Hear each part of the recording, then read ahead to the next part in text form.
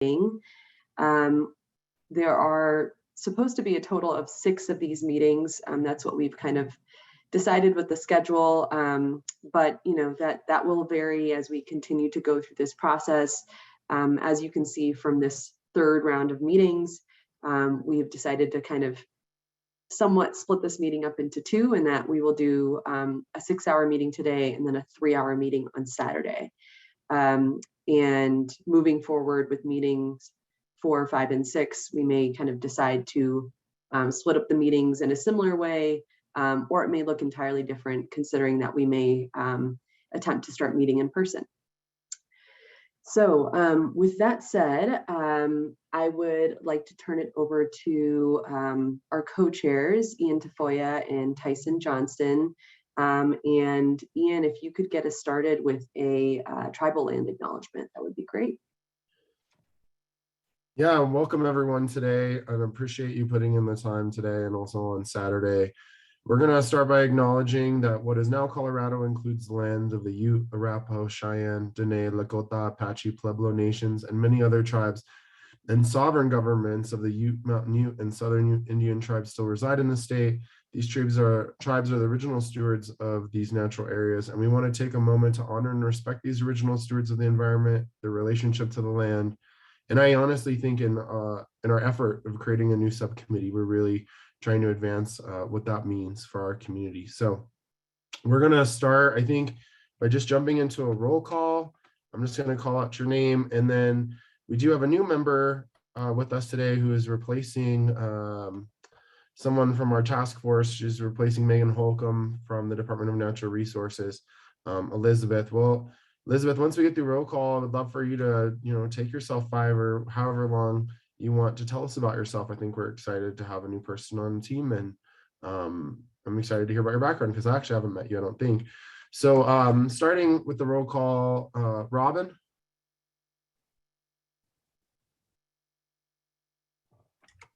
Hi, Robin Willie. Representing the Air Pollution Control Division on the task force. Sorry, Ian, is there something else you wanted me to cover? I think that's great though. I think it's great for you to say who you are for Elizabeth. I think that's great. Trisha. Hi everyone, I'm Trisha Oath. I am the representative on the task force for someone from CDPHE with water quality expertise, and my role at CDPHE is Director of Environmental Policy and working with our Environmental Justice Unit. Great. Sheila. Everyone, I'm Sheila Davis. I'm Director of the Office of Health Equity. Pronouns are she, her. Dominique. Good morning or good afternoon. Dominique Gomez. I'm the Deputy Director at the Colorado Energy Office. Doug. Doug Dean, Director of the Public Utilities Commission. Jordan. Good afternoon. Jordan Beasley with the Colorado Department of Agriculture. Great. Marcia. Good afternoon, everyone. Martha Nelson. I am with the Colorado Department of Transportation. Jonathan.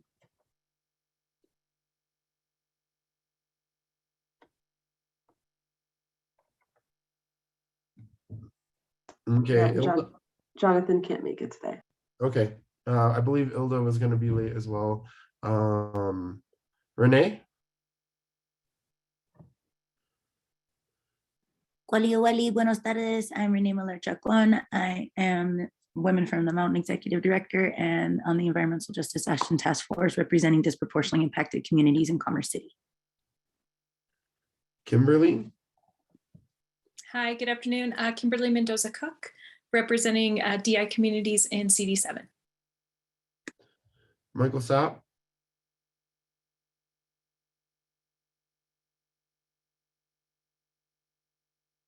All right, we'll go to Beatriz. Hi, my name is Beatriz Garcia. I don't know if there's 2 Beatrices here. Yeah, Beatriz Soto is okay. She's a member of the task force. I think I saw her. Beatriz. Yeah, I saw her pop on and then I think she dropped off again, so maybe she'll be back. Let's see, Mira. Mira Fickling from Western Resource Advocates. I apologize. I will have to drop off between 1 and 2 Colorado time. I'm traveling for work and have to juggle a couple of things, but I will be here for most of this meeting. Gary.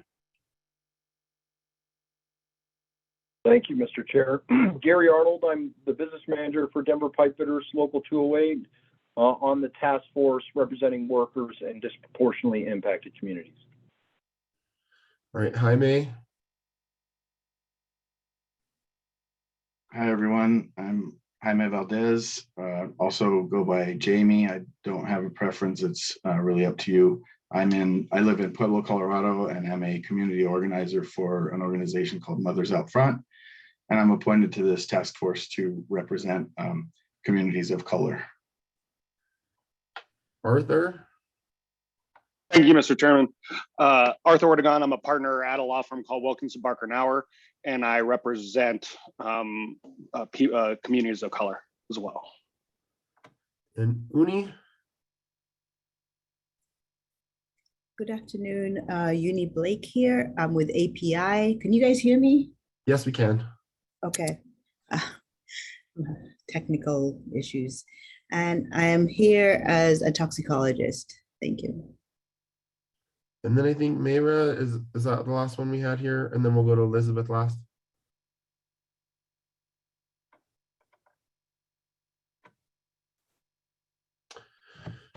All right, well, I guess I didn't say who I represent. I was appointed by the Speaker of the House representing an organization that works with disproportionately impacted communities, but I myself am from an environmental justice community as well. Elizabeth, are you here on the line? Would love to give you your time to introduce yourself. Thank you. Hi, everyone. My name is Elizabeth Skoder. I'm the Water Planning and Community Outreach Specialist for the Colorado Water Conservation Board, which is an agency under the Department of Natural Resources. And I'm stepping in as the representative for DNR for Megan Holcomb, who is transitioned out of her job. I focus on water supply planning and community outreach and engagement, innovation and equity issues for the water supply planning section. That includes the upcoming water plan update for the state, as well as the water equity task force and helping coordinate that. So I'm very honored to be a part of this task force and help with interagency collaboration with different state agencies and making sure this really important work isn't siloed between agencies and there's communication and coordination. So very happy to be here and thank you. And I see, thank you so much and welcome. Excited to have you. I know it's a big year for the water plan too, and this environmental justice task force. So you got a big lift on your plate, it sounds like. Beatriz, I see that you came back. We just were letting people, we're taking roll. So just who you are and who you represent your organization. Hi, everybody. Sorry, I'm having some bad internet today. My name is Beatriz Soto. I use she, her, ella pronouns. I am the representative for disproportionately impacted communities in CD3. I live in Newcastle, Colorado, and I'm also a member of a disproportionately impacted community. It's a pleasure to be with all of you here. And my day job is I am the director of Flotejete for Conservation Colorado. And Tyson, I realize I didn't give you an opportunity. I'm going to definitely let you jump in here, co-chair. Oh, no worries. Tyson Johnson, I'm the co-chair with Ian. I am from industry. I work for a small natural gas company here in Colorado, so I bring industry experience, but I'm also highly involved with the DI communities, both in the rural and in the urban areas. So look forward to working with you, Elizabeth, and welcome to the task force. And I'll be talking enough later, so I'll leave it at that. Right on, Tyson. And then for you, Elizabeth, and for anyone tuning in, it's my understanding Joel's going to drop a link into the first meeting where we did all those kind of introductions in the beginning about who we are. And so probably good for you, Elizabeth, to watch it and just get kind of caught up on who we are and our life stories. It was a nice time, I think, to learn about everybody. So with that, I think I'm going to hand it back on to Lubna. Awesome. Thanks, Ian. I am also dropping a link in the chat now for the Google Drive, and just wanted to do a very quick overview once again, kind of what we call our housekeeping section. So folks are understanding the utility of our Google Drive and what resources are there. So to start off, as you all can see, our meeting agendas can be found in the agendas folder, and all of the other folders are pretty self-explanatory. Meeting summaries, for example, these are the meeting summaries for the full task force meetings. I think the folders that are kind of getting the most utility these days are the subcommittee folder. If you click in here, you'll get an overview of a content overview of each of the subcommittee's objectives. You can expand this and make it larger to kind of really see what those objectives are. As you can see, we now have 5 different subcommittees. We added the Indigenous Community Engagement Subcommittee meeting since the last full task force meeting. In addition to each one of these subcommittee folders, there are kind of sub resources. So in this case, the best practices for community engagement subcommittee. Here you can see the agendas, meeting recordings, slide decks, as well as summaries. For all of our subcommittee chairs, this is where you can reference some of the subcommittee summaries to kind of help you with our report outs, which will start at the 1 p.m. session. The idea with that session is that each co-chair or chair will do a report out on what their subcommittee has been working on or discussing, and you can use these materials, the meeting summaries, as a guide to help you in that. And then we'll do kind of a cross-pollination or a discussion about how we should be thinking about overlapping ideas. So that is a quick overview of the actual Google Drive. Any questions or comments? I don't want to bore you all with clicking into every single one of these folders, but know that these are resources for you all. And sometimes folks, ask like, oh, can I see the agenda? Or do you have a summary of that meeting? We believe that it's pretty well organized here and easy for you all to find. But if there's any comments or suggestions on how you all as task force members would like this tool changed, we welcome that feedback right now. So I'll take a few seconds to pause and see if there's any comments there.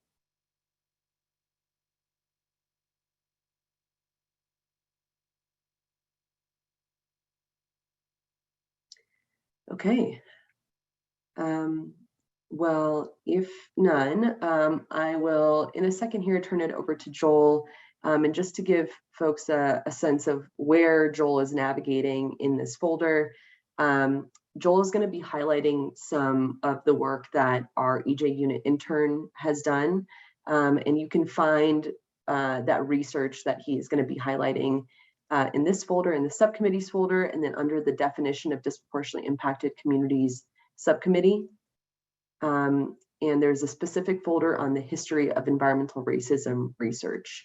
And here you can find our intern, Tova's research there. But I won't go into that. I'll turn it over to Joel and let him kind of share out on that. Thank you, Lubna. I am the manager of the Environmental Justice Unit, for those of you who don't know me and for the task force members who do. So as Lubna mentioned, we've had an intern, Tova Saltzinger, conducting research on the history of environmental racism in Colorado this year. That research is because part of the definition of disproportionately impacted community in the Environmental Justice Act, as you may recall, includes history or communities with a history of environmental racism perpetuated through exclusionary laws and policies, including redlining, anti-Black, anti-Indigenous, anti-immigrant, and anti-Hispanic laws. I'll pause a moment for the interpreters to catch up there. So to identify communities that meet that part of the definition, Tova has been conducting some historical research. She has been using mostly secondary sources and a few primary sources of research to research communities across the state and look at some of those historical policies. We have made rough drafts of her research, her kind of preliminary write-ups available to discuss with the definition of disproportionately impacted community subcommittee.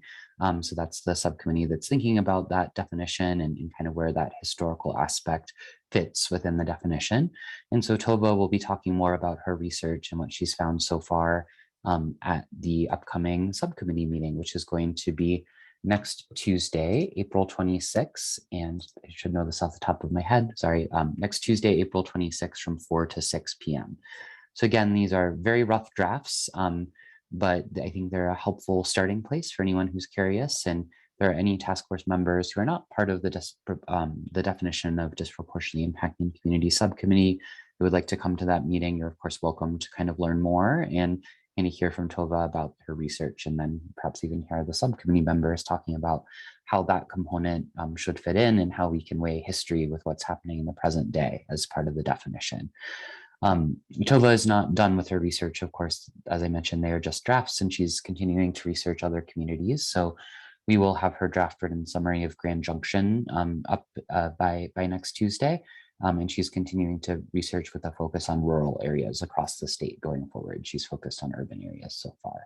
So I think I will leave it at that unless there are any questions. And I guess turn it back over to Tyson, who will be talking about announcements next.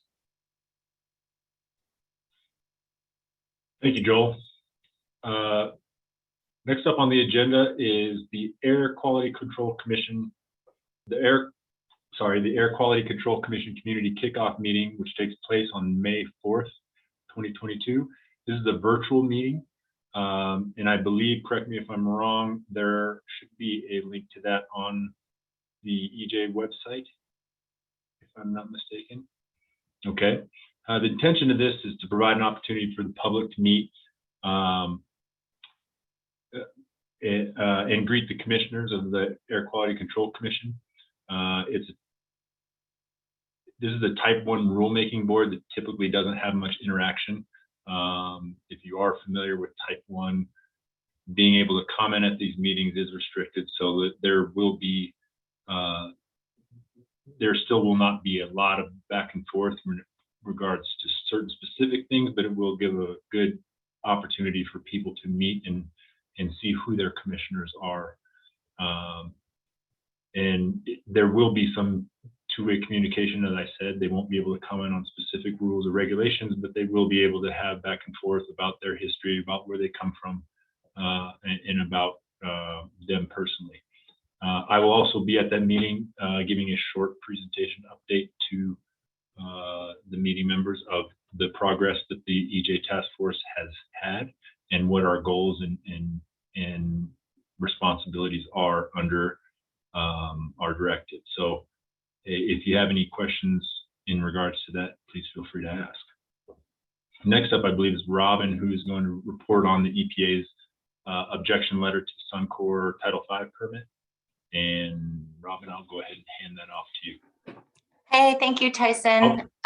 Ian, did you have a question? Sorry, I didn't mean to interrupt, Robin.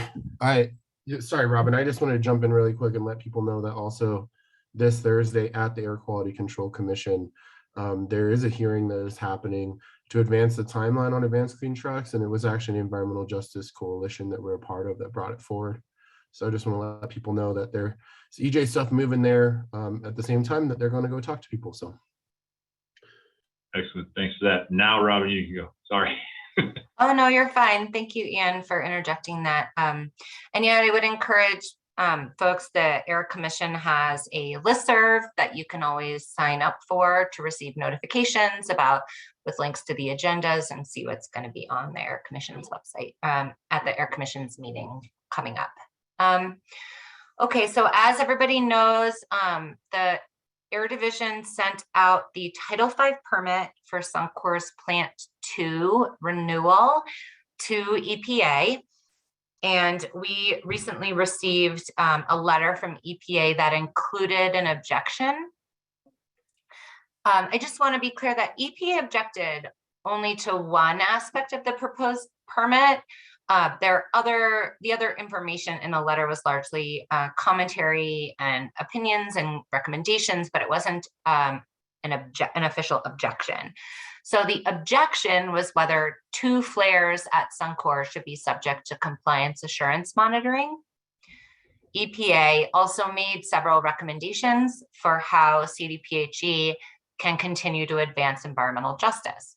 And so those recommendations include allowing public input on future minor permit modifications, because we do already have a public input process for Title V renewals and major modifications, using modeling to ensure that permit approvals do not result in violations of enacts, conducting a cumulative impacts analysis for the Commerce City North Denver area, incorporating Suncor's fence line monitoring plan that was submitted under last legislative session's Air Toxics Act into the permit once that plan is approved, and making more information about Suncor's emissions accessible and understandable in multiple languages, including English and Spanish.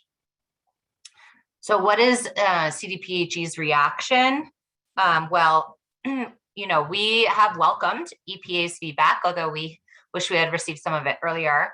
But we do welcome their feedback on the draft permit and appreciate their continued engagement with us. Throughout the process, we have adjusted the permit based on community feedback and feedback from experts. This is no different. We plan to be responsive to the EPA's feedback and recommendations, which includes conducting additional analysis on the permit condition, as well as actions outside the permit. EPA gave us a limited window of time to respond and make necessary changes to the permit, and we plan to meet their deadline, which is the end of June 2022, June 26th, to be specific. And our top priority is making sure we are protective of public health. And so we are grateful that the current Colorado administration shares CDPHE's commitment to environmental justice and the federal administration, and holding Suncor and all of the sources that CDPHE regulates accountable to the fullest extent permitted by law. It's why the governor's budget proposal, which is currently under consideration, includes transformational investments to enhance community engagement, protect the air, and increase our environmental justice outreach capacity. I imagine the reason that Joel and Lubna asked me to talk about this today is because a lot of folks on the task force are wondering, well, what does this mean for us? How can we engage? Like, what is the space here for the task force in the context of this objection letter? So EPA made 5 recommendations to the department rooted in environmental justice. Now, they're not binding requirements or objections for CDPHE to address, but we're still paying critical attention to them, and they provide valuable insight on ways that we can work to advance environmental justice. And so we have already been working to implement several of EPA's recommendations. For example, we fully intend to incorporate Suncor's fence line monitoring plan into the air pollution permits once the plan is approved. Now, some of the recommendations address areas that actually could really benefit from this task force's input and do fall squarely within the ambit of the Environmental Justice Act and its direction to the task force. For example, EPA's 3rd recommendation is that the department work with stakeholders to expedite and conduct a cumulative impacts analysis for the Commerce City North Denver area. This is closely related to the language of the Environmental Justice Act that we've talked about in some detail, and I'm not on the equity analysis subcommittee, but I imagine you guys have talked about it in more detail. So this language instructs the task force to consider recommending a potential requirement that agencies prepare an environmental equity analysis, which could include, and this is in quotes, could include a process for identifying and describing impacts to the health and environment of disproportionately impacted communities. And I've mentioned to this task force before that the Air Commission, under other language in the Environmental Justice Act, is going to be undertaking a rulemaking next year to look at modeling and monitoring requirements in the context of new and modified permit applications for sources of industrial pollution in disproportionately impacted communities. I just realized I've been talking so fast. I'm sorry to whoever's transcribing me. I've had a lot of coffee today. But that rulemaking will get underway next year, and we are eagerly looking for the input that this task force can provide into that rulemaking. So the EJ unit staff have recommended that the task force's equity analysis subcommittee consider EPA's recommendations. And I just want to circle back to where I started, that EPA's only objection to the permit, like the formal objection, was about the compliance monitoring for flares. This technical issue is within the scope of the division's technical expertise, and our experts are already hard at work in working to respond to EPA's objection. It's our understanding that the Environmental Justice Act does not instruct the task force to consider recommendations on this type of detailed technical topic at the sort of granular level for a specific facility. And I would do my best to answer any questions that you have, and appreciate you letting me talk about this today. Thank you very much, Robin. And I'd like to open it up now to the task force to see if anyone else has or should have any additional announcements or comments.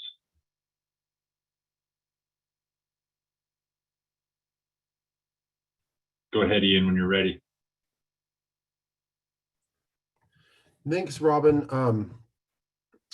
For years and years, the community has been asking to combine the permits from Suncor because they're the same business, and it requires the community to engage more than once on the same issue.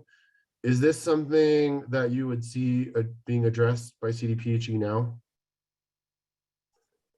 I don't even know how that would work, right? I can definitely talk to our permitting folks, Ian. Okay.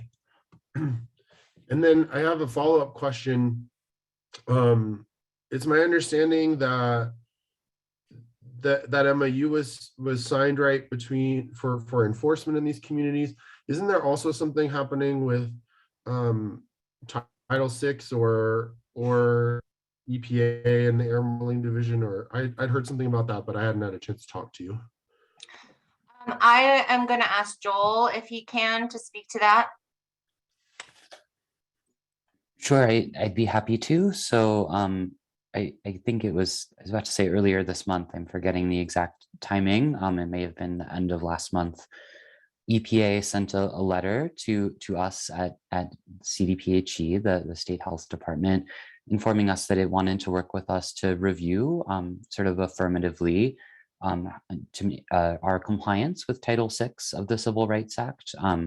That's something that EPA has always had the ability to do, but hasn't really done in the past. And the current administration has sort of made clear that that's one of the things it's like to start doing. And in the letter they sent us, they indicated that they thought we'd be a good starting place because of the work we've already done to ensure compliance with Civil Rights Act. So that was something that you may have seen in the news. There was, I think, a short news piece kind of covering it. And we don't know much, but we're obviously going to work with EPA to ensure that we're in compliance with Title VI, which is a federal law that prohibits discrimination on the basis of race, national origin, and color. So very similar to environmental justice, though environmental justice is, of course, broader. It thinks about low-income populations as well.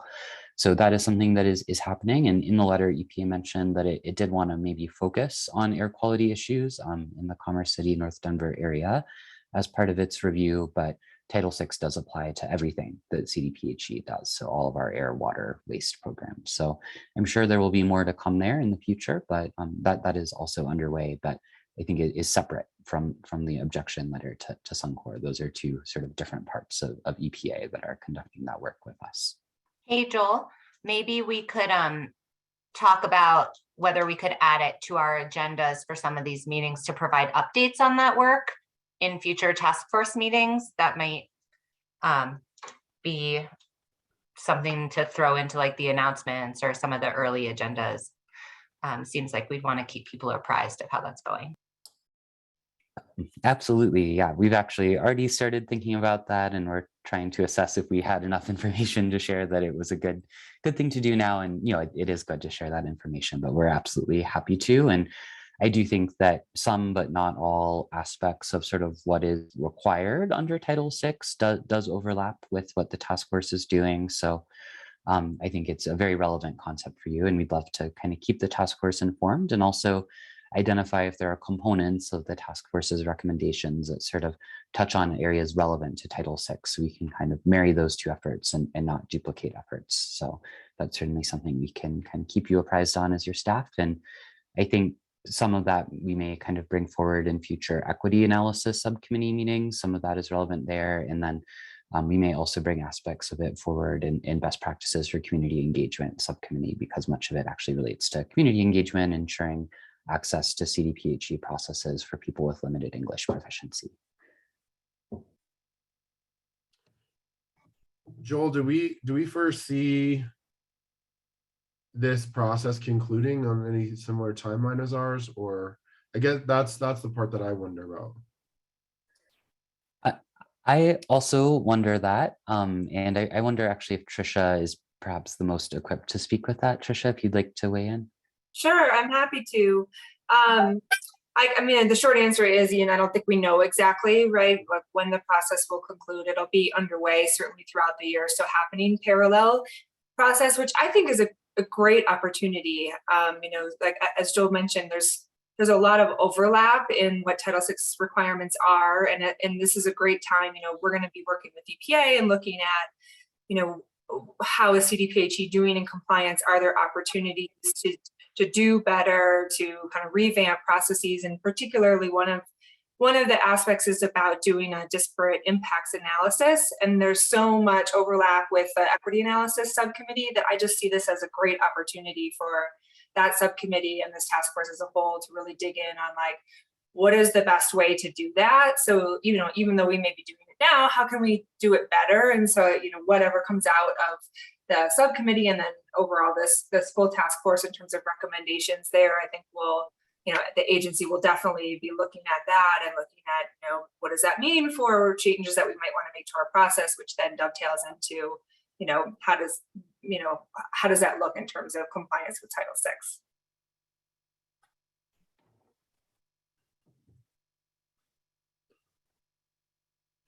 Well, thanks. If anyone else has any questions, feel free. I don't want to eat it up. I did want to ask Robin one last one too about there's like 45 days now, or like the community can still be engaged, right, in like making comment as you send the permit back to EPA. Yeah, so I think we have to get back to EPA by the end of June. I confess to not being clear whether if any public hearings we're going to have in the next 2 months on this. But I don't have a permitting person, but I can certainly try to track that down during this meeting and try to get back to you. Sorry, my doorbell knocked, so my dog is going crazy. And try to get back to you, like even during this meeting, I can ping the permitting staff.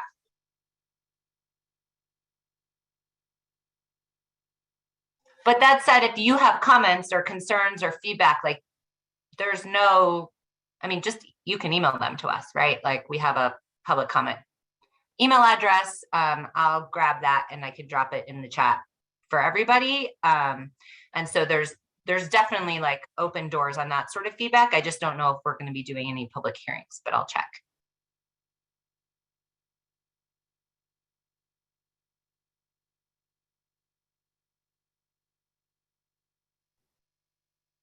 Anyone else have any updates?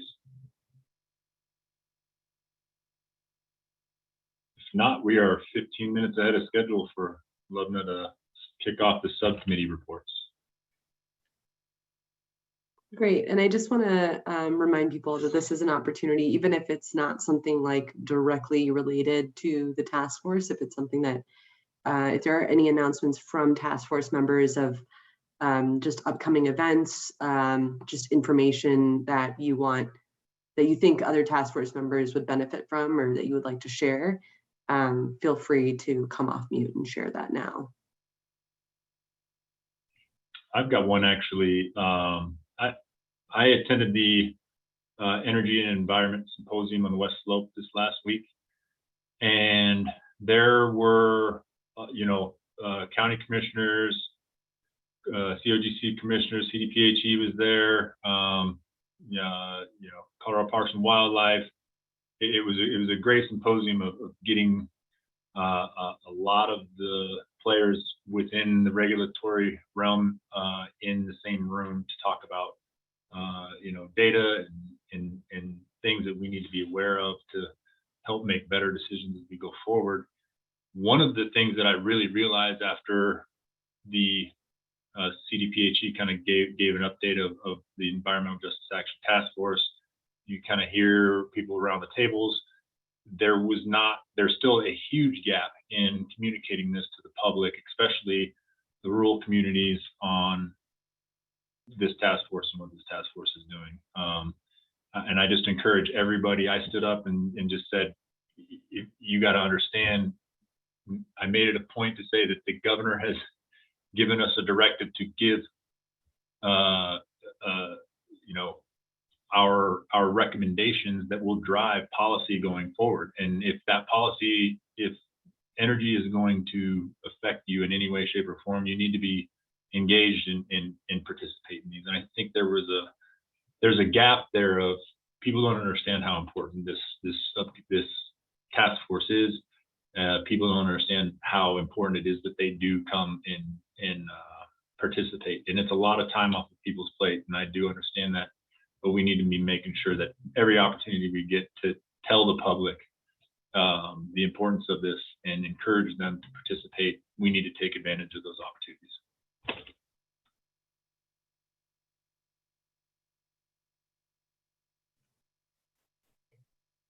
Thanks for that, Tyson. And I saw that Renee also put in the chat that there's a screening of sundown.org this Thursday at Patagonia, Denver at 6:30 p.m. So thanks for sharing that, Renee. And Dominique. Yes, there'll be a screening this Thursday, for sure.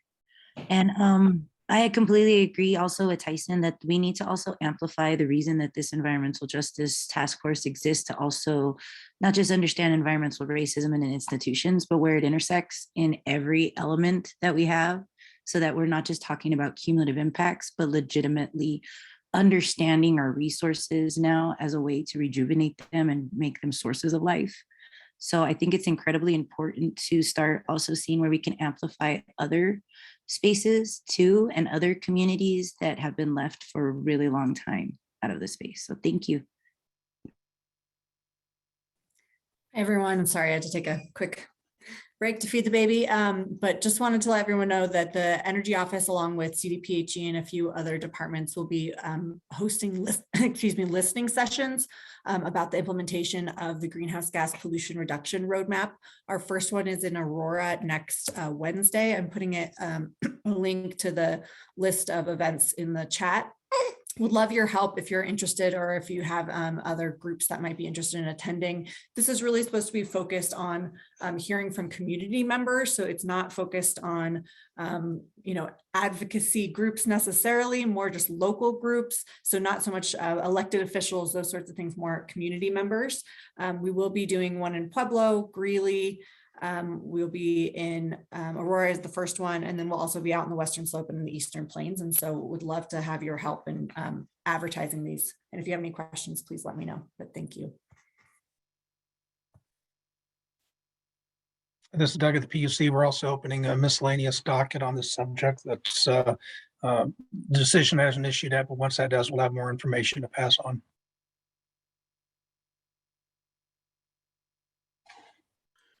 Doug, could you tell us a little bit more about what that means? Miscellaneous docket, I feel like. Yeah, the commission generally operates in a very judicial process, but in most litigated dockets, it's the parties involved.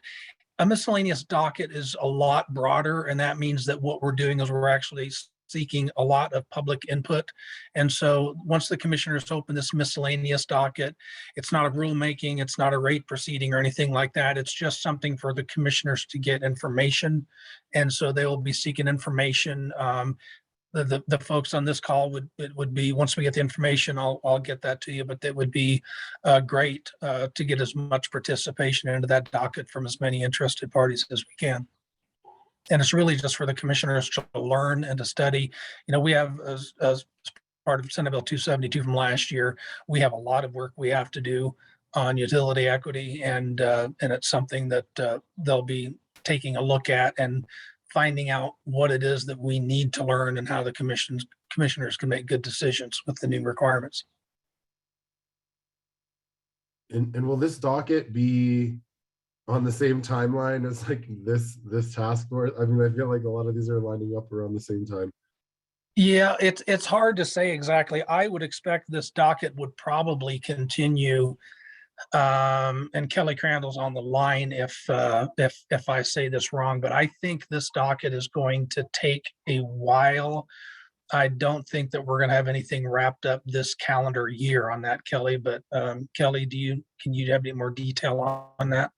Thank you. Yeah, so we don't have a specific timeline attached to this. The commissioners have opted to start things kind of slowly and gather some information so we can put out more of a work plan and try to be sensitive to all of the other things going on.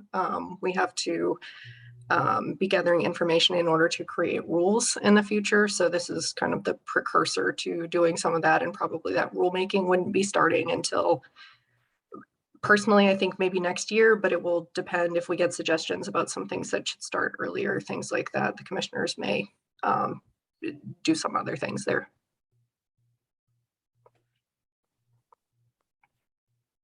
Thanks, Kelly. Thank you.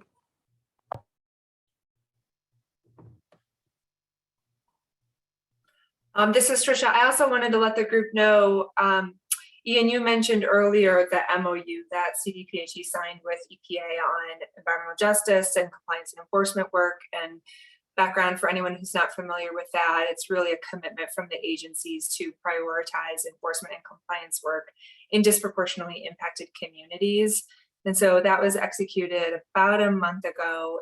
And so we're going to be holding community engagement sessions next month, and we'll be announcing those dates and locations soon, to take input on, what are priorities for community members? What do you want us to be thinking about as we're looking at how to prioritize enforcement compliance in disproportionately impacted communities, and things to be keeping in mind as the agencies are going to be working on developing an annual work plan about, with some specifics about what that looks like. So we'll let you know once we have those exact dates, but those should be announced very soon. Lubna, I had a quick question for you regarding the EJ calendar and how we may be able to incorporate public comment opportunities or create maybe a separate calendar that has that, or a link to a separate calendar. I feel like there's so many things going on that it would be really nice if the public had a place to go where they could look at pretty much any event that may affect environmental justice in one way, shape, or another. Yeah, sure. And Tyson, maybe I can take the liberty of just doing a quick perusal of our website, just to kind of show you where that is. And so if you go to our EJ unit website, which Joel can drop the link to the website in the chat right now, but if you scroll to the bottom here, you can see a calendar of all the events that are going on, not only the task force meetings, but the subcommittee meetings as well as the advisory board meetings. And so, as you all know, every single one of these meetings is a public meeting, and we've designed most of them in a way that public comment takes place at the very end, for anywhere from an hour to half an hour. So this, I highly encourage you all to use this as a resource. You can click over into May and see when those subcommittee meetings are happening, and folks can have an opportunity to get involved. Tyson, does this kind of address what you were getting at a little bit, or? Well, I see a couple of meetings on there. I guess the question was, are we going to also include, on top of EJ activities, are we also going to include, other agency events such as public comments on for when the PUC comes out and says they're going to have their public comments? Will we add those to it, or is there a way we can somehow get that data from all of the applicable agencies to maybe put it on a separate calendar to say opportunities to be engaged in public comment? Yeah, and it may be too big of a task. I guess it was just a question of the difficulty level of that, and could it be incorporated? Yeah, and Joel, you might have some thoughts on that as well, so I'll kind of let you chime in. Sure. I think it's a great question, Tyson, and we've been trying to, as much as possible, include at least all of the CDPHE events that are relevant to environmental justice on the calendar. So if you see, for example, next Tuesday, there's an ozone listening session. There's a community session on the recent oil and gas rulemaking that has a significant environmental justice component to it on the calendar. And we have several events in May, like the Air Quality Control Commission kickoff that is on the calendar as well. So I think we're doing our best to kind of share that out as much as possible, but we don't always know everything that especially other agencies are doing. So I think meetings like this is a great chance to hear from folks at the PUC and in Colorado Energy Office and other places to kind of make sure we're hearing about that. And I think we can work to get more of those on our calendar, but there's a chance we won't know about anything that's happening outside of CDPHE, but we can kind of keep working on that as much as possible.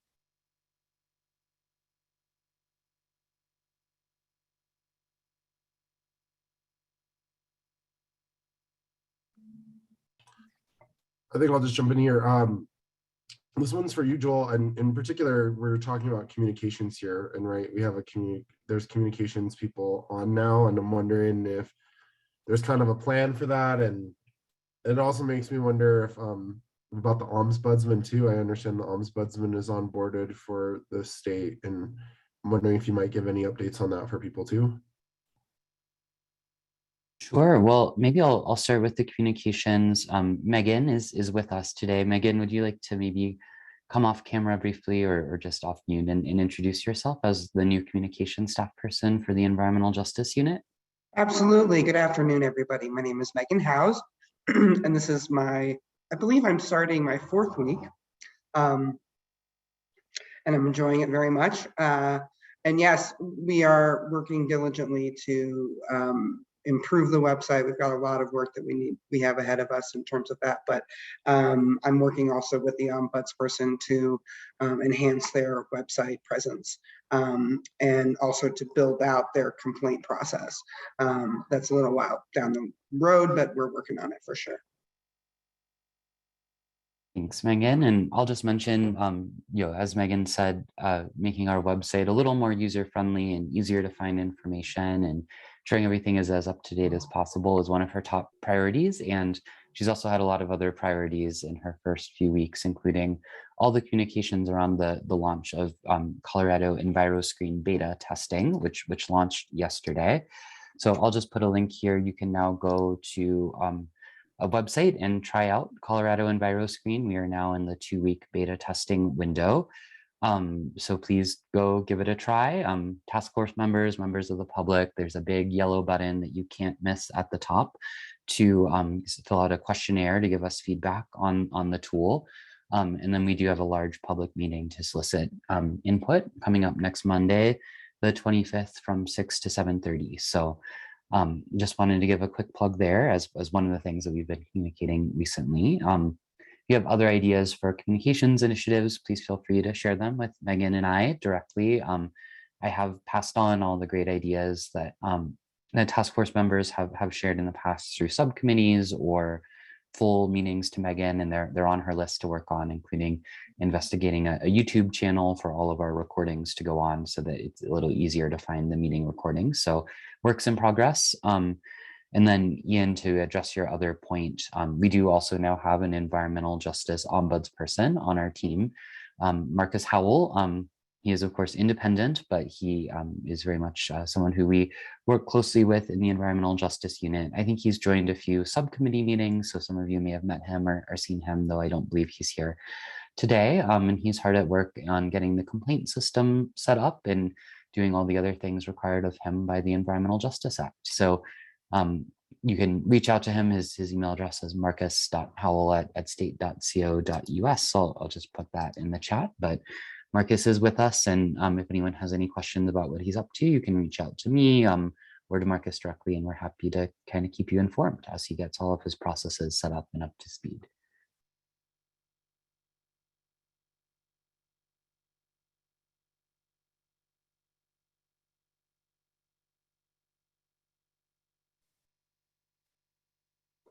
Great. Thanks all for the announcements. I know there were a number of announcements in the chat as well. Thanks, Dominique. I think that's a great idea, just especially for our agency reps. If you have kind of upcoming meeting announcements or, meetings that intersect with EJ, or it would be great to let the public know about the events. If you send those our way, we can work on getting those on our website and on that calendar that I was just sharing. So, right. Any other announcements that people have before we move on to our next section of the agenda?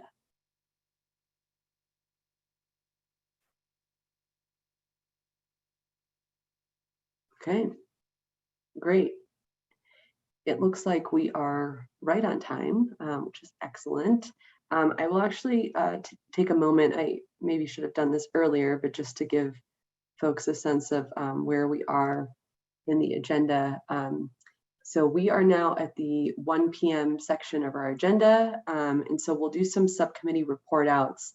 The thought here is that each of our chairs or co-chairs could report out on what their subcommittee has been working on or discussing in these spaces.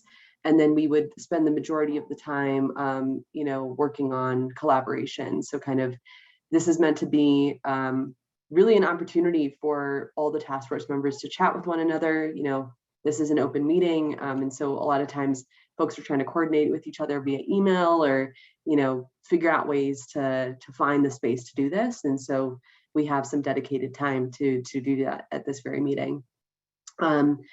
After the subcommittee report outs and the collaboration, we'll break for a few minutes, and then we'll get into our second half of the agenda, which will be on supplemental environmental projects. For our task force members, I did send out a little bit of information on that in the email that I sent last week, but you will learn a lot more today, and we'll have a lot to discuss. And then we'll break once again and then open it up for public comment. So with that said, Ilda, I saw that you joined just in time, and you are first on the agenda to kind of report out on best practices for community engagement. Again, no pressure to our chairs and co-chairs, like this doesn't need to be a super extensive. This is really, a lot of folks have not been in some of these other subcommittees, so it's really an update for folks that haven't been in your meetings to let them know, hey, this is what we've been talking about. This is where we see the conversation going, and kind of tee it up for that collaboration conversation that we'll have in just a few minutes. So Ilda, I will turn it over to you. Hi, thank you so much, Lubna. Hilda Nucete, she, her, ella pronouns, chair of the best practices of community engagement. And one of the pieces that we have been exploring, we are in our third meeting of the subcommittee. I will copy and paste here the drive so you guys have easy access to our meeting summaries. I believe we still have to add our meeting summary from our last meeting that happened on Tuesday last week. But we have been in our meetings, our initial meeting was really focusing on the best practices from the EJ Act. There was a presentation provided to our subcommittee and an open discussion of where we wanted to take these best practices. On our second meeting, we had two guest speakers. From one of them was Cultivando, one of them was Julissa Soto. Julissa Soto is consultant on health equity, and she really drove a conversation of what equitable and authentic bilingual engagement really means, and what does it mean engaging communities, immigrant communities in this space. I believe it was a really great conversation when members of the community were able to really truly express their frustrations with being able to feel comfortable and welcome in this space. And other subcommittee members can tell me this, but I think it was also a moment of trust building with community members, in which we wanted to elevate what ways we can ultimately truly drive this conversation that is not just putting a Band-Aid on the situation, but truly developing best practices that are equitable for all communities. On our last meeting, we had Sean Davis, who is a consultant across the state on health equity, and we had Sandra Young, the head of the NAACP Denver chapter, to talk a little bit about what does it mean engaging Black communities across Colorado. And Sean really talked about what does it mean engaging communities across the state, really across the state, and what are the best practices to do that, especially focusing on the focus groups. One of the pieces that we elevated in our meeting, it's our focus group sort of contract that has been finalized and shared with some of our different consultants. If you still have some consultants that you would like to share with this team, we're more than happy to, but the contract has been shared and we're just sort of in a waiting period to receive those. Also in our meeting, we're able to explore the three initial sort of Environmental Justice Act best practices of engagement, which were time, frequency, and I believe it was location, the last one, and really being able to dig into those three initial practices and how do we want to engage, because there's so many gray areas within those 6 best practices of the Environmental Justice Act to be able to have a deep conversation within different subcommittee members about what it would really take to build trust across the board, but also to be able to deliver the best authentic engagement to communities. Any of my other subcommittee members, maybe I missed something I would like to add it.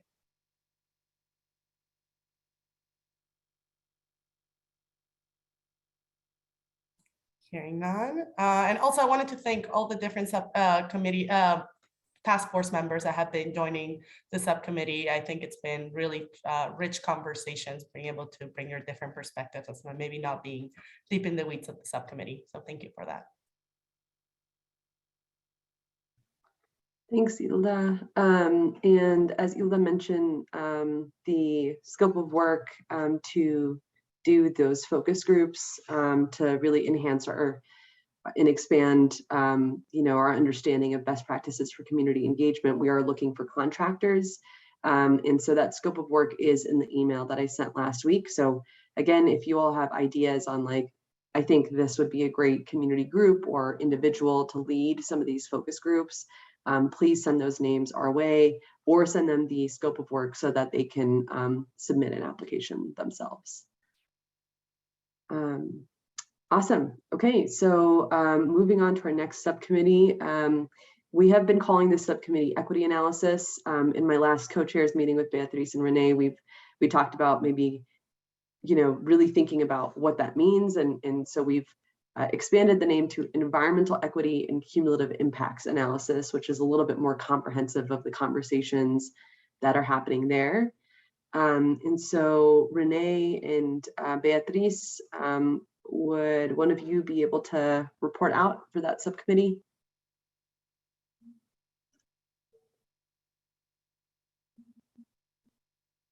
And Renee, I think, were you going to be the one? Hello, loves. Yes, I can. Sorry, of course, I'm on another call.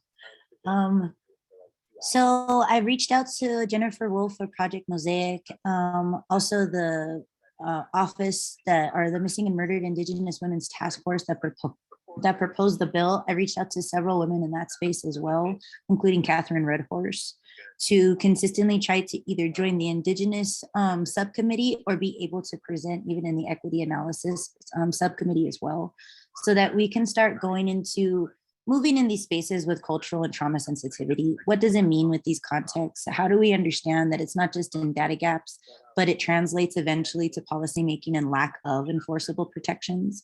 And how can we start getting state and federal agencies to not just define these spaces, but to look at them consistently with this form of sensitivity throughout, so that the next sectors coming in can understand what we mean by cultural and trauma sensitivity. One example that's blatant, so I'll just give real quick, is for the MMIR task force, when they were testifying for the bill, a lot of elders on that space were talking about that they might be born to their tribal spaces, but they die Latino or they die white on data spaces. So it's understanding how does that translate also when we're trying to do the work here as well in policymaking, when we're doing community outreach, or we're saying that it's an immigrant community or Latino community, also seeing that that doesn't necessarily mean a monolith. So equity analysis is looking into all those diverse communities and even within those mixed Indigenous communities or mixed communities overall, and how are they impacted socioeconomically, how are they impacted lack of access to healthcare, and so many other intersections that go or contribute to equity analysis. That was some of the things that we were talking to. Sorry, let me bring up the thing as well. So I can't get into, I have so many tabs open that I can't get into the equity analysis thing. Can you put the link back in? I apologize.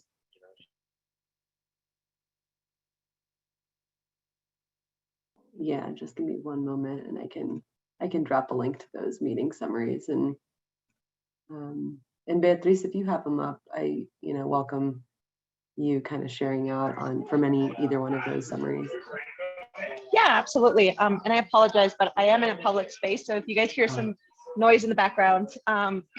So some of the topics that we were discussing is what are the benefits of an equity analysis? And again, we kind of decided to change that name so it's more relevant to the work that we're doing, because we use equity analysis in the public health sector, we use it in education, we use equity analysis across so many different institutions that we wanted to make sure that the work that we're doing here is related to the environment and is related to cumulative impacts. So a big thing that we've been discussing in that subcommittee is what are the benefits of an equity analysis, right? And then also who do we want the equity analysis to be for and who should benefit from it, right? Because we have different audiences that could potentially benefit from this. May it be the community, may it be agencies, and also policymakers, right? To make sure that they understand the gaps and where we might need policy action versus just an agency. So we're kind of trying to make sure that all these different buckets of people that are involved in this process. And then what are examples of cumulative impact and equity analysis that we've seen across the United States that might really benefit in Colorado? And then also where have there been mistakes, right? So maybe we cannot replicate the same mistakes, but maybe we can jump ahead and make sure that we're learning from other states and agencies that have been trying to do this in the past and benefit from that knowledge. And I'll let you keep going, Renee. I'm pretty sure the music is loud back here. You did an awesome job. Thank you, Beatriz. Honestly, yes, it's that we're not just creating an equity analysis. We're working through how it should be created and how it should look like going forward with these forms of sensitivity. When should it occur and who are the users? So being very deliberate and intentional when we work with communities, and developing also an organization chart of different state, I don't know if Beatrice already said this right, but developing an organization chart of the different state agencies, what they do, how they make decisions, and how, again, we can also interject community organizations into those spaces as well, too, where they might be filling in not just in outreach, but in certain perspectives that state and federal agencies are not aware of. I think that was all. Yep, thank you, Beatrice and Renee. And I just wanted to also emphasize, the equity analysis, environmental equity and cumulative impacts analysis subcommittee has a lot of conversations to be had. And so I encourage people to come to those subcommittee meetings. Our next one is next Wednesday. And some of the topics that we've talked about discussing in our co-chairs subcommittee planning meeting, especially as it relates to the work of the task force. Some ideas that we had for upcoming topics were, one, talking about the EPA objection letter, which Robin had given us a download of earlier in the meeting, but especially as it relates to cumulative air impacts. Also, potentially inviting some modelers from the Air Pollution Control Division to talk with the task force, especially regarding concerns related to, sensitivity, trauma sensitivity, and how they might be thinking about incorporating that into an environmental equity analysis.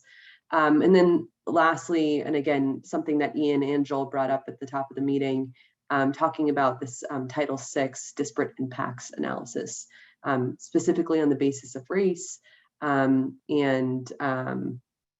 how we can talk about that in more detail in the equity analysis space. So just some ideas on kind of where we've been and where we want to go. Still a lot of conversations to be had. And the equity analysis subcommittee, as a reminder, is our largest subcommittee. More than half of the task force members are in those spaces. And, thinking about cumulative impacts is really at the center of a lot of what we are talking about. And so encourage folks to attend those meetings. And I think there'll be a lot of room for collaboration between that subcommittee and all of the other ones as we get into that conversation just a bit later. So thanks for those updates, Renee, Beatrice, and Ilda. And I will now turn it over to Ian, if you want to share out on the definition of disproportionately impacted communities subcommittee. Yeah, thank you, Lubna. So as you heard, yep, we're going to talk about the definition of disproportionately impacted communities subcommittee, which I was looking at the date and I can't believe it was March 10th. So it was a while ago. And what we did was we brought in and had presentations and discussions from different state agencies that are currently applying definitions of disproportionately impacted communities to the work that they do. So we had the COGCC, the Oil and Gas Commission, the Public Utilities Commission, Parks and Wildlife, and Robin talked to us about the work they're doing with their pollution control division. And outside of that, I think there's some notes in there. We did talk about EnviroScreen, and we got a demonstration on that. And I think the other thing that's kind of interesting, since then, there's also been this release of a tool, a climate and economic justice screening tool from the White House that was released pretty close to this time, that is really meant to be a tool they're using for delivering on the the Justice 40 initiative that Biden brought down in his executive order. So, just to have that on your radar, that is happening. And, we had a chance to take a look at some of the drafts, and you heard Joel talk about that there in the beginning about the stories of redlining in Pueblo, Colorado Springs, Denver, and Boulder. It's interesting actually, because the city and county of Denver, where I live, is actually going through this equity and zoning kind of task force. And so we were able to point them in the direction of this document to advise them in their work. So we also took a little bit of time to discuss that MOU that was signed.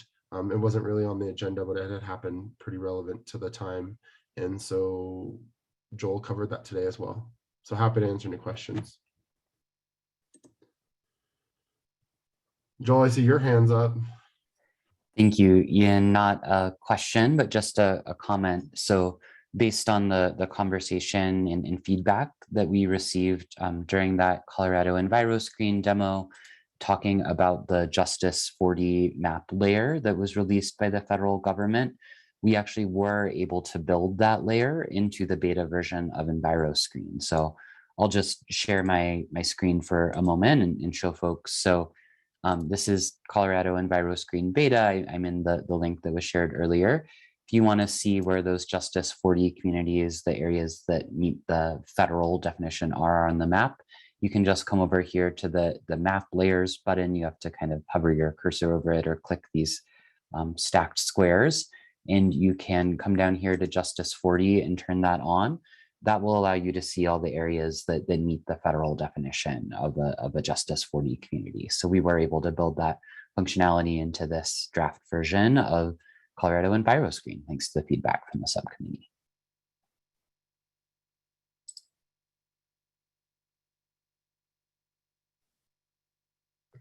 Thanks for that, Joel, and for giving us that quick tutorial. Awesome. And I will now turn it over to Uni to provide a quick update on the Data and Health Disparities Subcommittee. All right, thank you, Lubna.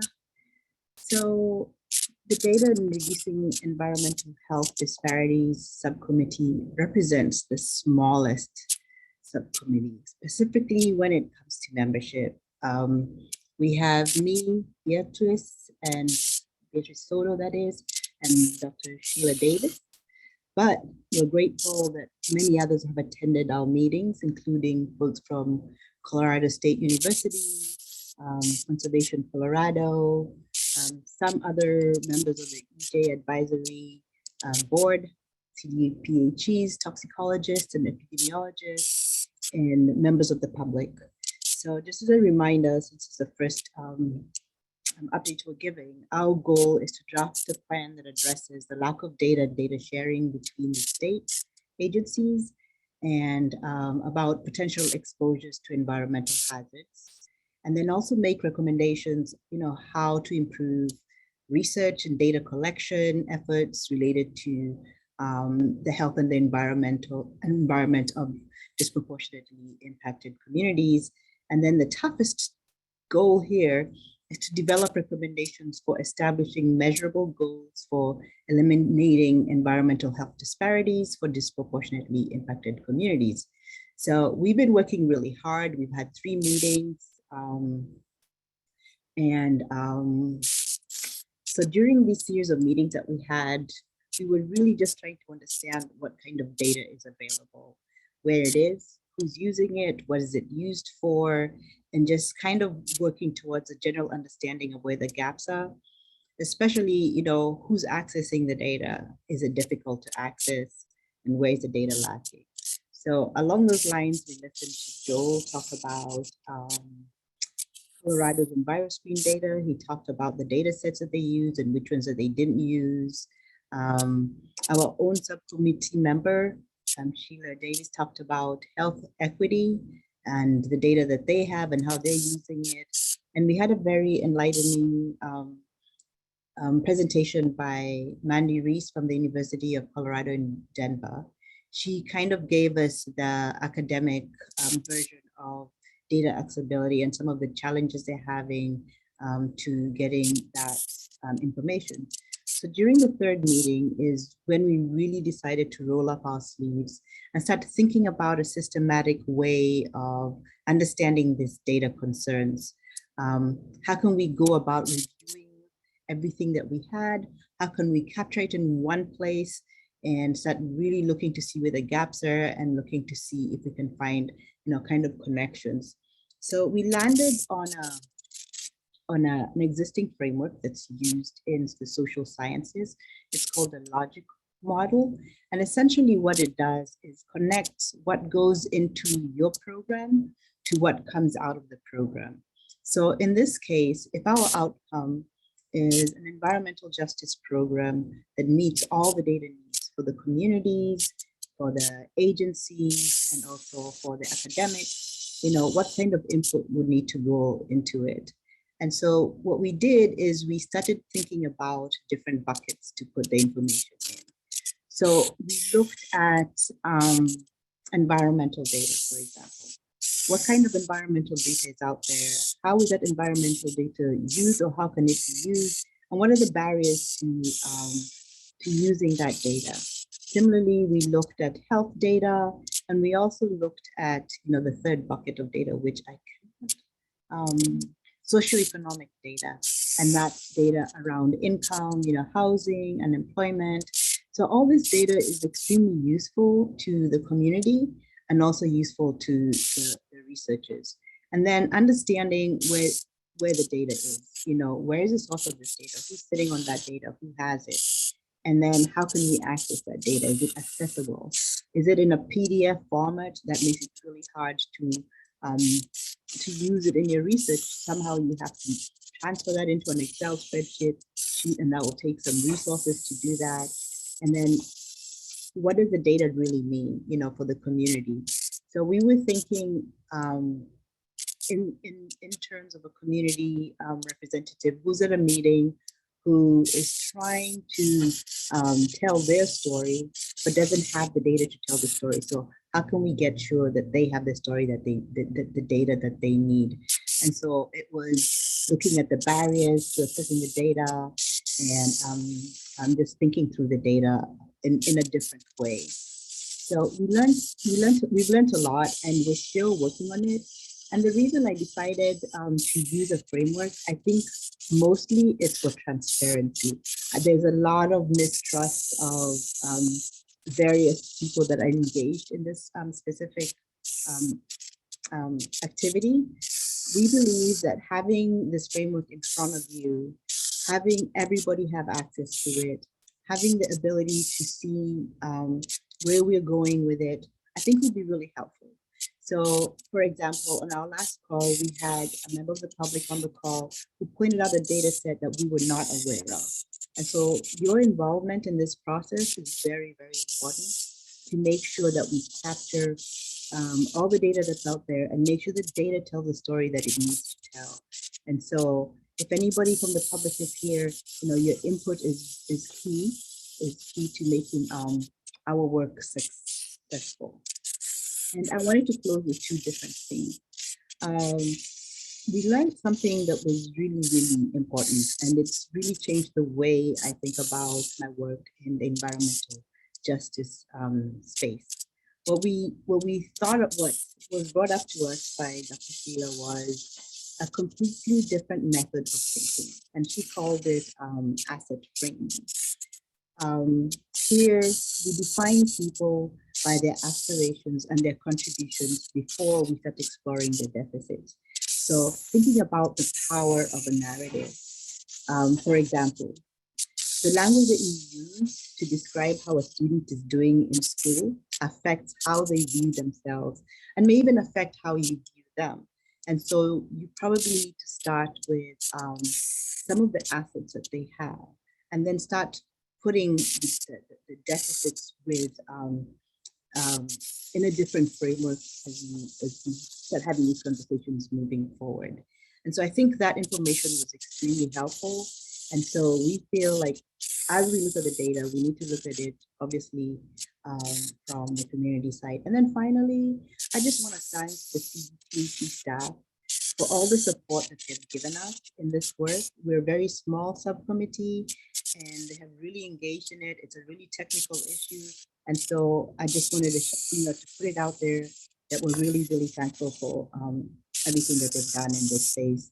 And so I'm going to turn to either Sheila or Beatrice. If you have anything else to add that I missed, I would really, really appreciate it.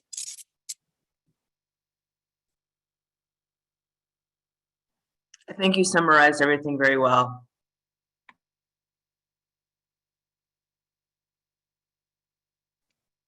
Awesome. That was great. Uni, thanks for such an extensive feedback, and again for touching on the asset framing. I think that's something that Dr. Sheila Davis has mentioned a few times in some of our subcommittee meetings, and I think is a really important lens for us to look through as this task force. So thank you for that. So lastly, I will touch on the, Uni, I will just mention that I think there was a little bit of audio disruption on your end. So I'm not sure if there's anything, we could hear you okay, just a little bit of static. So if there's, I don't know if there's anything on your end that you could do to improve that, but just wanted to give you a heads up. So on the Indigenous Community Engagement Subcommittee, as several people know, this is a subcommittee that was just formed a few weeks ago. At our last full task force meeting, there was, the thought brought up that, hey, we're not talking about Indigenous communities enough, and that we need to create a separate space to have these conversations. And so we don't have necessarily a chair for that subcommittee. It's a little bit more kind of informal in nature. The folks that were in that space were Ian, Renee, Jaime, Sheila, Michael, and Ilda. And we met at the end of March. And some of the objectives that we developed related to Indigenous community engagement, well, one was to create a relationship and open communication between sovereign tribal governments and the task force. As we all know, there are still 2 vacant seats on the task force for the Southern Ute Indian Tribe and the Ute Mountain Ute Indian Tribe. And while, folks might not be sitting on the task force, kind of developing strategies and ideas on how we can at least form somewhat of a relationship and develop some open communication with the tribal governments. The second objective being that, and I'll actually drop this in the chat for folks that are interested and want to follow along. This is the summary from the Indigenous Community Engagement Subcommittee meeting. But our second objective being that we wanted to identify, of course, related to this task force, specific recommendations, not only for best practices for community engagement, but specifically for Indigenous community engagement, and that those recommendations get incorporated into that kind of final plan that we'll be submitting in November. And then lastly, we really need to have a conversation about whether Indigenous communities should fall within the definition of disproportionately impacted communities. There are perspectives that go in either direction. And so as a task force, that is something that we should decide upon. And of course, we can't do that without having the voice of Indigenous communities in these spaces. And so that is much of what we're thinking about for the next meeting. At the last meeting, we talked about, inviting guest speakers, a few guest speakers to the next meeting. Some folks that said that some of our task force members recommended were scholars on federal Indian law. There was ideas on bringing in people from the San Luis Valley group that Jaime is connected to. Renee and Ilda mentioned the Native American Housing Committee and Indigenous Education Collective. As Renee mentioned earlier, perhaps bringing in people from the Missing and Murdered Indigenous Relatives campaign to protect Indigenous girls and women and relatives from sex trafficking and violence. It is really imperative that we start to bring some of these voices into this space so that we can, learn from their perspectives as well. I will note that at our last meeting, we did have Catherine Redhorse, who is the executive director of the Colorado Commission of Indian Affairs, and Jennifer Lewis, the interagency tribal liaison in the governor's office. They came and spoke to the group about really honoring government to government relations and how that might differ from Indigenous community engagement. They talked about the importance of being respectful of the tribe's boundaries. Sometimes we see that there are vacant seats, and then we're like, oh, we have to get people into this space and have a kind of a tunnel vision view of how we might engage them. So maybe kind of thinking outside of that and really thinking about, okay, what are ways that we can go to them? What are ways that maybe we can show up to these Colorado Commission of Indian Affairs meetings and at least share about what the task force is doing, maybe engage in public comment there. And that might be a spark for some folks in those spaces to come to our meetings as well. So that kind of sums it up for the most part on where we are. Obviously, we're just skimming the surface and many conversations to be had, but for folks that are not in those meetings yet, if you are interested in joining the Indigenous Community Engagement Subcommittee, feel free to shoot me an email. Our next meeting is scheduled for May 12th from 4 to 6 p.m. You can see that on the EJ Unit website. If you want a calendar invitation sent directly to you, you can send me a direct chat or send me an email. All right, so now that and thank you to our co-chairs and our chairs of all the subcommittees for kind of sharing out on where we are in the process. It is really incredible to kind of sit here and have almost like a bird's eye view of all the work that is going on and now teeing it up to have a space to have these really meaningful conversations about, this is meeting 3, and based on the EJ Act and how we've set up these meetings, there's a total of 6 meetings. So we are really fast approaching the midway point. And we had talked about, developing some draft recommendations by June.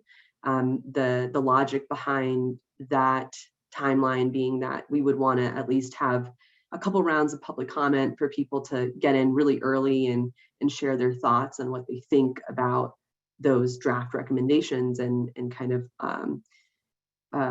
course correct from there and think about how we can incorporate that public feedback. That said, I mean, this is kind of teeing up the conversation almost for Saturday's meeting. We will have some really high level recommendation topics ready for discussion on Saturday, which I'll send out a couple of days before the meeting. I think what we could utilize this space for over the next hour or so is really hearing from you all about what you would want some of those recommendation topics to be. This is not meant to be super repetitive. I will say, as your staff, what I am doing between now and Saturday is I'm going back through every single meeting's notes and pulling out anything that looks even remotely like a recommendation. So, folks have said, oh, we should do this, or, it might be helpful if we do that. I mean, those are really key words for us as your staff to say, oh, okay, this is the task force member kind of presenting a recommendation. And so we want to kind of collect those in one place and kind of categorize them as topics and hopefully come to the meeting on Saturday and present some of that out and again, have a more detailed discussion specifically about recommendations. But for the space here, we really want to talk about how our subcommittees should be collaborating and how else we might want to gain public feedback at this point, again, approaching the midway point. So I'm gonna kind of sit back and really this is an opportunity for you all to chat with each other. Again, with open meetings law, I really encourage you all to take advantage of this time and keep the space informal and really chat with each other. Tyson and Ian as the co-chairs, I encourage you all to really continue pushing the conversation along. And if you all kind of want more direction from us as your EJ unit staff, let us know what you want that direction to be. So I'll pause there.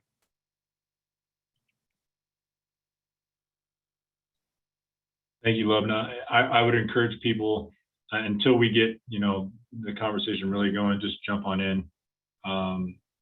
And if we have a bunch of people talking, then be respectful and do the hand raise. But until then, let's see if we can just keep a fluid conversation. Great, yeah, thanks, Tyson. And I just saw I just saw Beatrice's request in the chat. I think that's a great idea. We just had like a lot of information downloaded from all the different subcommittees. So let's go ahead and break. Why don't we come back here at 1:45? Does that sound good to folks? All right, great. See you back in about 7 minutes, 1:45.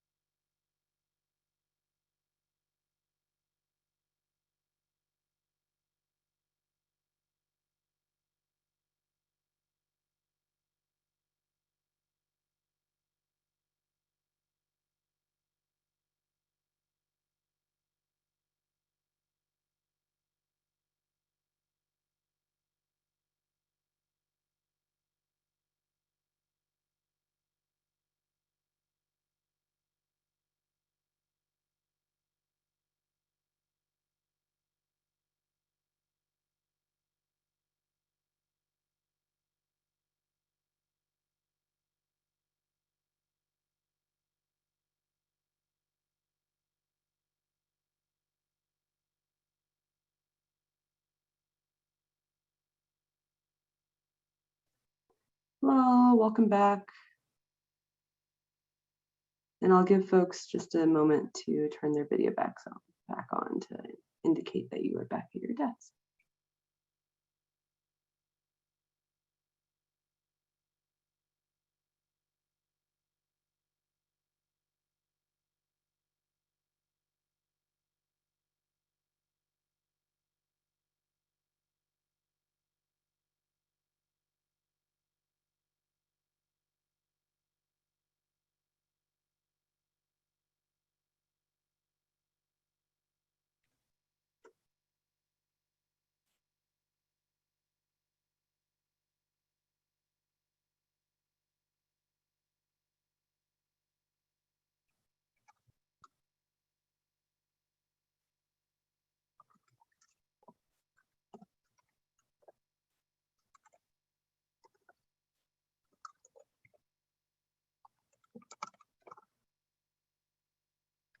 All right, so I just went ahead and that we kind of we left just after folks had a chance to report out on each of the subcommittees, and then we talked about kind of what we would hope for in terms of this collaboration discussion. And so I dropped in some ideas on some questions that could get us started in terms of the discussion. And so some of the questions being, are there ways that we could see our subcommittees collaborating? What are potential opportunities for cross-pollination between the subcommittees that would be beneficial at this point? And then, how you all would like to see the recommendations that have been kind of discussed, maybe not necessarily in a formal way, but just have been mentioned throughout some of the subcommittee spaces. How can we incorporate those into the final recommendations and or the discussion for Saturday, which is, again, going to be the first time we'll be really talking specifically about recommendations. So just some food for thought. Those are not the only discussion questions. Feel free to, just come off mute and share what you would like, but just a way to kind of get the conversation started.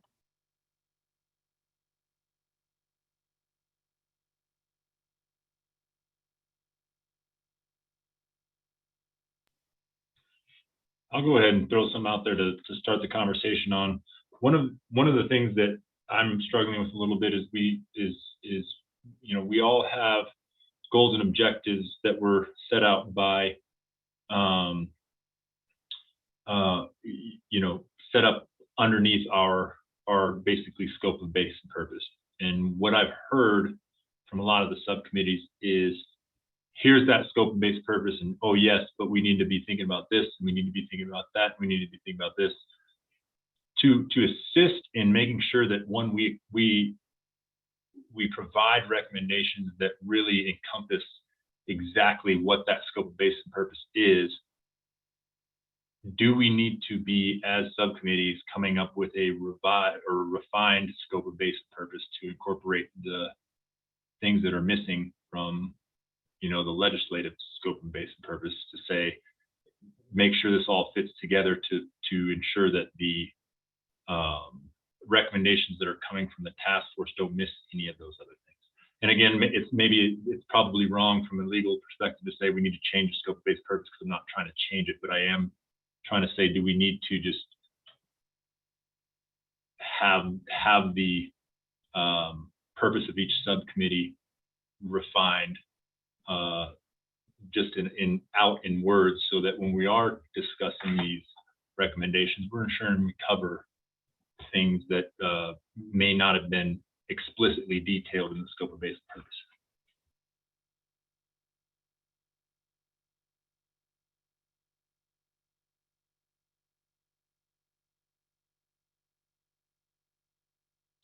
Sorry if that was confusing. I wasn't extremely clear on that. No, that was, yeah, I appreciate that. And I'm not going to respond to every one of the task force members. I really just want this to be a space for you all to speak with each other. So if other task force members have thoughts on what Tyson just said, or other ideas, feel free to come off mute. I don't think there needs to be really hand raising or anything during this section of the agenda.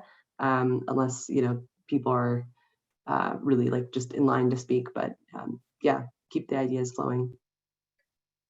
Well, then maybe I'll jump in. And Tyson, I'm not sure I did totally follow what you were saying. So would you be able to speak more to that? Or? Yeah, and I guess the easiest way to say it would be, how do we take the implied scope of basis and purpose? There's a scope of basis and purpose for us to come up with a recommendation that does X. Well, there is a lot of implied pieces of X, making sure that we're representing the indigenous communities correctly, making sure we're representing, environmental racism correctly, making sure we're incorporating the DI definition into how, the data and health disparities is calculated, or the data comes out. How do we take those implied pieces and be explicit with them so that while we're making our recommendations, we're not missing a key step? Just being straight blunt with it. Hey, here's the equity analysis. The equity analysis needs to incorporate the new DI definition in it.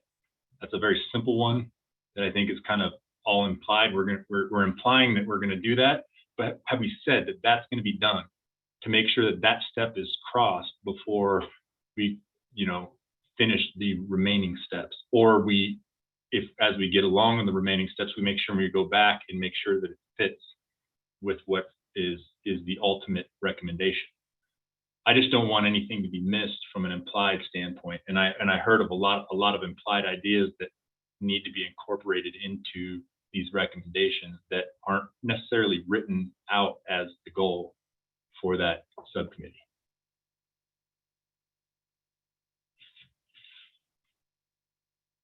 Such as for the equity analysis, including cultural and trauma sensitivity. Let's add that. Is that a goal that should be added to the scope of base and purpose? I don't know that answer, but I'm asking that question because it's an idea that was thrown out. Does it need to be satisfied in order for that subcommittee to reach its goals? I think that there should be certain hallmarks of 1266 that we should adhere to in each subcommittee, that when we come back together, we can say, this is how our subcommittee is applying this to 1266 on a definition basis, on a conceptual basis, on a contextual basis, and things like that. Because then when we introduce things like cultural and trauma sensitivity, we can go to data. Well, how are you implementing it in this way? Because then it can transcend not just in the definition, but in literally, how do you now apply this new context to this definition?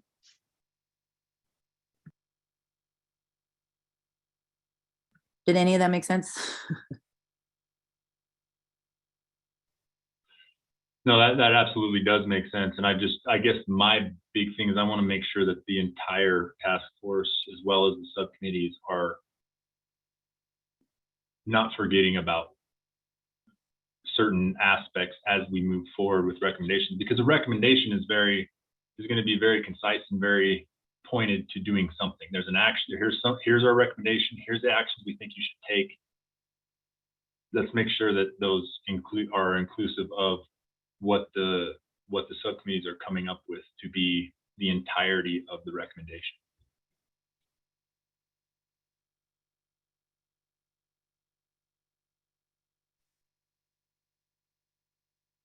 I.e., not leaving it up to legislators to fill in the blanks. So Tyson, am hearing you right? You just want to be as most descriptive as possible in the guidelines? Is that in whatever recommendations come forward?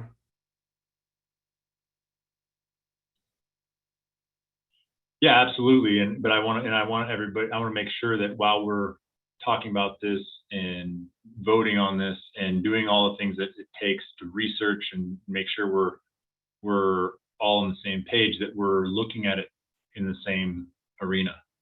I want to make sure that we are defining, we are being sensitive to urban needs and rural needs. I want to make sure we are being inclusive of all the stakeholders or giving that opportunity as we go through this. So it's if you're not explicit in it, it can be very generalized, and two people can be thinking of two different applications in two different ways that could be done, and the legislator may think of a third one when they read it and take it in a complete different direction, which totally defeats the purpose of what we're at here.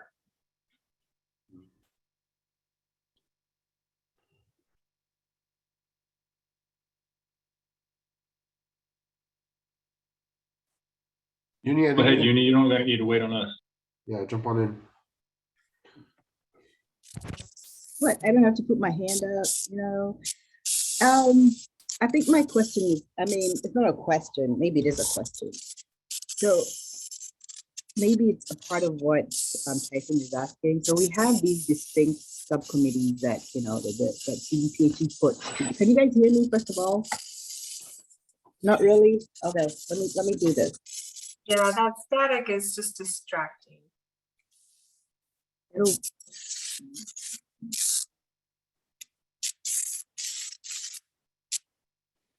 I bet now I come across loud and clear.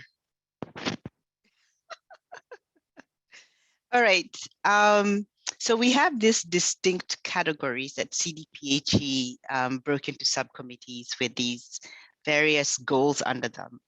And the way I envision this is potentially the recommendation document will not necessarily have the same categories as subtopics. So Joel or Lubna, you can correct me if I'm wrong, that once we put all the recommendations together, we will start to see these specific themes start to come out. And those could potentially be the categories that the document is within. And I think once everything is together in one place and we as a group or as a task force are starting to review it, some of those issues, Tyson, might bubble to the top. You know, for example, cumulative impacts. I think, you know, it's something that I'm really interested in, and I know there's probably another subcommittee that's working on it, and we may weave that into our recommendations somewhere. And so if that becomes a subheading in the recommendation document, then both those input from those subcommittees will be together, and then we can see if we're aligned, and if we're not aligned, why are we not aligned? And is there further work that needs to be done, or is there somebody else that we need to bring into the conversation? So that's the way I see it.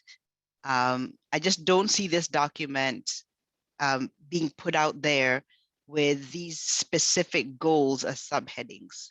I think there were just ways for us to think about different aspects of the regulation. So correct me if I'm wrong. This is for the CDPHE folks. But no, and I agree with you completely. I guess I was just looking at, you know, as we go through this, we are already coming up with those questions that bubble up, right? Do we use the DI definition? Do we recommend that it's used in every single sector for every single regulatory agency in the state of Colorado? Is a question, right? That's a sub question to the broader question of what is the definition for this group's purpose. And so making sure that question gets written down. That's an easy one because I think that's just something that's naturally going to be addressed in that. But,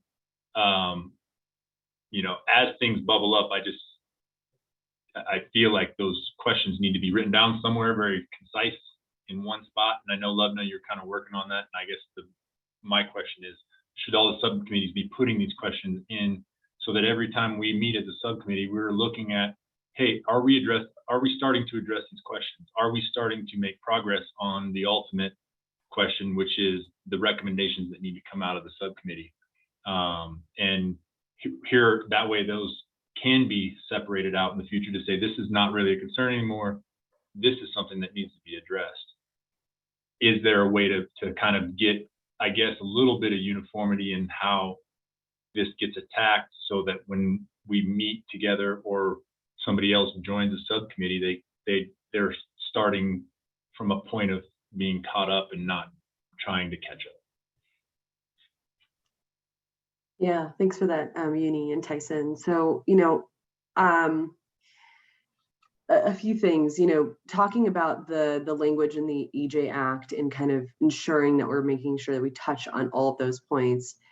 Keep in mind that the subcommittees themselves were developed based on language that is from the EJ Act, and the objectives that we have in that that kind of, there's like a document in the subcommittees folder that that I'll share in just a second.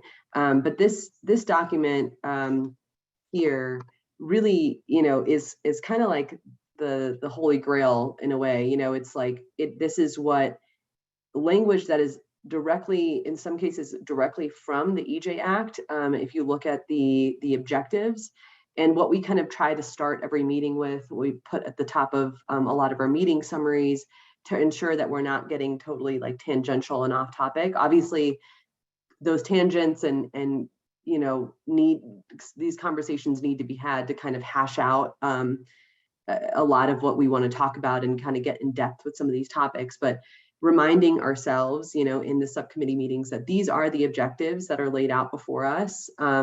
These are some of the questions that we have to answer and that need to be incorporated into the recommendations.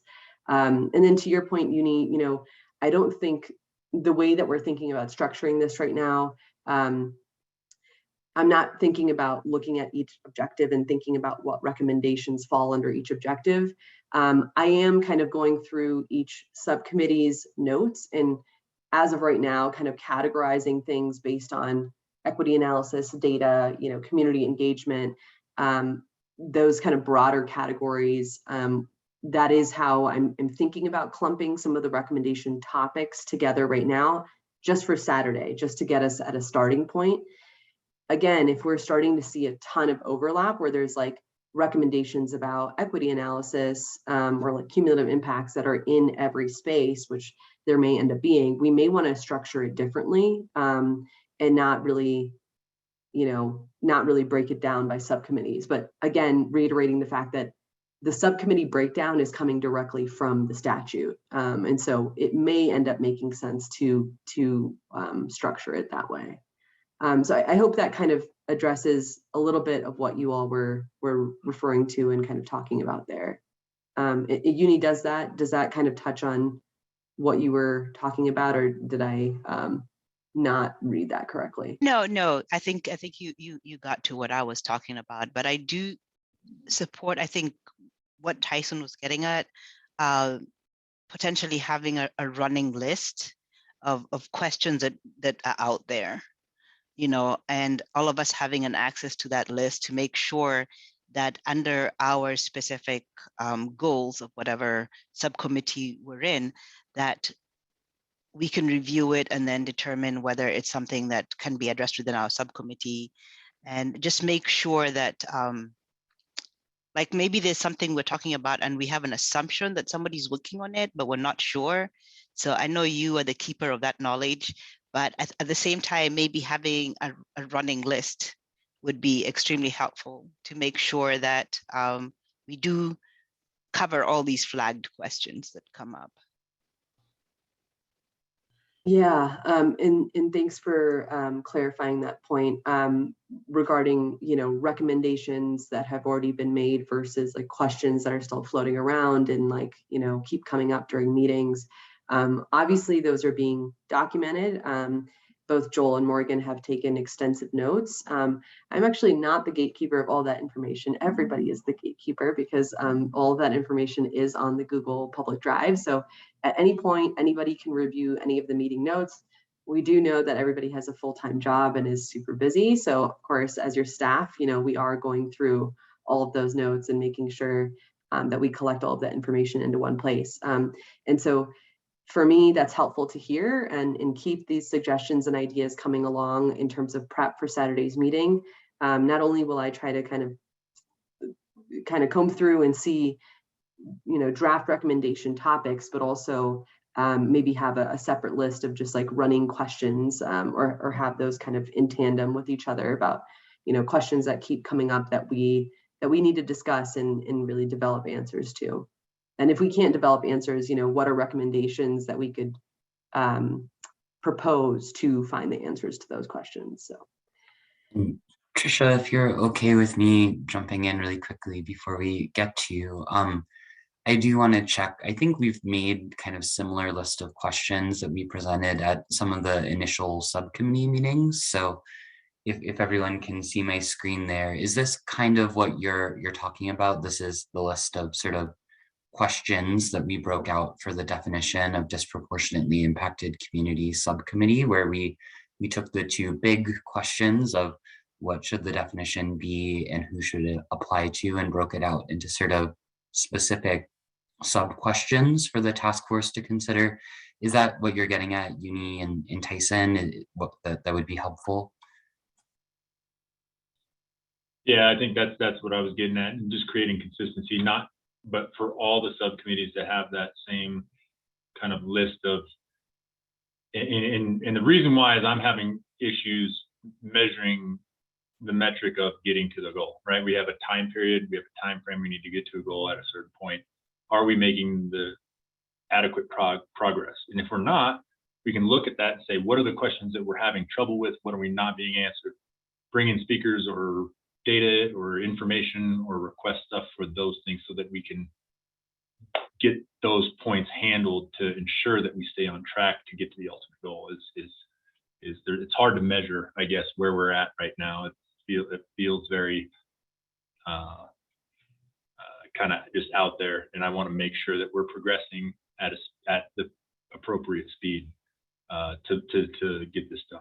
Because I don't want to show up and say, sorry, we don't have recommendations for half of what you asked for, and we don't know what to do about it.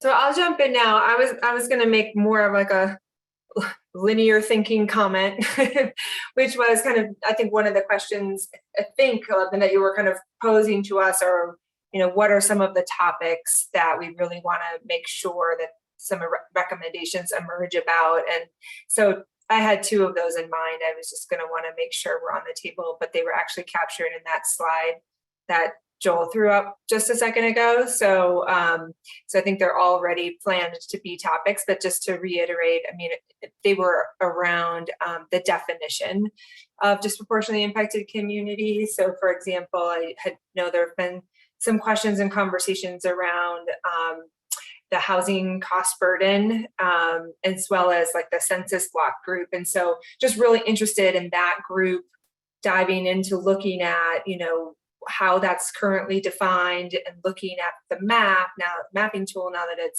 the beta version is available, and just really taking like a hard look at what makes sense, what's appropriate here. You know, if the census block group is the entire county in some cases, is that appropriate? If so, great, no changes. If not, what would make sense for you know, recommendations on refinement? So just would really be interested in, you know, hearing some recommendations from that subcommittee in particular, and then for the task force to grapple with that.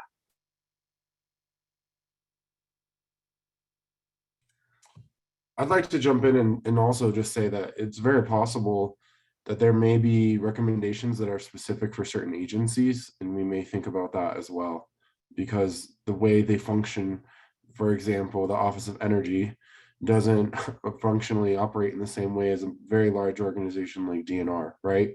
So I do think that we're going to have to dive in that. And I have been telling all the advocates that I meet with, in particular, people who've been doing this work a long time, whether they're in the government like you all are, or they're on the outside, they need to be bringing up real examples of when issues have gone wrong, or where they feel like a change could have occurred in a process for, I think, us to really move forward. And for me, as I've really thought long and hard about this, I've thought, you know, having been a secretary for city council and understood that there are procedural rules and worked with the people who make the decisions that they go back to, it seems to me like it is in those places or guidance documents that I've requested from the different agencies that we need to be ensure equity statements are placed in, and also perhaps directing equity analysis depending what comes out.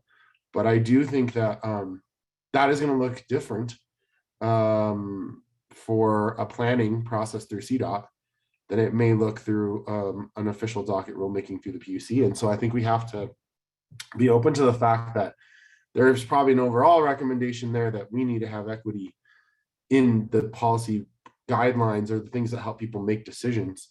But I think we may need to get more granular than that and pick at very specific processes that are occurring where you can make change.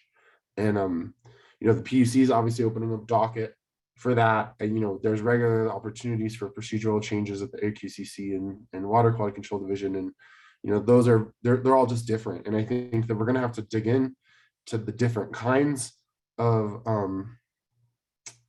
processes or planning or permitting and make very specific recommendations to them. And I think they may be more specific depending on agency as well. And another thing that I've been hearing, so I've been on a statewide tour this month, 11 cities. I'm going to 20 cities in this Take on Toxics tour. And what I've heard from people time and time again is that this idea of a precautionary principle of our government taking precaution, even if the science isn't 100% clear yet, but the stakes are high. And so, you know, that's a recommendation that I think we need to be considering as well.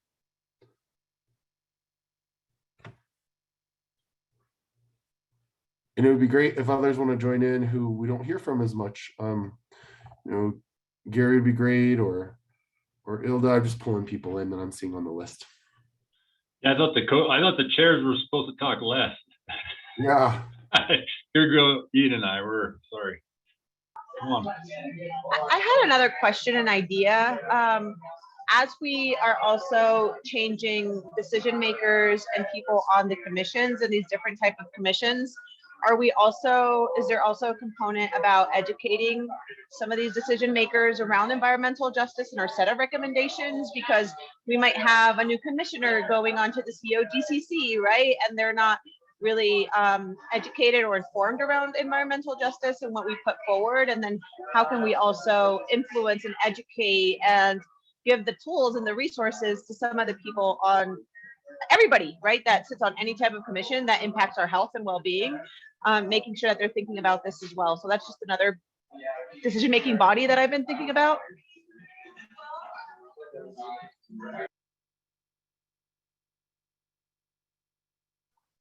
On that, Beatrice, I guess I would just jump in and say, you know, on behalf of CDPHE, right, we've got 4 type 1 environmental boards and commissions.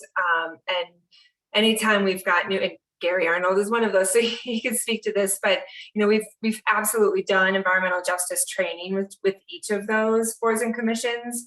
And it's, you know, it's an ongoing topic of conversation at many of their meetings, certainly every year at their annual planning sessions. And then, you know, when we have new members, there's always a process of onboarding them and orienting them to the regulations, the process, but also environmental justice. So it's a great point. I think it's really important to make sure that that kind of training is, you know, just embedded in like in everyday practice every time we're onboarding new members, so that they understand, you know, what is it, what conversations have taken place at the commission so far, and kind of where are things going. I think that's really important. Yeah, I think it would be great to share the recommendations that come from from this commission to all those bodies as well, to kind of supplement the training that they're already having. Yeah, I think that's a great suggestion.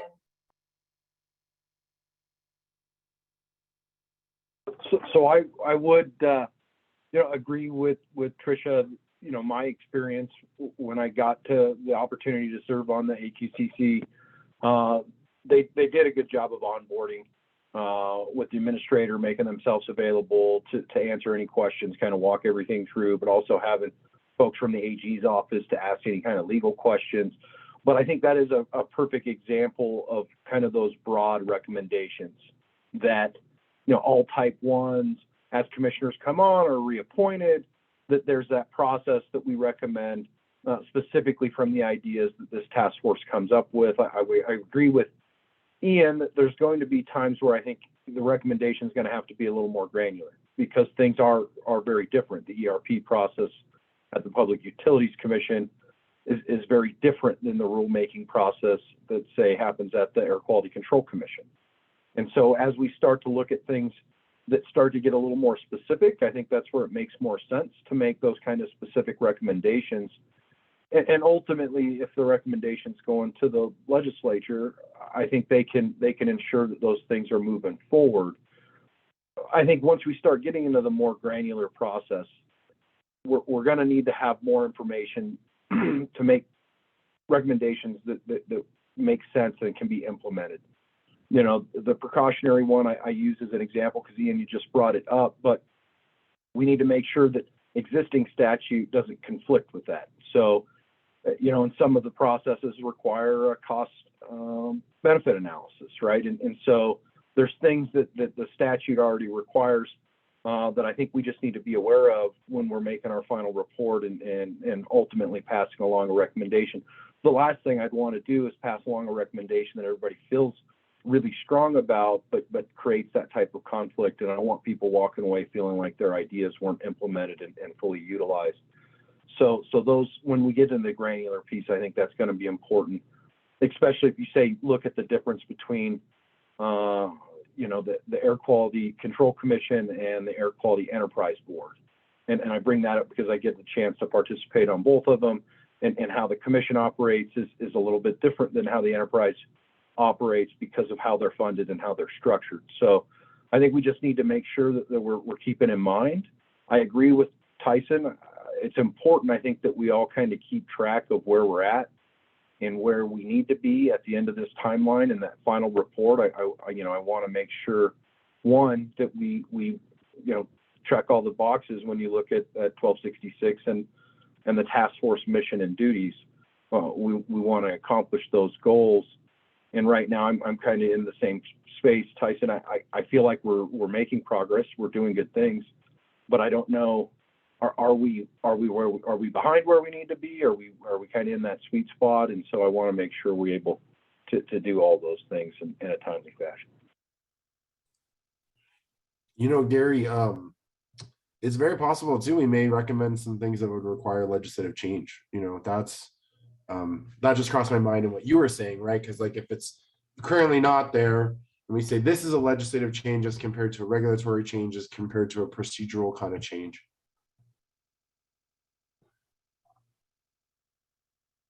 And I wholeheartedly agree. Ultimately, I think, you know, we probably will have, we should have recommendations that would require legislative changes. But I think it's important that we at least understand what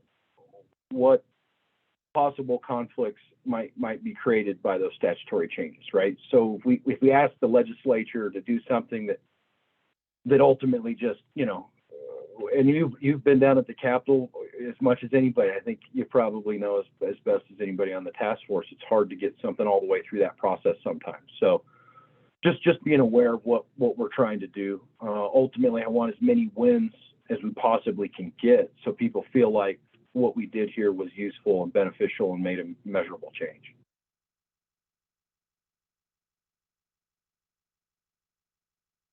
That's a good point, because we do want this work to continue. I mean, we are not going to solve the world's problems in 2022 and be done with it and everybody sit back and give ourselves a pat on the back. This is a progressive thing that needs to continue.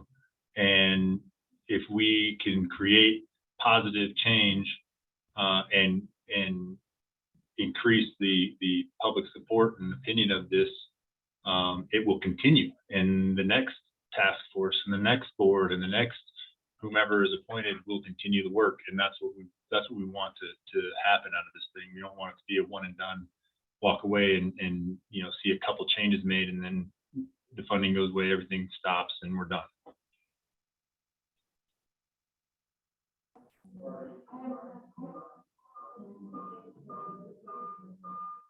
I mean, I agree. I think we should. Oh. Sorry, Michael. Please go ahead. Please. Go ahead, Renee. Oh, no, I was just going to reiterate that, yes, I think it's moving with duality, that at the same time that we are defining and trying to implement new ways to help our communities or even recognize for the first time our communities, we're also needing the system to change where there's been barriers why they never did. So it's kind of recognizing that we're needing to teach at the same time implement. And that's two different aspects as well, too, because we still need to educate a lot of leaders on our communities as well for why there's even barriers there, too.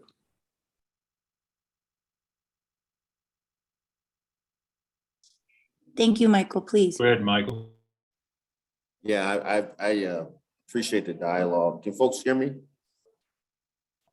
I appreciate the dialogue, and I think it I think I look at this as this is an iterative process. I mean, I think everyone on this committee has similar values. I think we all want to move the needle. But I think just having, to Renee's point of this parallel of what we're trying to do as far as make recommendations and teach, that we're just making sure that we're mindful of unintentional or unintended consequences with some of the recommendations, because you know, there's some folks here that are responsible for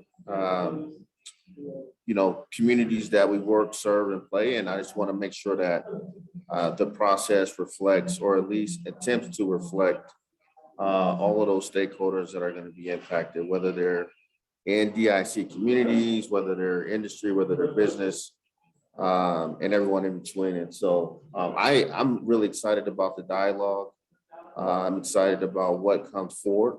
And I'm committed to seeing this thing make its way across the finish line. But I just didn't want to have Ian and Tyson keep talking. But I think that if we could have some balance, is basically all I'm really saying. Thank you.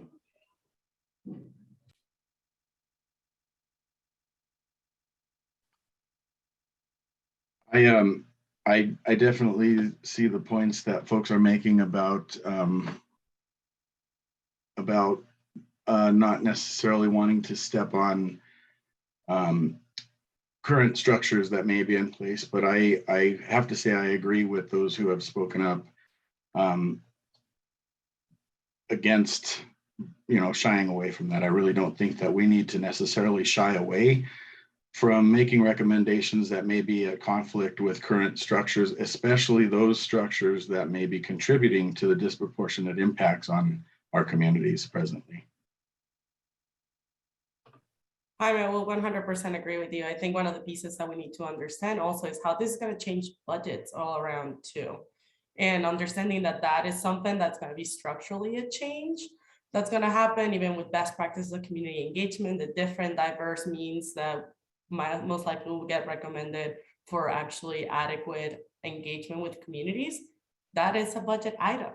Assuring that we have the testing done and all, like, and being able to have adequate that data, that takes time, and that is also a budgetary item. And those are pieces that need to be included, and those are going to be structural changes.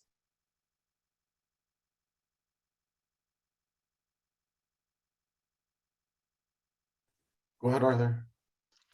Let Gary go first.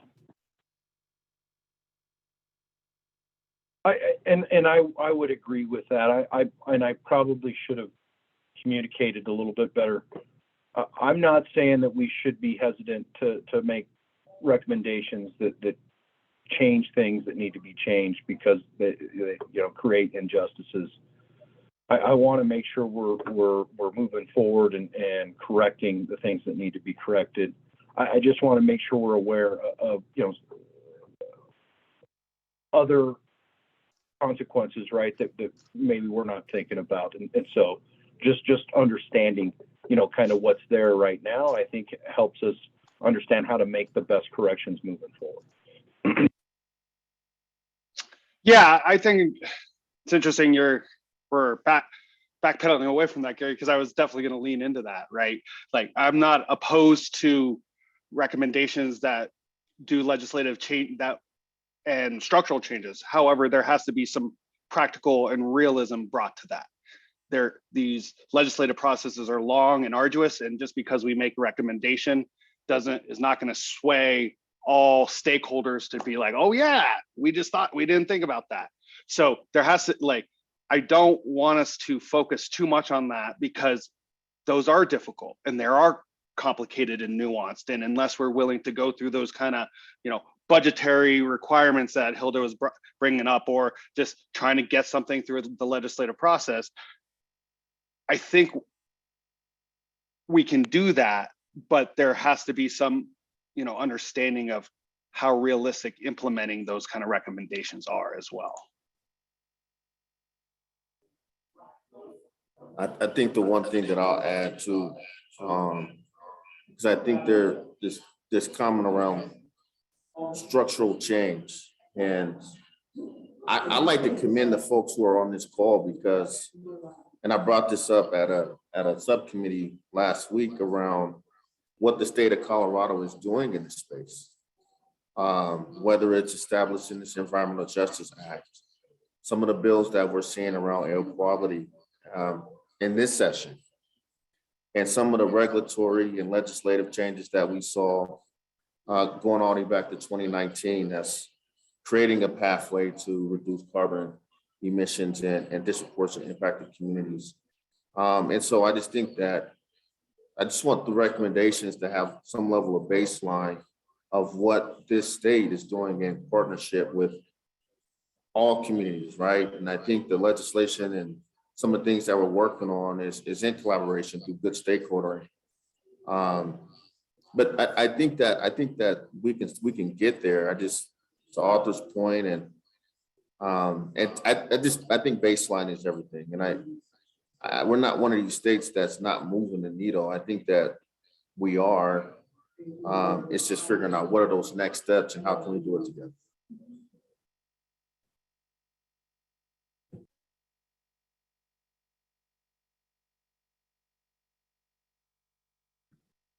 Though it's crucial to be concerned about unintended consequences, it's also recognizing that the very existence of why we exist right now is because we're trying to establish those healthy boundaries where there hasn't been protections for those communities already. And to preemptively already can be concerned about the unintended consequences in the political space without understanding the already real consequences in the community space right now, we're not doing the authentic part of our job too. Because we need to establish that state and federal agencies don't already have this form of equity. That's why we're even existing in this spot right now.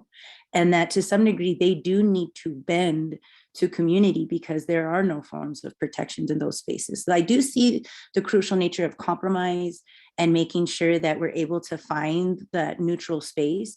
It also does need to still hold a healthy balance for state and federal agencies to say, hey, we are already kind of incompetent in this space. And that's why we need these definitions. That's why we need these boundaries. That's why we need not just these recommendations, but a pathway to those protections.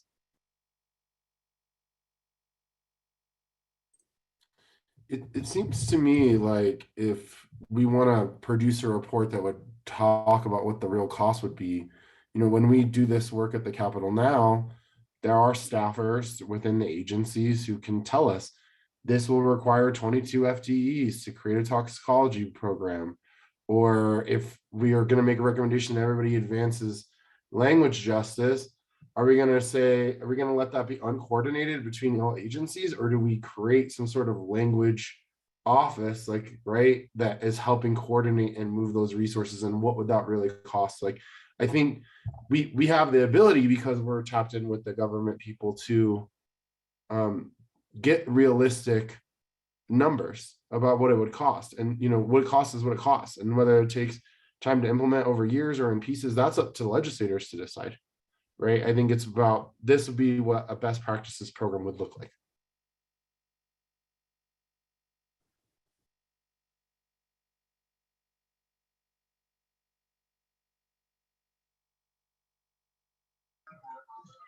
I have a comment from the data subcommittee as well.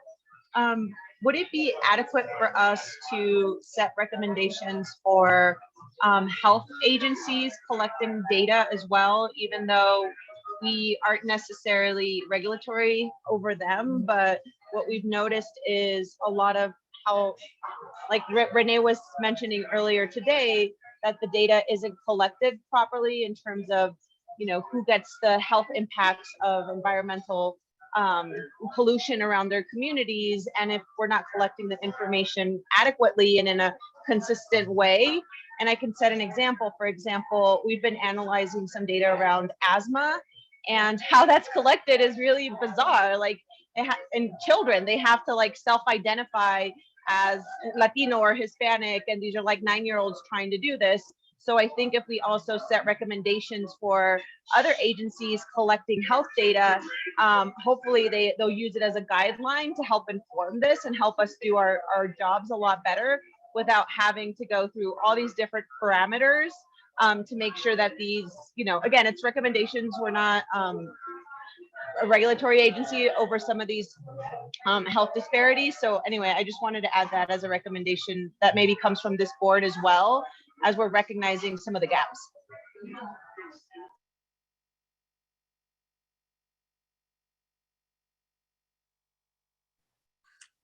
I don't know who's next. I second Beatrice's recommendation about how we collect data, health data. I think that's an excellent idea. If it's all right, I can try to answer that, and I might call on Emily, our fearless AAG, to correct me if I'm wrong. But Beatrice, the statute, the Environmental Justice Act that gives the charge to the Data and Health Disparities Committee, that statute says that you all, the task force, should consider adoption of a plan that addresses the lack of data and lack of data sharing between state agencies. So I think by saying state agencies there, it is not constrained to just agencies that regulate environmental quality like CDPHE, or those that regulate natural resources like the Department of Natural Resources. So I think that sort of that type of data sharing between the public health and environmental side of CDPHE or other state agencies that regulate health would certainly be within the scope of what you're charged to address. But Emily, maybe you could weigh in a little more there just to confirm.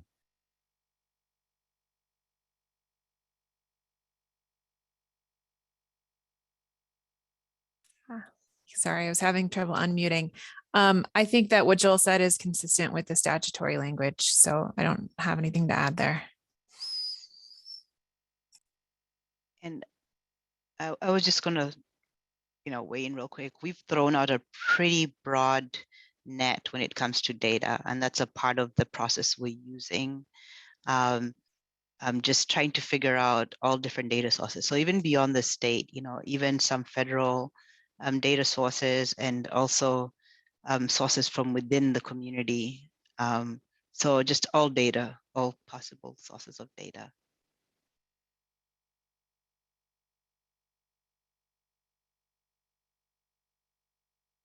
Go ahead, Robin. Of course, I'm still muted. Took my hand down, but I'm just really excited about a lot of this discussion, and I couldn't help but want to put in another plug for the Air Division's transformational budget request to the legislature this session, and a lot of it includes, a lot of that money is for data collection. And what can't be ignored in the conversation about data and data sharing is the technological resources of the agency and how they collect and store and share that data. And here at CDPHE, or in the Air Division at least, we're certainly going to be improving and upgrading those capabilities. And so I would just, it just occurred to me that maybe at some point in the next couple months, it might be good to have some Air Division folks and our IT folks come in and talk about what this transformative money means for our data sharing capabilities and data collecting capabilities, also after some of what's been proposed in legislative session as it pertains to collecting information about pollution and its impacts on public health. And so I just wanted to mention that there's a lot going on there here at the Air Division, and so it would be really cool to have somebody come in and talk about, like, what are our capabilities going to be looking ahead, so you guys can take that into account as you look at data sharing and all of that.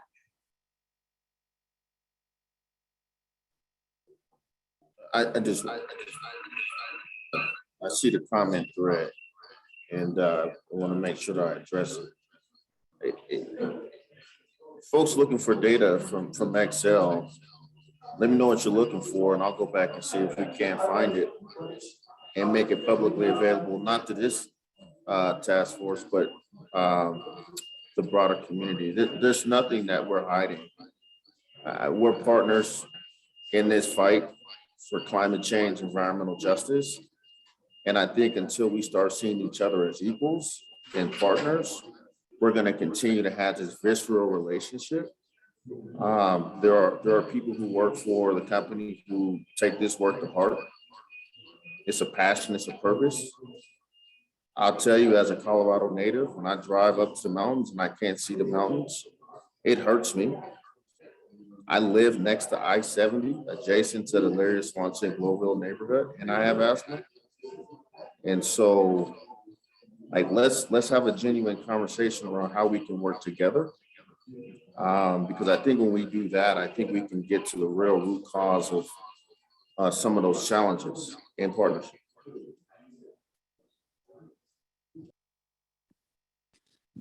I think the data, we need to structure, and there's probably a few recommendations that kind of go along with the data. And people have hit on a lot of things like the resources, the technology that the various agencies have.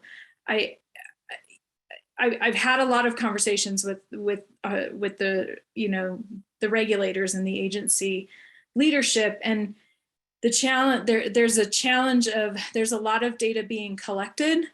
There's a challenge between that data being analyzed and being utilized by the agency, and then subsequently that data being shared with the public in a way that is understandable and readable. And then following up on that, how is the data shared among sister agencies in order for the agencies as a whole to make policy decisions, to make permitting decisions that affect various sister agencies. So, however we structure that, and everybody has hit on this, but I think that a recommendation very specific, or maybe more than one recommendation, very specific to aligning the agencies and how sister agencies work together on sharing the data and understanding and analyzing the data and permitting decisions. And then also how that data, that volume of data, because there is a lot of data coming into the agencies, how that volume of data is then brought in, interpreted by the agencies, and transparently shared to the public in such a way that helps everybody engage, because the public, the more data that they're able to access in a more readable way, can engage better in decisions, and also taking that feedback back to the agencies. So for me, that's a really important component of what we're tasked with in terms of providing recommendations on how to support the agencies in gathering, using, and then sharing the data appropriately. Kimberly, I think that's exactly right. I think it's really easy for the community, state legislatures, whatever, to point fingers at people like Excel or companies like Excel and be like, you have the data. And it's just like, we haven't really provided the scaffolding to take that data that they can provide and turn it into something that is like useful.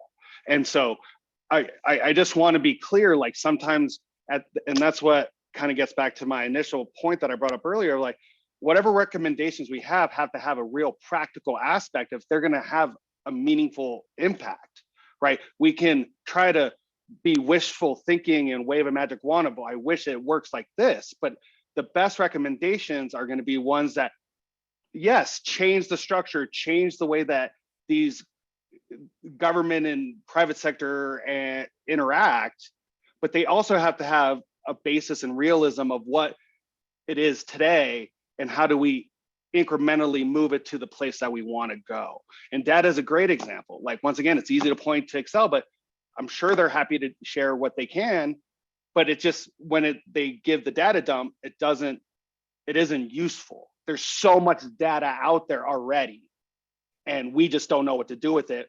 This task force can create the outline, the scaffolding on what data we would want to start to make sense of it. Because until you understand the problem, we can't create the solutions. And right now, I believe we don't really fully understand the problem.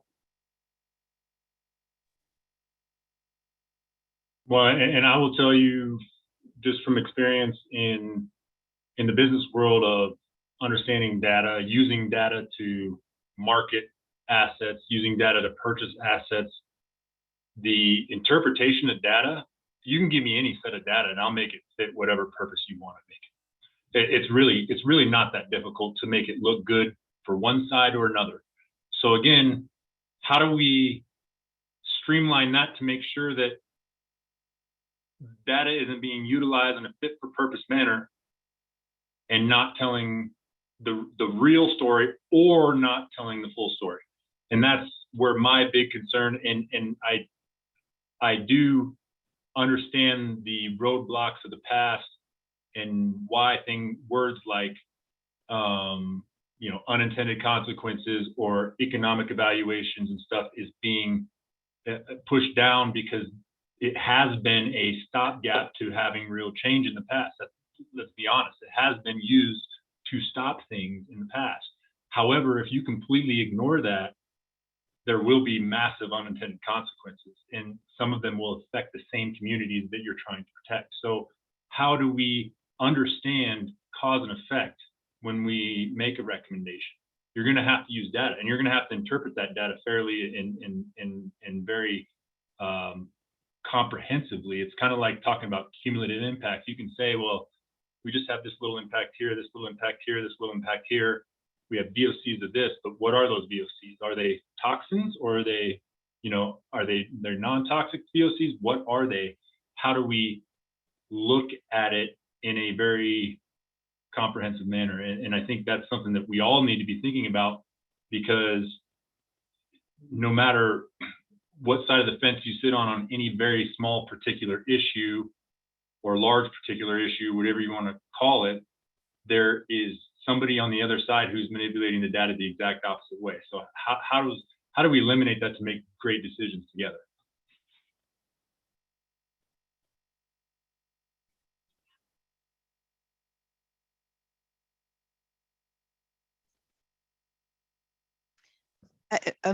I'm enjoying this conversation. As you know, I'm on the data subcommittee, so I'm glad we're having this conversation.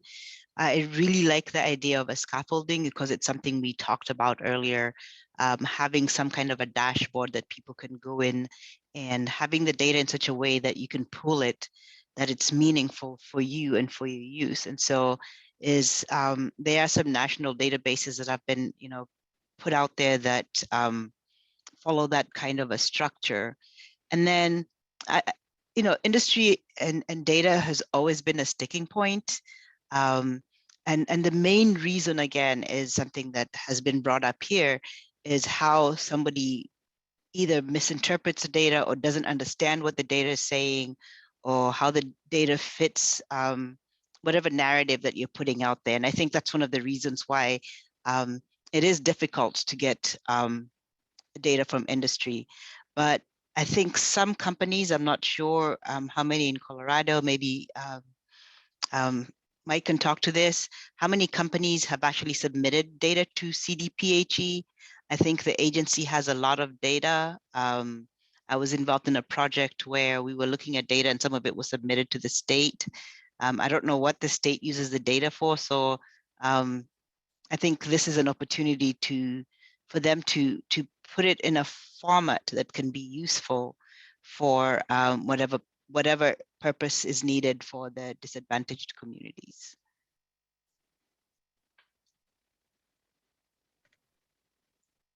I think a lot can be said too for data consistency and recognizing where there's already been consistent data in those spaces that, yeah, if someone's going to manipulate data, then that's a perfect example of what projection and bias can do, in all honesty, and how you can actually hone whole entire legislation based on some projection and bias off of one little bit of data, but doesn't understand the consistent picture of data. Right now, they just came out with Earth Justice with PFAS. And that's recognizing Suncor in this space, that it doesn't just hit our elements of water, but that it hits a lot more elements, again, through our land and air. So there's a lot of the intersections that you can use data for to support each other in this space. But there's also, again, a recognition of re-educating ourselves, especially when it comes to qualitative and quantitative data, that there's projections already there of bias and racism and many other forms that leave these spaces out already. And that it's incredibly key that we don't pander to just what we're doing for policymakers and making them feel comfortable again, but that we're pushing the line for community, that if we already have that consistent data, we already know that there's these forms of projections, that we're not perpetuating the same form of environmental racism because we want to stick to the same form of data and how we implement it. Yeah, and I think the key is giving, at least for us, or what this task force is tasked with, is making recommendations wherein we can get the agencies the support that they need to provide and share that data as appropriate, not only as decision makers, but also as sort of there has to be a keeper. There are the keepers of the data and how that data is shared externally. And so how do we as this body provide recommendations that ask the legislature to give support to those agencies for technology, for staffing, for other things to be the repository of that data and be able to share it publicly. And just to add on to that, I think data validation is key. I mean, I'm reading about self-reporting and how people are concerned about that. I think having a neutral body validate the data to make sure the data is what it is and it was collected the way it was supposed to be collected. So putting those kind of guardrails around the data as well would be helpful with the transparency of the data.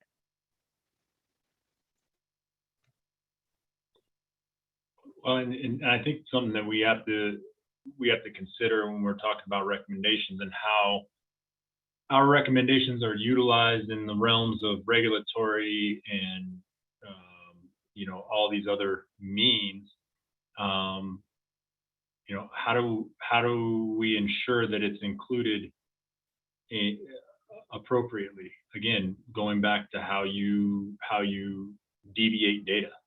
All I've heard about buying electric vehicles is how it's going to clean up our air quality here in Colorado, and I'm a little bit remiss if I don't say, well, how does that affect some of the DI communities that are experiencing environmental injustices in places that are right next to a power plant? Because our electricity usage in power plants is going to go up. What is that difference? How does that affect? Are we just cleaning up the corridors, or are we actually, how is that data being interpreted when they make decisions such as we're going to go to all electric vehicles? I don't know. It's a question that I've been pondering for a while because I have a different view on that, and everybody has a different view. But what's the reality? I'm one of those people. My mind can be changed really quick if you give me good data that says here's what that answer is. But when you have so many questions, again, that's just a small example of a million things that we talk about every day in the world as energy consumers. And how does this all play out as you're making policy? Because, to be frank, my personal, you look at the cost of energy in California, and it's high. It's 75% higher than that national average, something like that, per kilowatt hour. That's policies that I do think have massive unintended consequences, especially when you talk about expanding DI communities, expanding income disparities, and expanding all these other things. And that there's so many things to think about. How do we ensure that whatever recommendations aren't just being used on the 0.2% of the problem or 0.3% of the problem, and they're being used on the larger impacts to people going forward? Thanks, Tyson. I just want to kind of bring us back to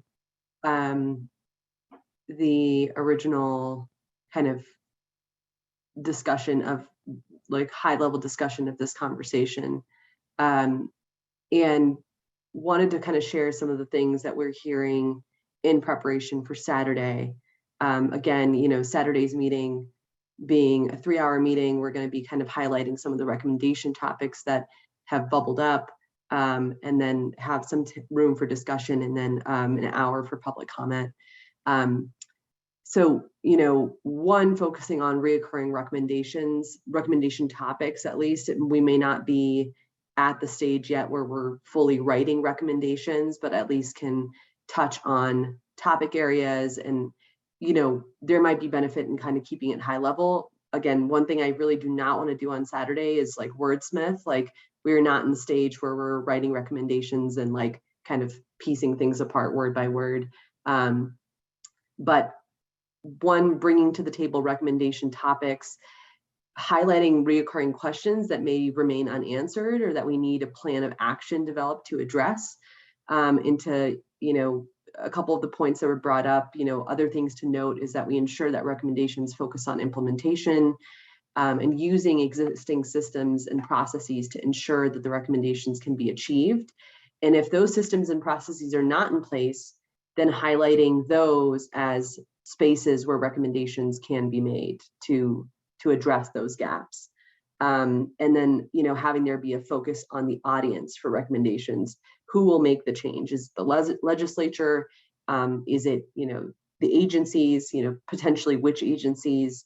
You know, so that just kind of high level summary of what I'm gathering from the group right now. And I kind of want to just like zoom out for a moment and see if we're on track for what you all are expecting for Saturday.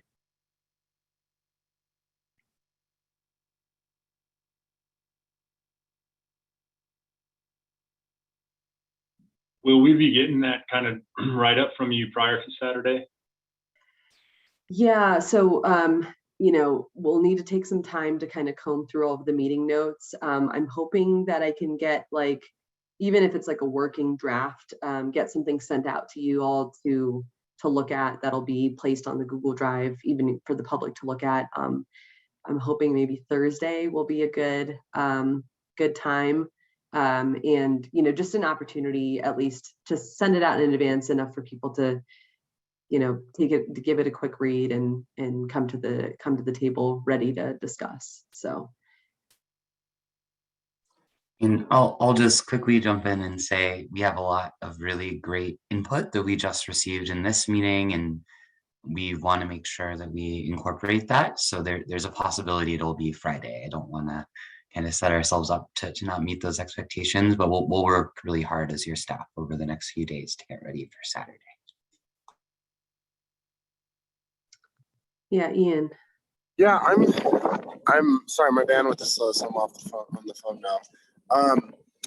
What's the plan to get the media involved in announcing that this is happening on Saturday?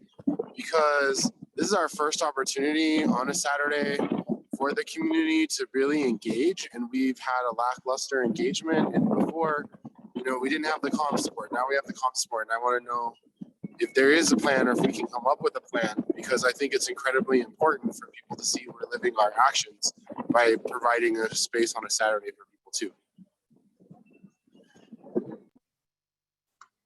Yeah, I mean, we can talk about that here. I mean, I think right now our primary channels of communication have been our newsletters and our website, and, you know, really relying on task force members to get the word out and engage in outreach yourselves. So if there are other suggestions on ways that we can engage with the media, or, you know, thoughts that people have between now and Saturday, we welcome those. Again, you know, this being a collective effort, like the EJ unit, you know, us staff, we really like look to you all in many instances to kind of steer the ship, and we send it in that direction and do our best there. So Ian and others, if you have suggestions on like media coverage, that would be great. Michael. Well, I mean, did we send an advisory for today? I mean, that's the easy step. That's the first step, right? And like, can we release it bilingual and get it to the Spanish media? I think there's two steps we can take for Saturday. We are sending, well, so we did announce today's meeting in a couple of posts on our newsletter. We have an additional post in all of our newsletter content is bilingual. So we have an additional post that we're planning to put out, I think on Thursday. It's actually getting translated right now. to kind of try to drive additional attendance on Saturday. And it highlights that it's really specifically a chance for members of the public to provide input on the recommendations that the task force can consider making. So I don't know if that's kind of what you're talking about, Ian, and there's certainly some members of the media who get our listserv. Yeah, I think it goes beyond the listserv. I think it's intentionally sending out media advisories and committing staff time to make phone calls to get people to cover it. Like, we don't want them to cover it after the fact, right? We want people to know, like, this is a space they can attend on Saturday. Thank you for clarifying. I think we can definitely look into that. Megan is here with us and listening, and I don't want to promise. I don't know. We have kind of a lot of processes for kind of things like press releases that go out at CDPHE, and so I don't know if we'll be able to do like a full blown press release necessarily. Though I think it's a possibility, but I think we can definitely look into any type of media outreach that we could do prior to that meeting. So we can look into that over the next few days. Well, I don't think I really am saying I'm saying a press advisory. So you send out the information, not a press release that needs to vet comments or anything like that from people.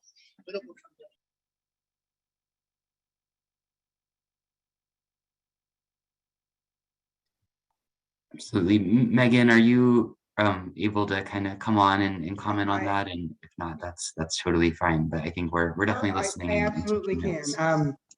I am, more than happy. I think the proactive media is absolutely the way to go. I think that Joel did mention that, we have to go through very specific channels for everything that we do, whether it's a media alert or a press release. And so I can certainly see if I can make that happen, and I will work to do so. Thanks. And we would really welcome input on sort of any outlets or reporters or channels that you think we should be potentially reaching out to affirmatively if you have ideas in mind. So I don't have a media suggestion, but certainly if there's a flyer or anything that's created, between now and Saturday, I'm happy to push that invitation out to my networks so that they can be a part of the conversation on Saturday. Is that something that would be helpful for the task force in general, to have a PDF that they could distribute? Would that be something that people are amenable to? That'll work for me. Okay.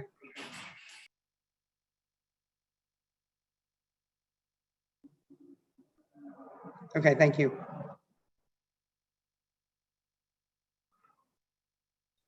Should we take our 15-minute break here and meet back at 3:15? Yeah, that sounds great. And again, I just want to reiterate, because I know there are some ideas here about how to get people to Saturday's meeting. Please send us people's contact information and, let us know kind of what you all are thinking in terms of like a plan to get outreach and engagement boosted. Because, we are utilizing as the EJ unit staff existing tools that we have.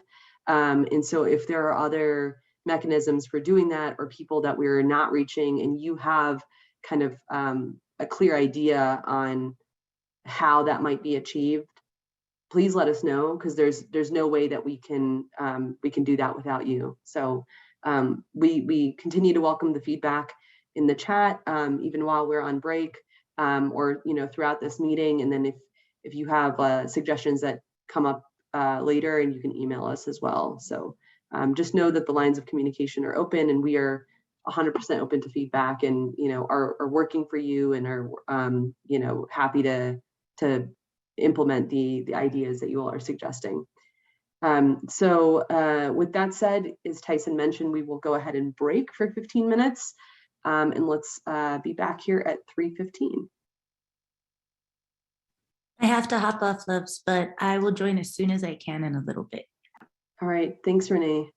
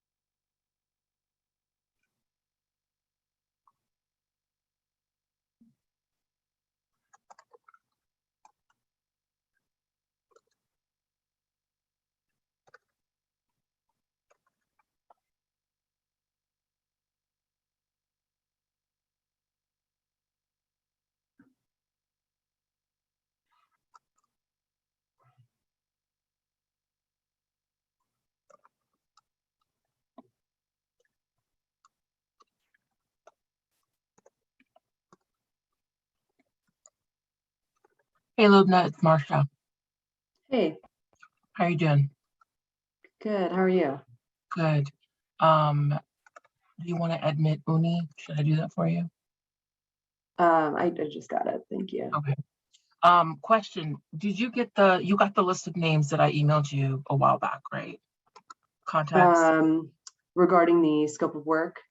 Yeah, what do you need from me? Anything from me or question? I'll follow up with Natalie and Ilda, but I think that's all we needed from you was just the names of the folks.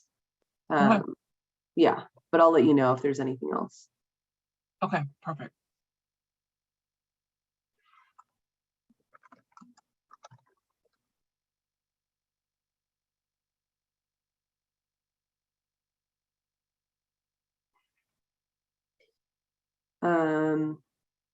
Rachel and Elizabeth, if you want to go ahead and try screen sharing, feel free. Sorry, one second, Lumna. I need to enable them, I think. Oh, okay. Thanks.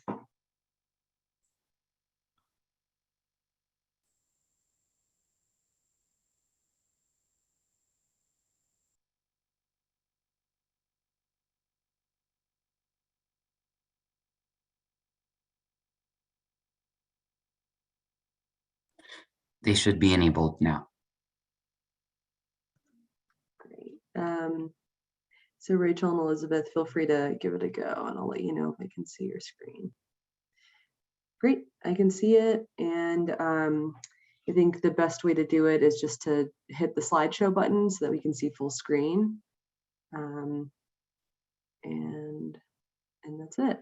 If that works for you, we can see it great on our end. And that way you won't have to ask me to progress your slides.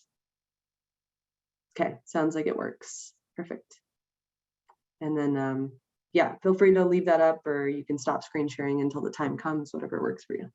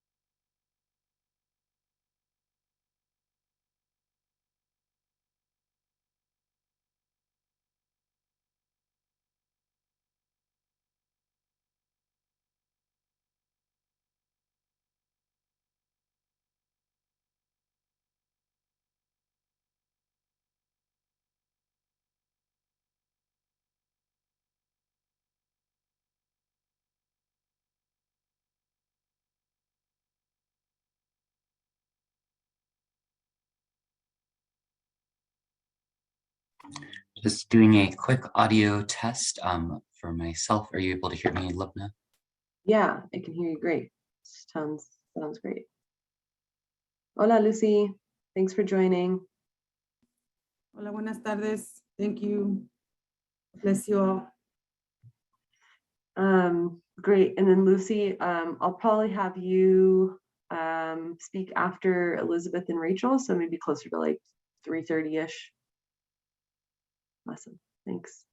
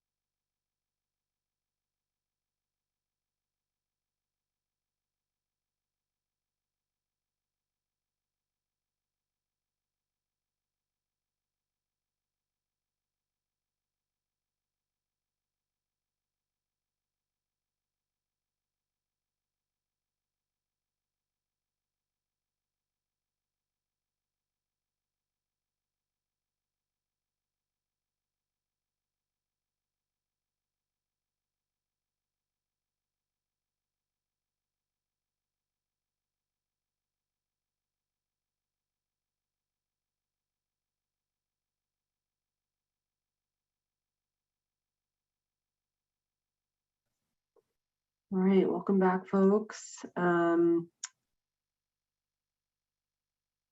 if folks could just turn on their cameras to indicate that they're back at their desk, that would be great.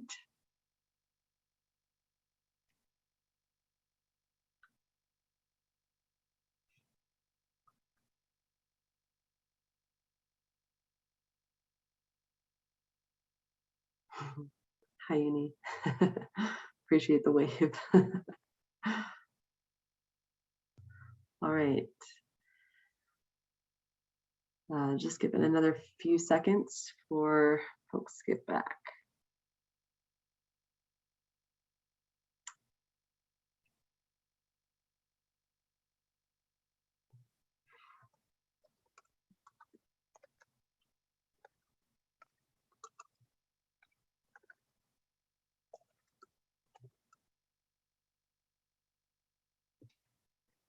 All right, I think we have the majority of people, and assuming that some of the folks that we do not see on camera are back from the break, but just need to stay off, which is totally fine.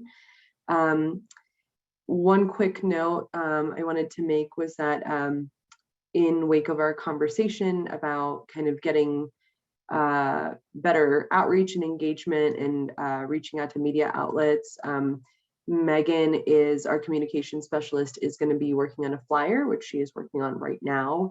And we will kind of vet the flyer, provide feedback, and then send it to Rosario, our translation and interpretation specialist, to translate into Spanish. And we will hopefully have that flyer to you all by tomorrow. So, all right, with that said, I wanted to move us along in the agenda, and I believe Tyson, if you feel comfortable kind of introducing our speakers and helping kind of move along the conversation for this portion of the agenda, that would be great. Absolutely.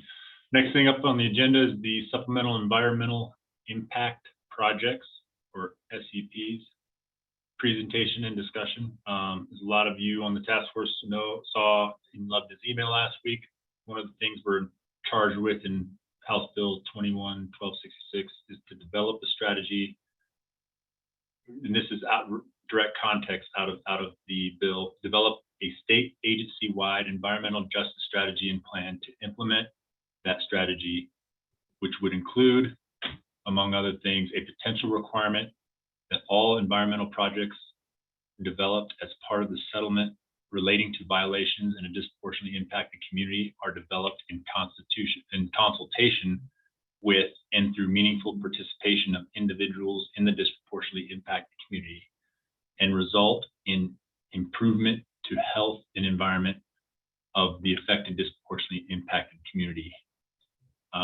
With that said, the next section of our agenda is the SEPs, as I said, and Rachel, and I will probably mess this up, but Rasul Diamond, the Sustainability Unit Manager, and Elizabeth Scher will provide us with their backgrounds and a short presentation on the SEPs.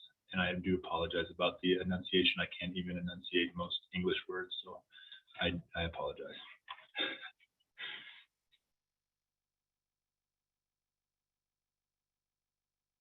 Well, thank you so much for that introduction. Just want to do a screen check. Can everyone see my screen and hear my voice? Yep, we can hear you and see the screen. Great, Rachel. Thank you. Perfect. So hello, I am the Sustainability Unit Manager. I have worked at CDPHE since 2006. And was previously actually in the SEP coordinator role before moving to the unit manager position. I just want to call this out. Elizabeth has been kind enough to agree to tag team this presentation with me, but she has been with us for all of 3 weeks now. And so I just want to acknowledge that she's been a real trooper today, and I thank her for her participation. She's learning, she is jumping right in there, and she's learning fast. So I'm really grateful to have her on this team. The position has been vacant for about 9 months. And so we've been really fortunate to have some good help within the division to help keep us going in this program, but just want to call out that if it seems like we're a little bit disorganized, that's part of it. So with that, if I could figure out how to advance my own slides. Alt forward, there we go. All right. So as we already heard from Tyson, this is the exact language from the bill on what the recommendation is really looking at. So when it talks about environmental projects developed as part of a settlement, we immediately are thinking about SEPs. So supplemental environmental projects are basically these projects that are developed as part of an enforcement settlement.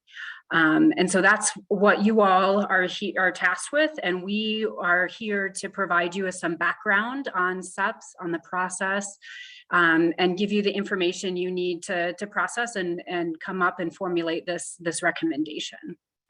So at this point, I will turn it over to Elizabeth, and she'll go over some SEP basics, and then I'll continue the presentation later. So Elizabeth. Thank you so much, Rachel. And thanks everybody for having us. I'm excited to be part of this team. And so we're just going to jump right into some history on SEPs, how they work, what kind of types there are. So most SEPs, as mentioned earlier, are part of a penalty agreement. So most enforcement settlements include monetary penalties, and in some cases, a SEP can be used to mitigate a portion of that penalty. So they're funded through our environmental enforcement actions. All SEPs are voluntary. We want them to create measurable impacts and benefit the geographic area that was originally affected by the violation. So it absolutely cannot be a project that a regulated entity has previously initiated, budgeted for, committed to, or is legally required to implement. So those are some things we try to run down, make sure that they weren't already in the works. And geographic area currently is defined by the county level, but in many cases it can be more specific. There's two kinds of SEPs. There's a first-party SEP, which is done by the violating entity, essentially. So the regulated entity. When a first-party SEP does it, they must spend at least 1.5 times more on the SEP than what was mitigated through the penalty. And this is a sliding scale. It can be adjusted as needed based on previous compliance history and those types of factors. Most SEPs, though, are third-party SEPs. I would say about 90% are third-party SEPs. And these are where the regulated entity writes a check to a nonprofit or a governmental organization to run a supplemental environmental project.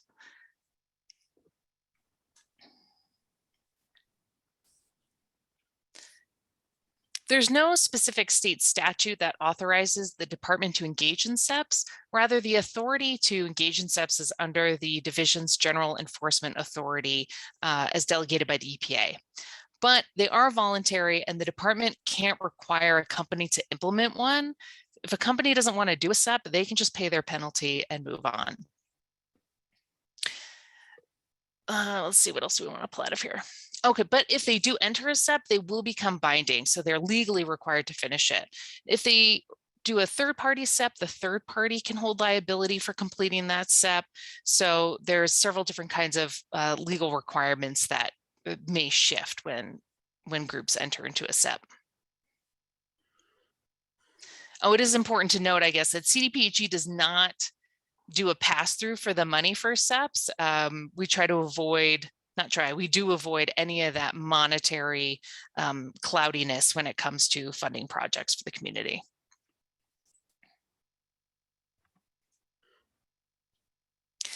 In order to run a SEP, they have to be a nonprofit organization or a government entity, and all projects must meet our SEP policy, which was most recently updated in 2018, and we are looking at possibly doing a revision to that.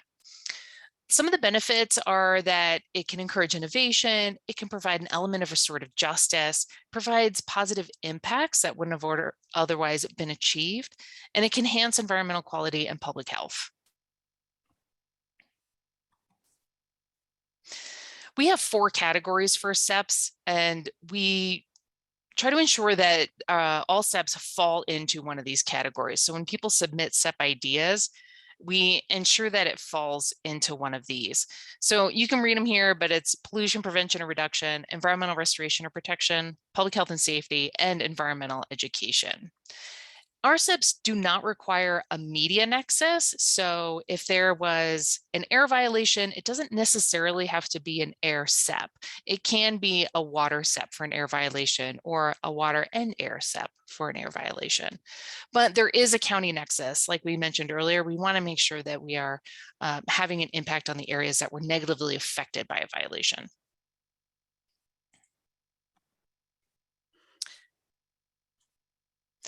So our SEP policy has certain preferences for projects, and you can read them here, but we want to make sure that they're providing benefits in areas of health equity and environmental justice, pollution prevention, and climate change. So those are the 3 main areas in which we're going to give preference to a SEP.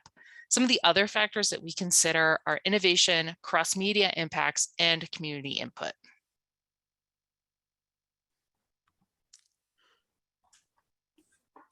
Great, thank you, Elizabeth. And just to talk a little bit about the selection process. So there's 2 primary pathways. One is for SEPs that mitigate under $750,000 of a penalty. We have what we call the SEP idea library. So we're always collecting ideas from third-party entities, so from nonprofits and local governments to use in our library. And there's also the direct negotiation route for first-party SEPs. Again, first-party SEPs are very rare. We don't do them very often. I think Elizabeth said 90% of our SEPs are third-party. And of the 10% that are first-party, the majority of those are actually governmental entities themselves who find themselves in a regulatory situation. And their goal really is to benefit their communities. And they're doing a first party SEP as that, city or town. So for example, I think the town of Bayfield was in a penalty with water quality, and they agreed to do a SEP where they constructed a recycling drop-off site for their community that didn't have previous access to recycling. For SEPs of $750,000 and more, we offer the ability to solicit project ideas through a community SEP process. And I'll talk a little bit more in detail about this, but it looks a little bit more like a grant process where we're actually going out looking for ideas, evaluating those projects, and then making decisions. And again, while CDPHE can't require this process is used, we certainly do encourage it. I think it's a more intensive, resource intensive process, but we think it's really important for those larger opportunities. So for the SEP idea route, this is just a link to our website, and this is a screenshot. There's an ability to just click on a button and submit a SEP idea. The whole concept here is that an idea should be something that is shovel ready when the moment comes, when the opportunity comes, but doesn't have to be shovel ready and all thought out for submitting a SEP idea. So really this can be kind of a brainstorming exercise. For folks, it works especially well when you have a project that maybe you're sort of doing regularly, but you want to expand the scope. That always seems to be a good fit as well. And then just from a process point about how a SEP idea kind of works its way through the process, once an entity has indicated their willingness to participate in a SEP, we pull ideas from our SEP idea library if they're available for that area, and we discuss with the regulated entity and the third party that they're interested in working with. For a first party SEP, we're negotiating directly with the regulated entity and enforcement staff on that. And then all of the project activities, benefits, budget, and timeline, they're all detailed out in a more substantial SEP agreement document. And then that document is signed and becomes binding, and the SEP coordinator then tracks the implementation and progress of those projects through completion. And this is just an example of our community SEP process. So recently in 2020, we had a $2.6 million SEP opportunity. So we implemented the community SEP process, where we had a request for applications document that was released to the public to solicit for SEP applications. There was an informational meeting held to discuss the opportunity and answer questions about the process and how to apply. And then there was an evaluation committee that was formed. And that committee then evaluates the applications and comes to a consensus on projects to ultimately receive the funding. And then the SEP coordinator tracks the implementation and project completion. Just a couple of examples of the types of projects that have been funded in the past. This is a project from a 2018 settlement, and the third party in this case was the Colorado Energy Office, and they worked with 4 different school districts in Weld County, not only to conduct energy efficiency assessments, but then to actually implement projects to save energy. And so the outcomes here are listed, but I think it's a great example of ways that pollution prevention, climate mitigation can be achieved. And I see there is a hand raised. I'm totally okay answering questions now if that's appropriate. Sure. Yeah, thank you. This is Ian Tafoya, co-chair here of the task force. I'm just curious what the violation was for these, like in the examples that you're giving, because Sure. So often what our community hears is like, no matter what the money is, it doesn't really make up for what they did. And I'm just curious, like what these examples were.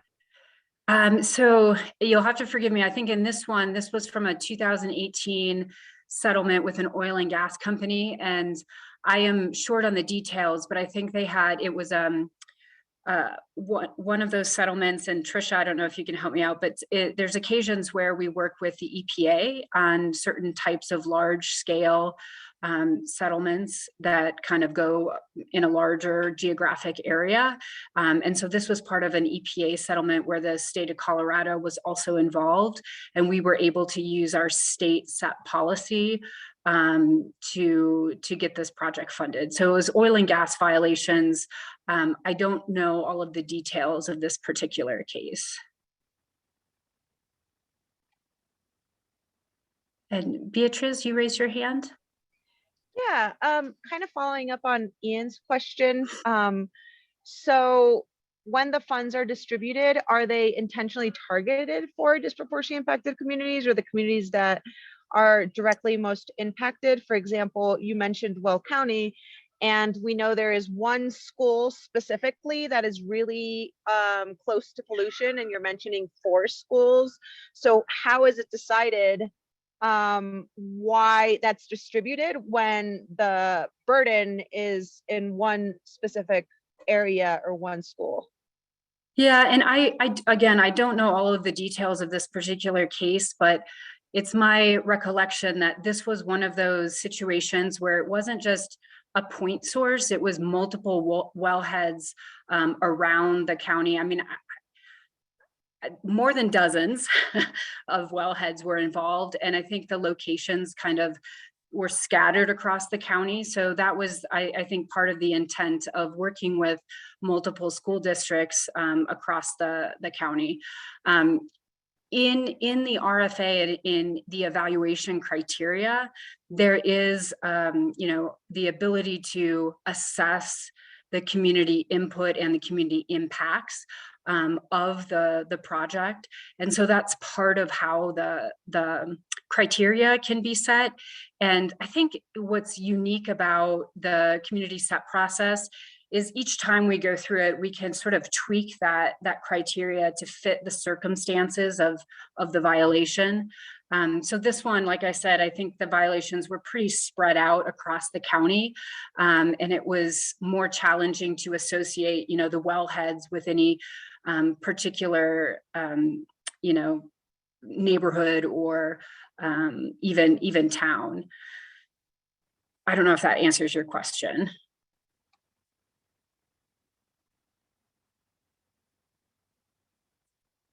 Yes, sorry. Okay. But this is just another example. This was not part of a community set process, so this was a little bit of a different scenario, and it was a much smaller dollar amount, so 26,000 as opposed to, I think, over 600,000 on the previous project.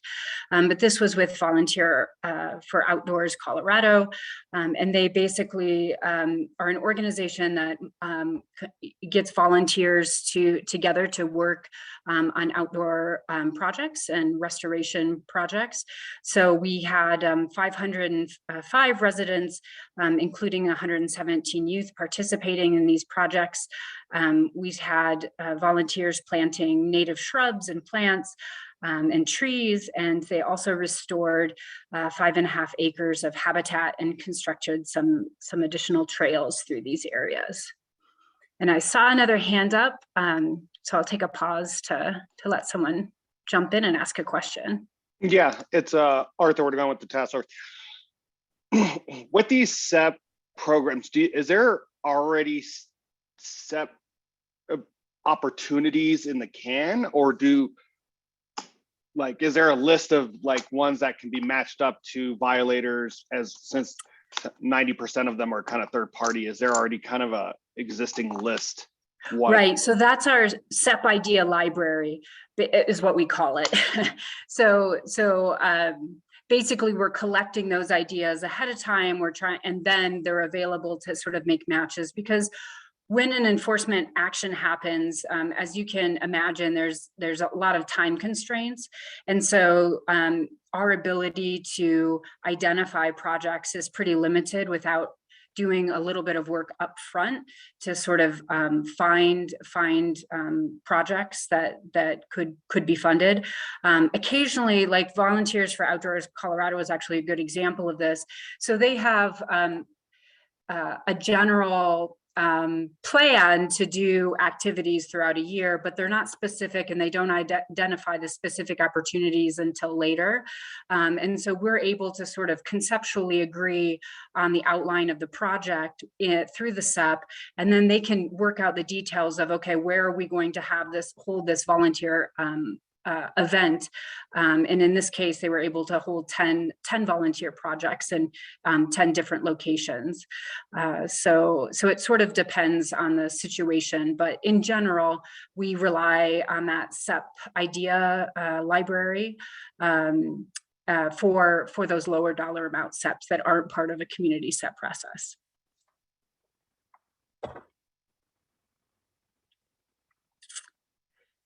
So now you know a little bit more about SEPs, and just a reminder of the task is consider a recommendation to require that SEPs in DI communities are developed in consultation with and meaningful participation of individuals in DI communities, and provide those benefits to DI communities.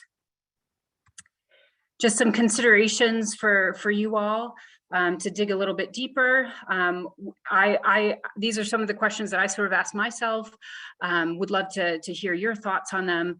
But what about penalties in areas that are adjacent to these DI communities? Are we concerned about them as well? Part of the reason that county nexus is in place was because we sort of were acknowledging the fact that oftentimes, air pollution doesn't stop at a certain limit. And it kind of gave us a little bit of a ability to work within that, but also how you define consultation and meaningful participation, and really, definitions aside, what would successful implementation of this recommendation look like to you all? Because I think that is the really important thing, where the rubber hits the road. What is implementation? What does that look like? Because I think that's what we're all striving to achieve. And then also for consideration, the requirement currently is, as stated, doesn't really discuss any consideration for size of the penalty. Does size of the penalty matter? Does it matter if we're talking about a $5,000 penalty or a $500,000 penalty? what department and community resources would be necessary to comply. I know one of the things that we struggle with is, over tapping, community for feedback and input. How do we do that in a respectful and meaningful way? And are those resources available? Another point. And then just settlements for multiple violations over a larger geographic area. This is like the Weld County example I was talking about. So if a portion of the wellheads were impacting a DI community, but others were not, how do we look at that kind of scenario? And then that's all we have, and just really want to know what additional information might be helpful to you all as you deliberate and consider this recommendation.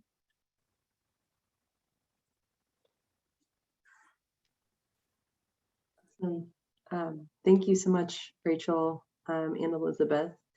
Much appreciated. And I wanted to, instead of kind of breaking now for questions, because I'm sure there's a lot of room for discussion and Q&A, but I do want to turn it over to our community members who are here to speak on this topic as well.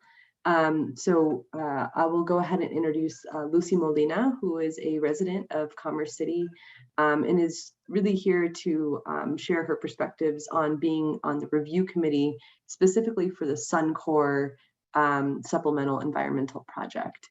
And then following Lucy, we'll hear from Olga Gonzalez. And Olga is the executive director of Cultivando, which is a nonprofit organization in Commerce City dedicated to cultivating the leadership of the Latinx community to advance health equity. So Lucy, I will turn it over to you to kind of share some of your thoughts and feedback from your experience being on the review committee of the Suncor SEP. Thanks. Hola, buenas tardes. Good afternoon, everyone. And thank you, Lumna, for including me and inviting me. I had a very bad experience.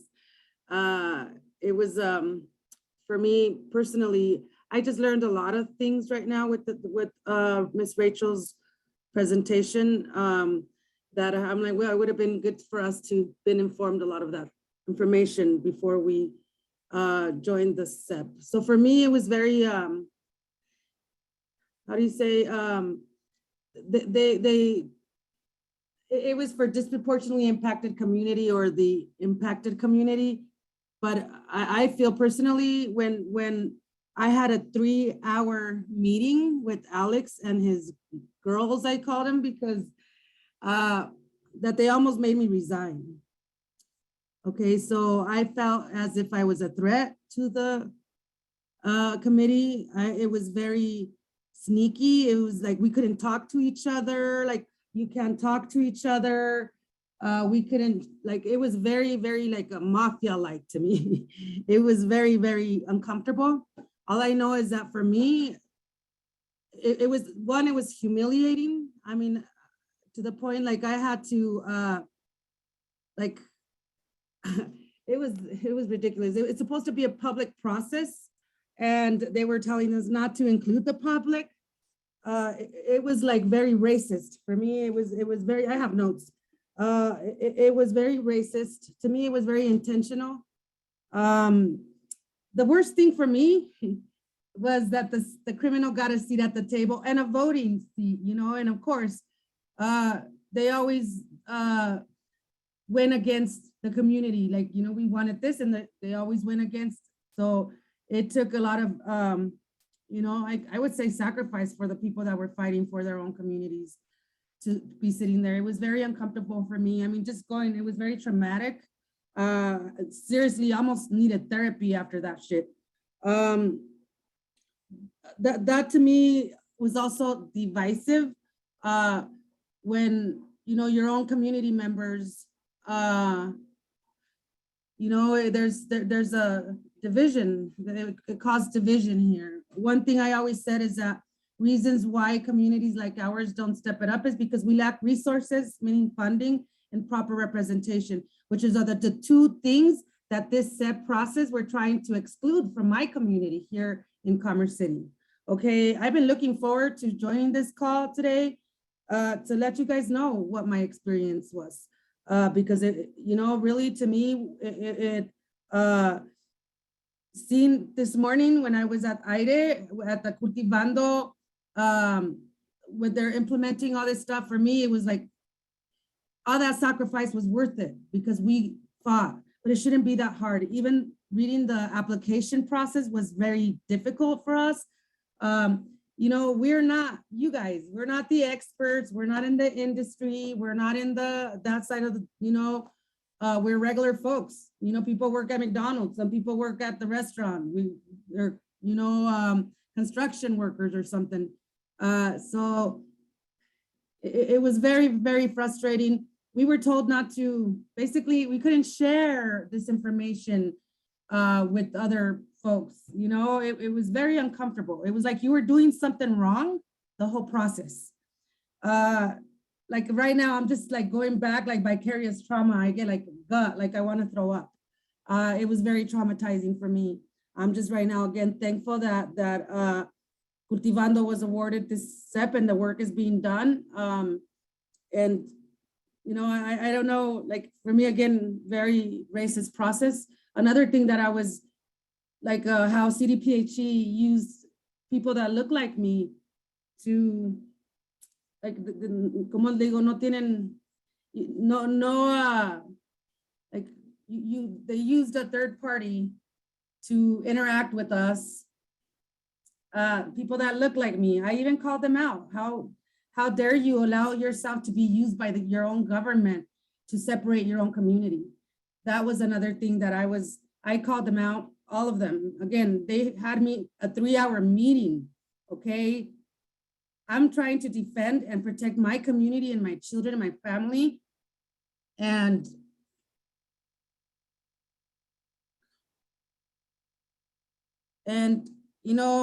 they almost made me resign. For me, I had to stick it out just to make sure that, this project would go through here in Commerce City. I don't know if any of our community members that were part of the SEP had 3-hour meetings with Alex and the crew. That was not normal.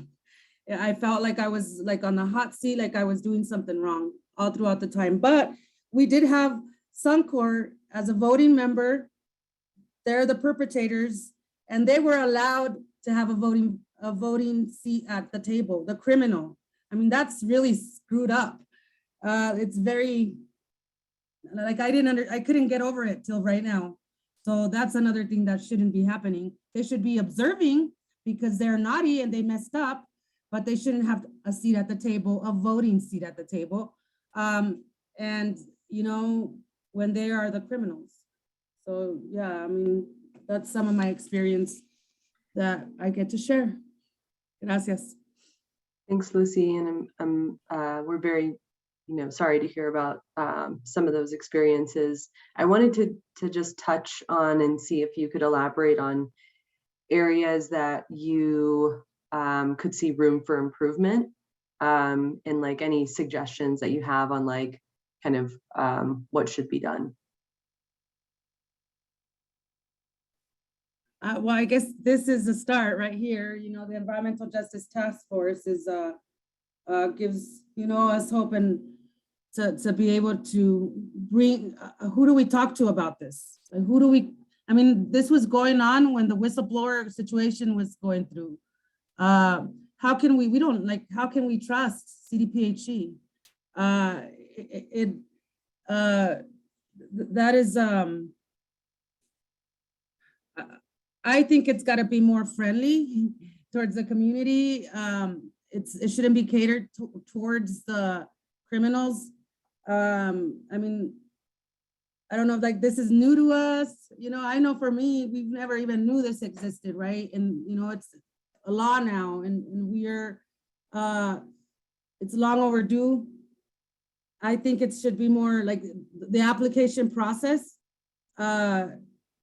For us, again, the terminology, like I would have liked if each time there was somebody explaining to us some of the terminology that was used in the application process.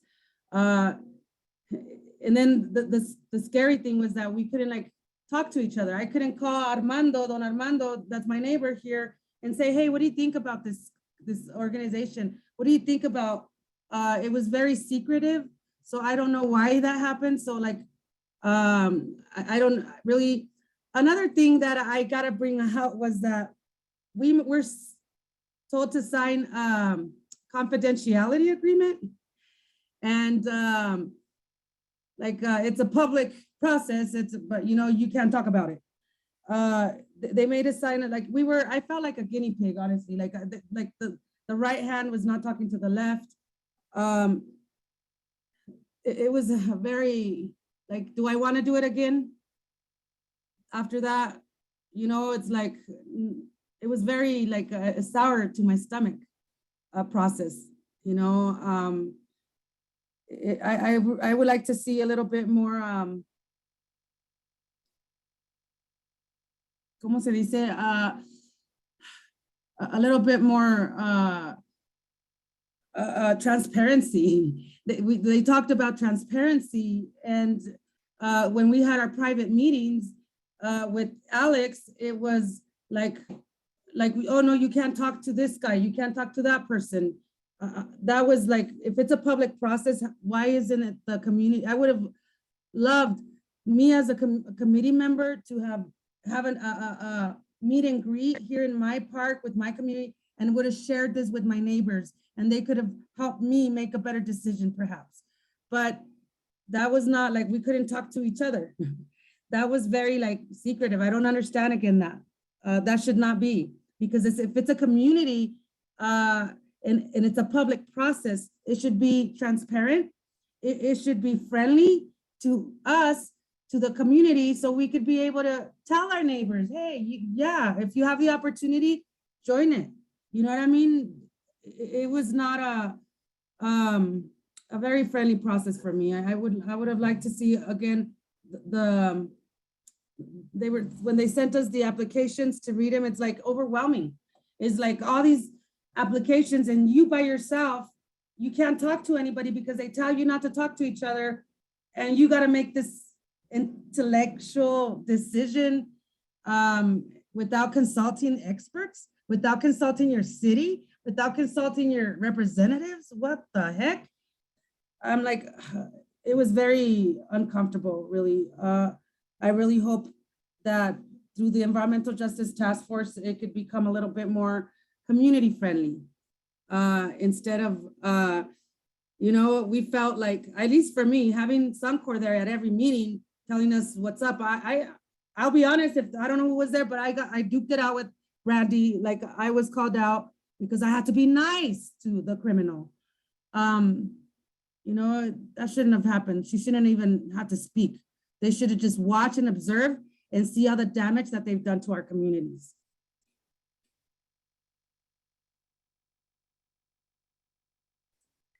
Hey, Lucy, it's Ian. I just want to say, I know that this was a challenging process for you. I know that you felt incredibly isolated.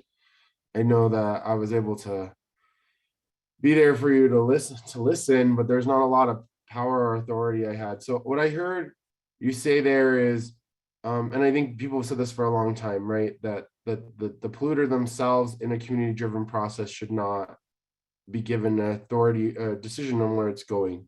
That's your opinion, right? Well, yeah, and Ian, thank you so much also for all your work, all of you guys.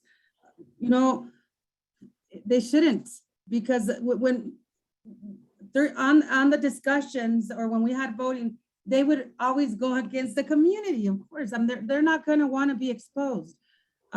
So they would always go against community decision, basically. So then, again, up to now, who's been controlling our government if it's not entities like this, right? For 70 years, they have been driving policy, legislation, putting their people on office in situations. Hey, we have it here in Commerce City, where our mayor allowed this for 11 years to go on an expired permit for Suncor, okay? That is how corrupt it is. So I know it's a corrupt process, And it's very uncomfortable. So Lucy, in your example, I think for people who weren't a part of it, there were all different kinds of projects, right? And in your case, you're talking about they voted against wanting to have community-based monitoring that would unveil more data, and instead they were voting for projects that were tree plantings and things like that, right? Something that historically the polluters or those that have created the damage have been able to brand in their favor, right? Like, we're gonna go put up all these lights in a school, or we're gonna make the Suncor Boys and Girls Club, and then there's nowhere in the narrative that it's been mandated, right? So that's Band-Aids. the I example call you're those talking about. Band-Aids, Ian. Those are called Band-Aids. They want to just, you know, Band-Aid things over, and the wound is still there bleeding. And you know, the boys, the Suncor Boys, and it's always empty. There's nothing going on there, always, ever. You know, it's like a money laundry. They just buy the community out. I don't know what they do. My kids have never even been in there. You know, that there's when I think about it, of course, they would go against things like air monitoring, because we were doing the historic community air monitoring that is going to do more than 2 pollutants, right? The law, the bill that passed last year, it was only going to do a few pollutants. This project was going to measure like tons, right? Like 50 or something. So it was more than, so then of course they would want us to, you know, do cleanups or something like that, park cleanup, tree planting. We want trees too, but then again, there's already a lot of organizations doing that. And I believe that should be the responsibility of the city itself. Our own local cities should take that responsibility of partnering up with these entities to bring the trees and all this stuff, instead of taking the money from the SEP that has to do serious work like air monitoring, like the first historically community air monitoring in Commerce City, I mean, probably in the nation, you know, so yeah. Well, thank you, Lucy. I appreciate it. I have some other questions later for the staff members, but I want to let others have opportunity. Great. Thank you, Lucy, for sharing your perspectives. And I do want to give the floor to Olga now. As I mentioned, Olga Gonzalez is the executive director of Cultivando, a nonprofit in Commerce City, focused on cultivating leadership in the Latinx community, especially on the topic of health equity.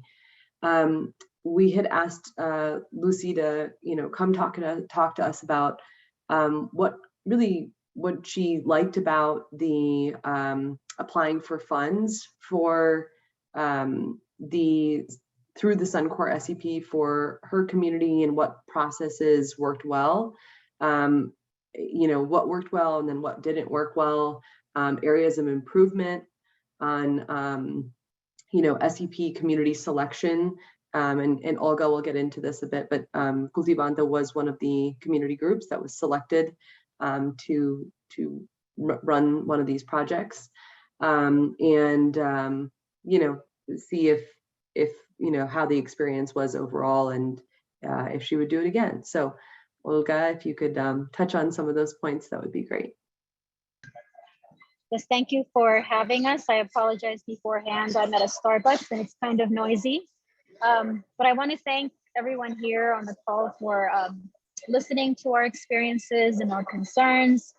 I also want to thank many of the organizations and individuals who are part of informing the SEP process and our current work at Cultivando, and also the many allies who've shown up to support us as well. And most importantly, all of the impacted communities who made us aware that this is an issue that is harming them. And I also think that in order for us to move forward, it is important to hear those voices like that of Lucy Molina, which is very real.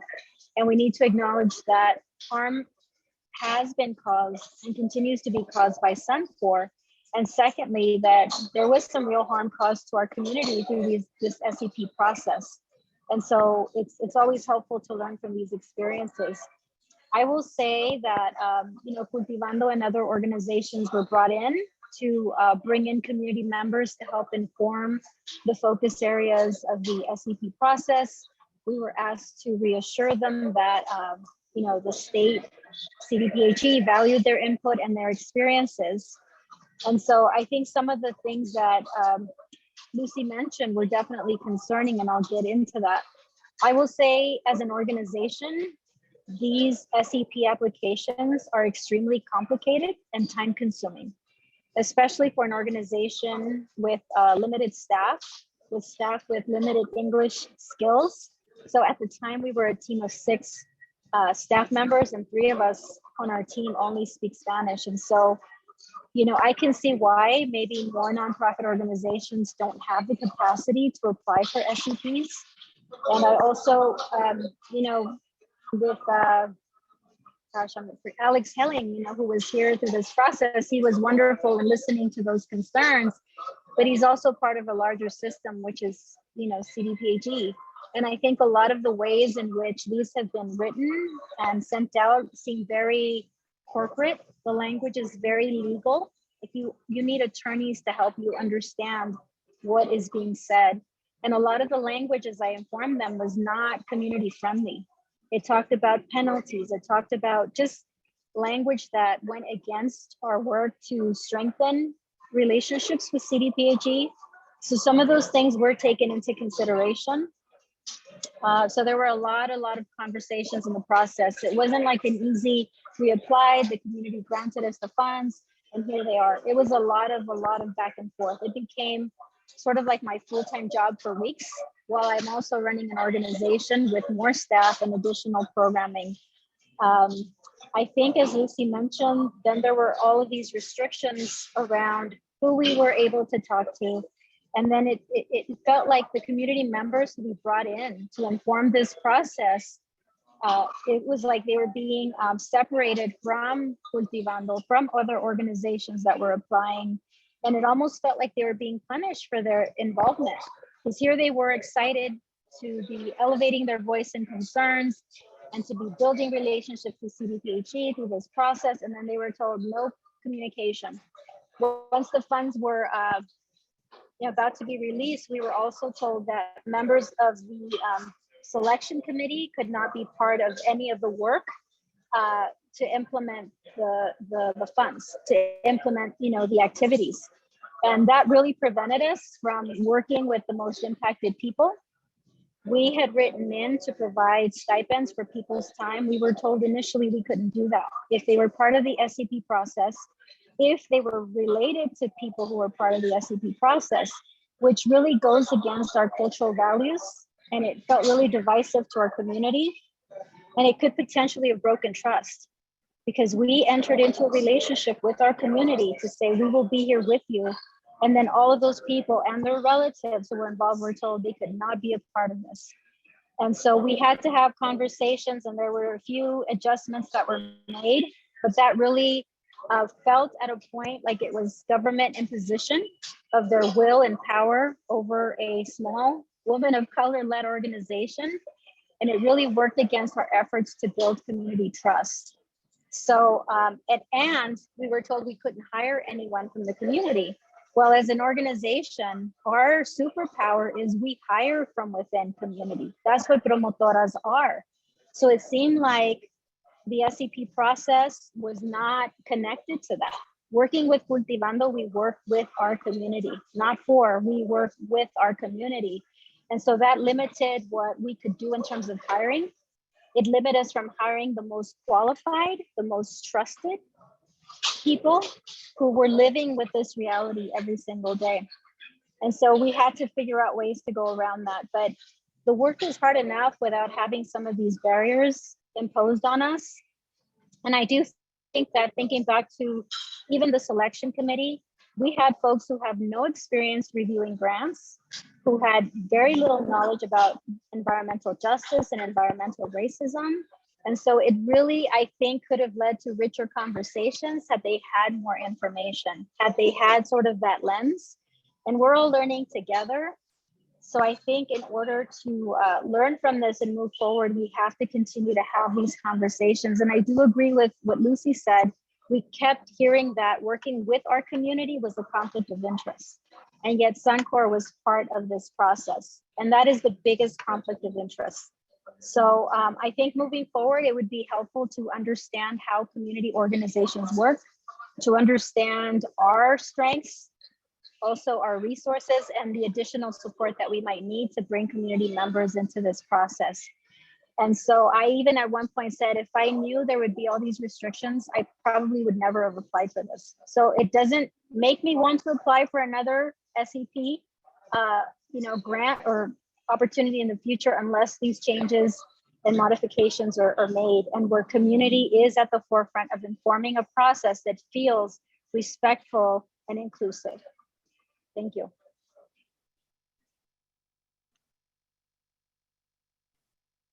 Thank you, Lucy and Olga. Your insights are really helpful for everyone to hear. And I just want to go ahead and open it up for people to, for task force members to kind of share their thoughts and ask any questions they might have for not only Lucy and Olga, but also for Rachel and Elizabeth. And Trisha, I see your hands up, so I'll go to you. Well, thank you. And it's really a comment. I just want to thank both Lucy and Olga for coming and sharing your stories and sharing your truth. Olga, I couldn't agree with you more that how important it is to listen to and understand those experiences and learn from them. That's the whole reason that we're having this conversation. Clearly, there is a lot to learn from the experiences, right? And looking at how to change the structure, how to change the process, because certainly the intent was to be one that was respectful and inclusive, and clearly we have a lot to learn there. So really appreciate both of you taking the time to share that with us and being very honest.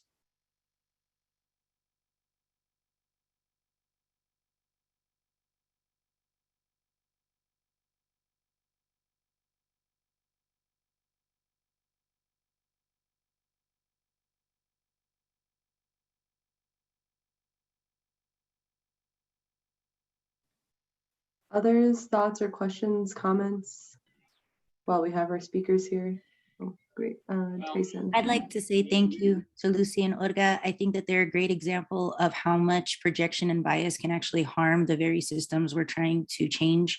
And when we're trying to finally bring implementation, these institutions are very much run by very real people. And it's recognizing that there are going to be barriers in how they look at our communities through their own bias. So how does that harm when Olga was trying to implement, or when Lucy's just trying to speak, when they're trying to have their own form of equity and institutions still feel superiority to outweigh their influence? So I think it's incredibly important that when we work in the future, their forms of cultural and trauma sensitivity that organizations and representatives like Lucy and Olga are in their community should be able to determine what that looks like now, because they know where institutions continue to make it incredibly hard to heal.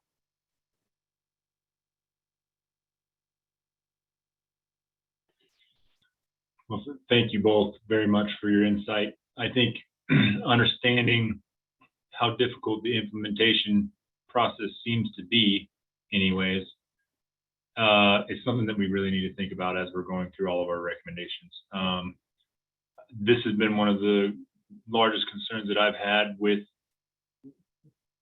making recommendations like this, because you make a recommendation and it goes to somebody who's not involved, in the arenas that we're involved in and with the people and the communities that we're involved in. And that implementation gets implemented as would some of the issues that have actually been implemented themselves. So, I think something that we should consider is there room for task force extent, and meaning, our task force really does involve community engagement, and we're getting better at that as we get farther along in that process. But eventually we're going to have community engagement recommendations. Can our task force be included in the implementation of these new recommendations when we do come up with those final recommendations? And can we then utilize that platform to pull in communities and help them with the legal work and help them with the stuff that happens that creates these implementation issues, if you want to call them issues. Really, it's just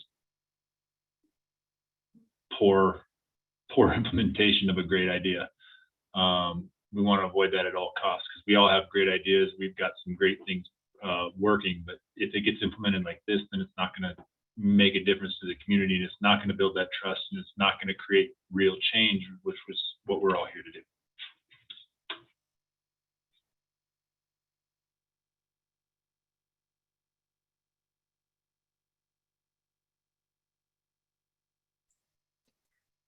I just had a quick comment. So I work in enforcement in the AG's office, mostly hazardous and solid waste enforcement. We don't do a lot of SEPs in the work that we do, but I just wanted to note that I believe SEPs are usually used in a situation where you're negotiating a settlement, a compliance order on consent with a facility.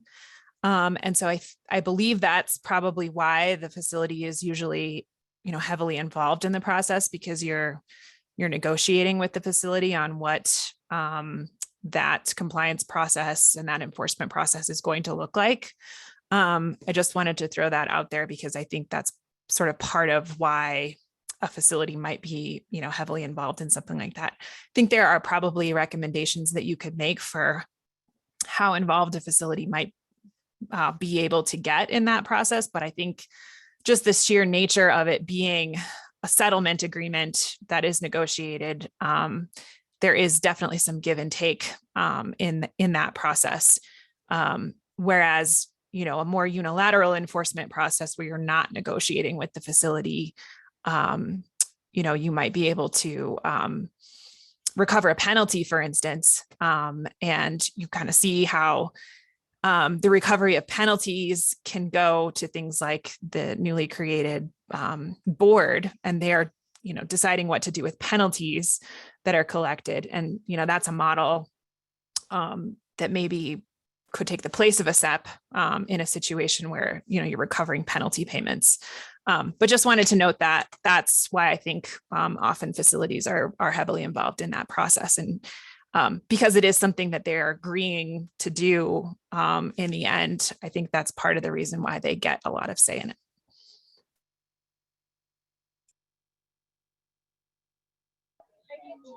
I have a question, kind of going back to the equity analysis and the cumulative impact assessment.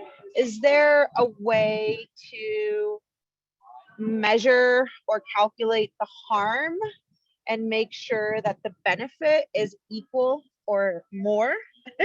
For example, I'm thinking of the comment Elizabeth made about polluting water and a water system, and then adding a recycling facility. I see that not as equal in terms of benefit to community and the harm done. And I don't know if I'm framing this correctly, but if the harm is, so vast and it reaches so many people, and I think a process like a cumulative impact or an equity analysis could help inform stuff like this, I would assume the mitigation process is equal or more to the harm done, and never minimal from that, right? So if there's a way to measure it, I think that would be the most just. And then obviously the people that are the most impacted by those effects as well.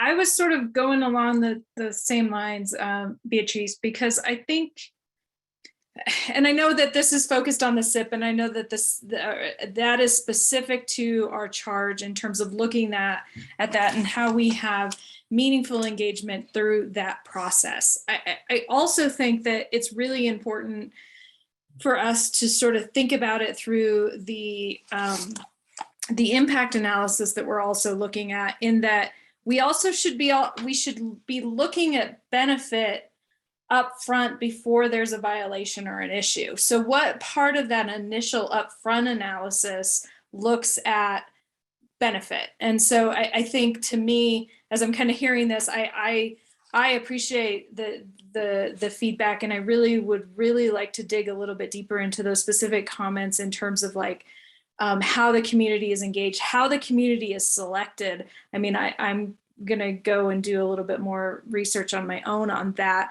but I also think as we're tasked to make recommendations up front on potentially on equity analysis and things that are coming at the front of the development process, it's important that we think about a process, a workable process. It sounds like this one can use some tweaks that incorporates that benefit analysis in at the front end and not just when we have a violation or an issue on the back end.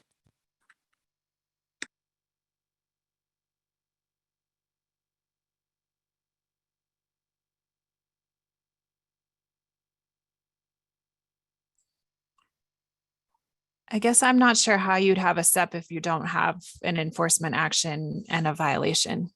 And I'm not saying call it a SEP, but I think that we need to think about this concept in the context of the equity analysis evaluations that we're thinking about recommendations for as well. Because I think it's important that, again, if you can look at a project up front and potentially think of ways that the violations or that there could be issues with the permit that should be mitigated. And I'm not saying that, I'm saying we keep the SEP, but I also think that we need to look at some sort of analysis to look at benefits to a project as it's being evaluated up front in our equity analysis.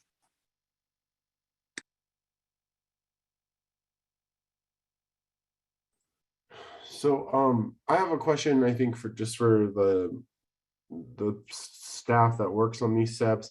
And I'm curious, like, how do you make up your mind on what value the top end for a grant is? Right, like one group isn't applying for all of it, 10 groups, or how do you come to the determination on what size of the grants you make are? Because it does kind of limit. I know we were talking about this with the air quality monitoring is, smaller budgets make it harder to do big things, of course. And also by having 10 of them, there were like a whole lot of people coming for that money, which is good, but not necessarily all of them had been consistently working towards environmental justice with the community like Cultivanda was. So I guess I have a question about how that's decided.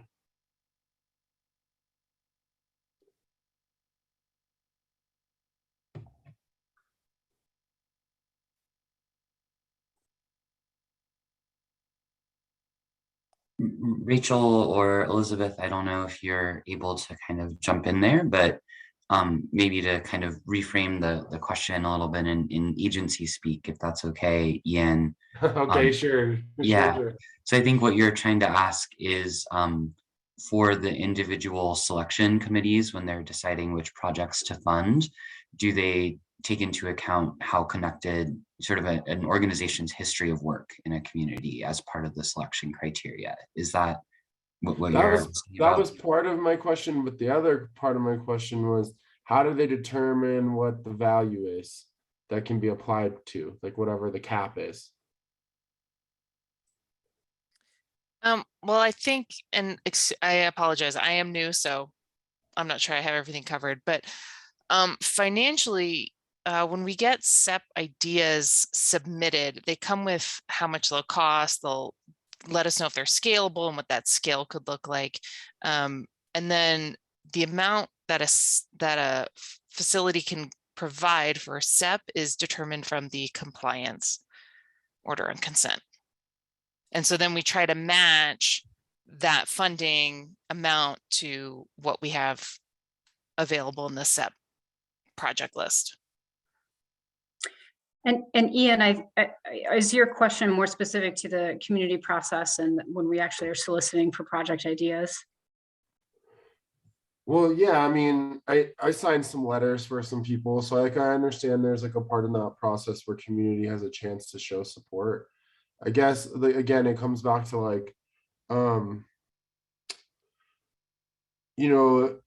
again, if it's $1 million and you decide to give out $100,000 cap, like, are there any guiding principles that you have, or is it kind of, it's a gut feeling for you all on how you decide it, right? Because that's I want to understand like how you come up to those decisions, because again, when there's only so much money and then there's big transformative projects, and I see organizations who are, I'm thinking of some specific examples, I don't need to name their names, but who are really good at writing grants, but haven't really done a lot of organizing. And we often see that, right? Where the best grant writers sometimes win out, but that's not necessarily reflective of like the community leadership necessarily, because we don't have those skill sets necessarily. Right. And you know what, I do think it's a balance of concerns, right? So there's one value that would place an emphasis on, you know, spreading the money out, right? So you want to help as many different projects as possible. And there's another side that would say, no, what about the big transformational projects? You know, leave space for those. And so I think that in between, quite frankly, we took a balanced approach to say, well, $500,000 is a big project, right? That's a big project. It still allows us to fund, you know, 5 big projects, but doesn't put everything into one place. And so really it's trying to balance all of the concerns that we're hearing. And I think your other point about criteria and how we're evaluating those, I think that taking into account an entity's history can be important in terms of, do you have demonstrated success of managing a $500,000 project? That's a big, right? That's a big task. And some organizations, as you state, are more, they have more capacity to do that. So again, it's trying to balance that, getting money into organizations that may, you know, not have been able to be funded through another mechanism, but can they be funded through this mechanism? One important fact that I would call out about SEPs that make them really attractive to organizations without that kind of capacity that you're referring to is the fact that you do get the payment from the regulated entity directly in one lump sum. If you apply for any CDPHE grant, that's not the case, right? There's all sorts of mechanisms that have to be put into place. I think there was a bill recently passed where nonprofit organizations can apply to get 25% of their funding upfront from the department. We still, I mean, even after that bill has passed, we've still not been able to implement and operationalize that, what that looks like for us. So I think that there's this balance of all these different needs and desires in the community. And I think, you know, I'll be honest, we are trying, we're doing, you know, the best that we can. And this has been really informative and eye-opening for me personally, to hear the thoughts of the committee, to hear the information from Olga and Lucy. This is a great conversation, and I'm happy to be a part of it. But I hope that answers your question a bit. It does answer my question, but it also is leaving me wondering, it's just a small staff of a couple people who get to make a choice about how it gets broken up. And is there any sort of policy or guidelines that you refer to? And the reason I ask you this is because earlier in the day, it's my belief that all of the things that are the guiding principles, the procedural rules, right? This is where we have to bake in the equity if we want to have the outcomes, because those are the rules the game is being played by. So that's my real question. So am I hearing that you guys don't really exactly have that? No, we do. We have a formal SEP policy that was last signed in 2018, last updated in 2018. I'm sure Lubna can send it out to the committee. It's on our website. We, after the experience with the most recent Suncor community process, I think, Joel, you had been working with Alex before he left to try to come up with some revisions to the policy. And then unfortunately, because Alex left, there was no capacity to take those on and move them further. But that is the guiding policy for the department in terms of how we do SEPs. I also thought it was important, and I can't remember, I'm looking at the screen, but I don't see her, who brought it up from the AG's office about, you know, the context that we're talking about these SEPs, right? You're in an active negotiation confidential negotiation with a regulated entity. It is now the case that air quality penalties will be going to the community impact fund, going forward, like increasing percentage each year. Water quality penalties go to the water quality improvement fund. I think hazardous penalties are the only ones that are still going to the general fund.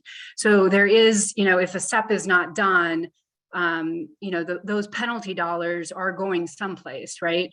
And so the question is does the SEP make sense? And going forward, quite frankly, with the community impact fund, is that something that's going to change when we do SEPs, why we do SEPs, how we do SEPs, right? Because if there's another mechanism for the funding to get out, I think that it's worth, contemplating whether or not SEPs are the same tool that they used to be, right? Before it was like, this or nothing, what's better? And in that context, I feel like we felt good about doing something and not nothing. But now we have other options. We have additional the statute. So it's a different conversation today.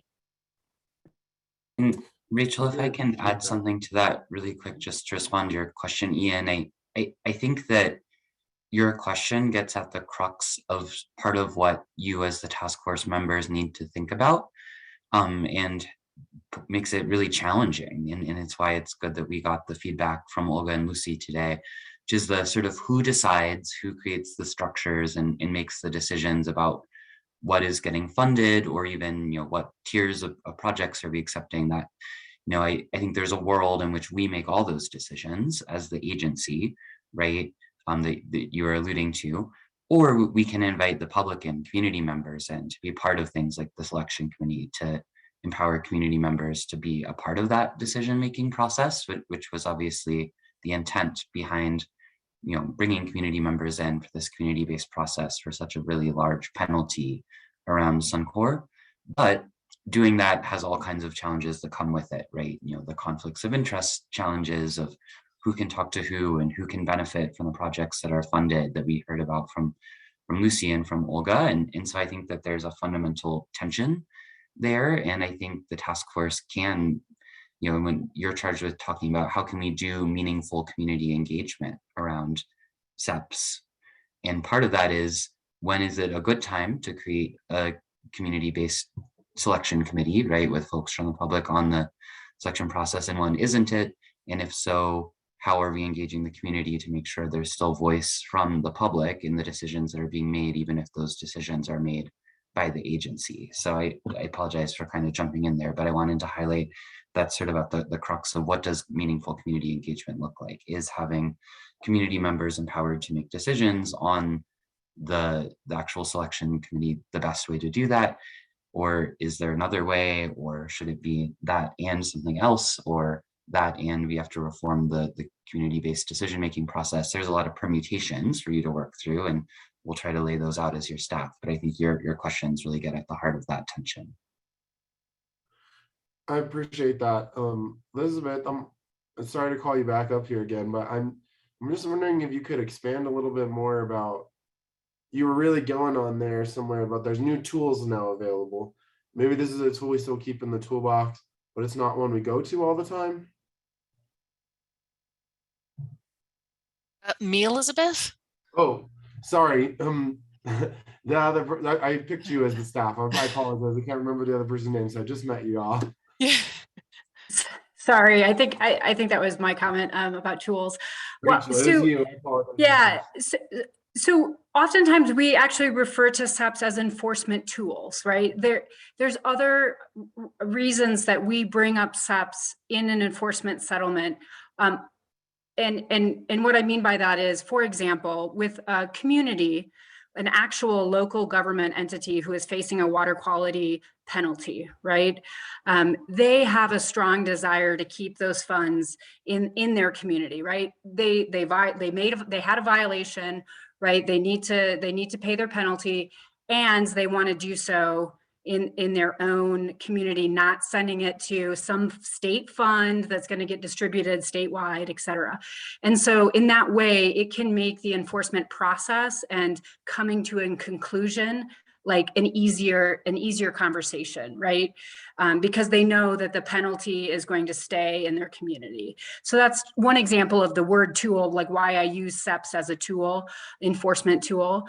But the other tools that I was referring to was the funds themselves, the Community Impact Fund, the Water Quality Improvement Fund, these places that have been identified in statute for the penalty money to go and to be distributed through, a specific process. And I know that, Joel's team is, I think, still working what that might look like and developing it. But as that grows, like I think that's a different tool than could be used.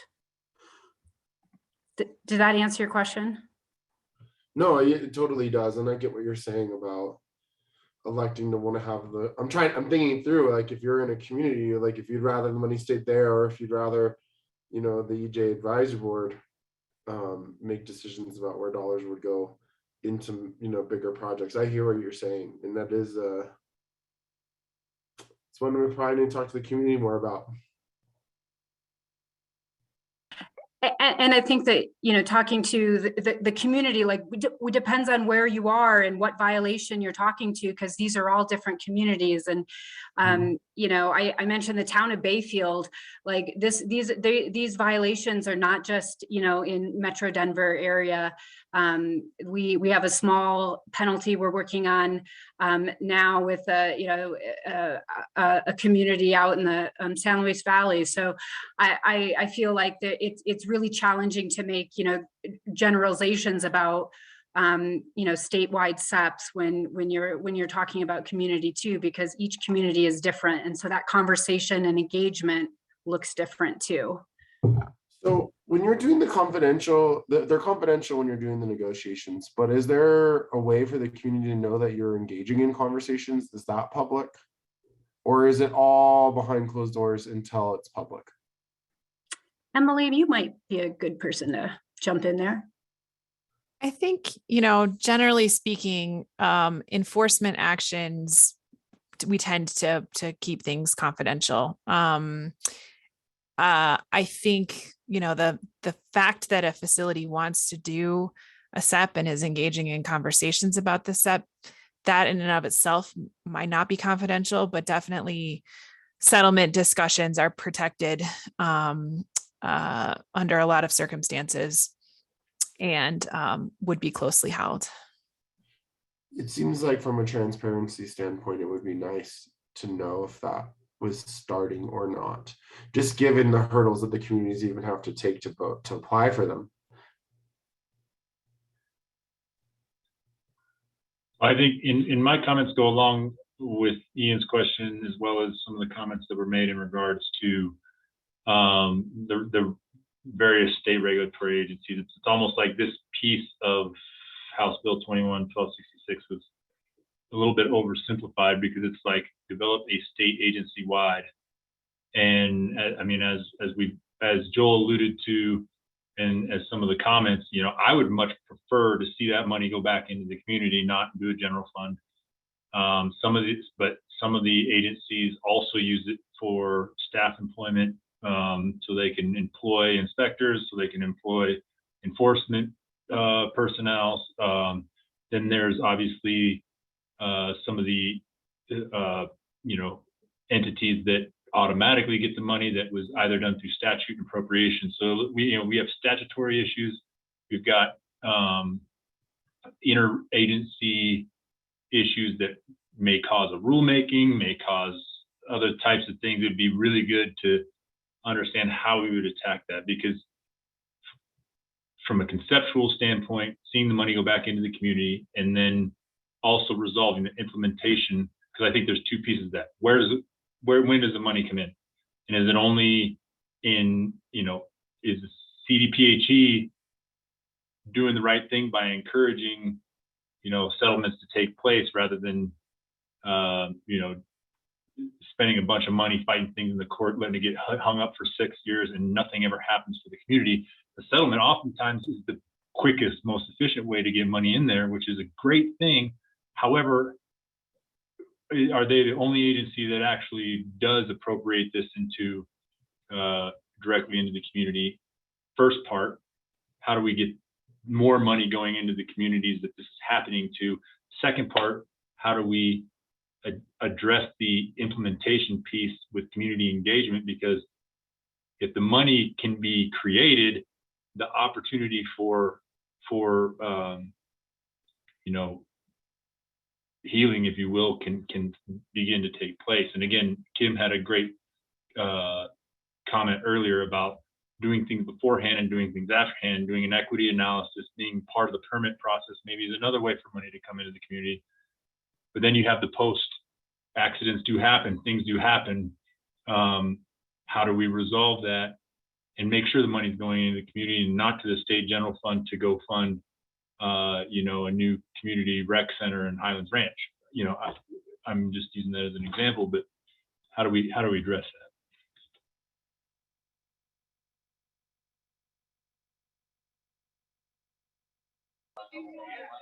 Sorry, that was a loaded comment there. So I apologize in advance. I was holding my tongue for a long time. No, Tyson, I think it's great. And I really appreciate your comment. And I think it's right on point. And the only thing that I wanted to add is Rachel and Elizabeth, Olga and Lucy, thank you all for being here. Please don't take any of this personal. This is hard work, and it's hard to realize, you know, how much pain and harm is done to communities. So again, it's nothing personal against anybody. And I just want to kind of remind everybody that we've inherited this system, right? A lot of us did not create it. We have come to work in these different agencies with the best of our intention, but we also have to recognize that the system isn't working for everybody, and there has to be a collective effort to push forward and make sure that we are better than the generations before us, and that we can achieve environmental justice for all people in Colorado. I think at heart, that's what we all want to do. So again, thank you all. And again, this is something that was inherited, and we can change it. It doesn't have to be like this.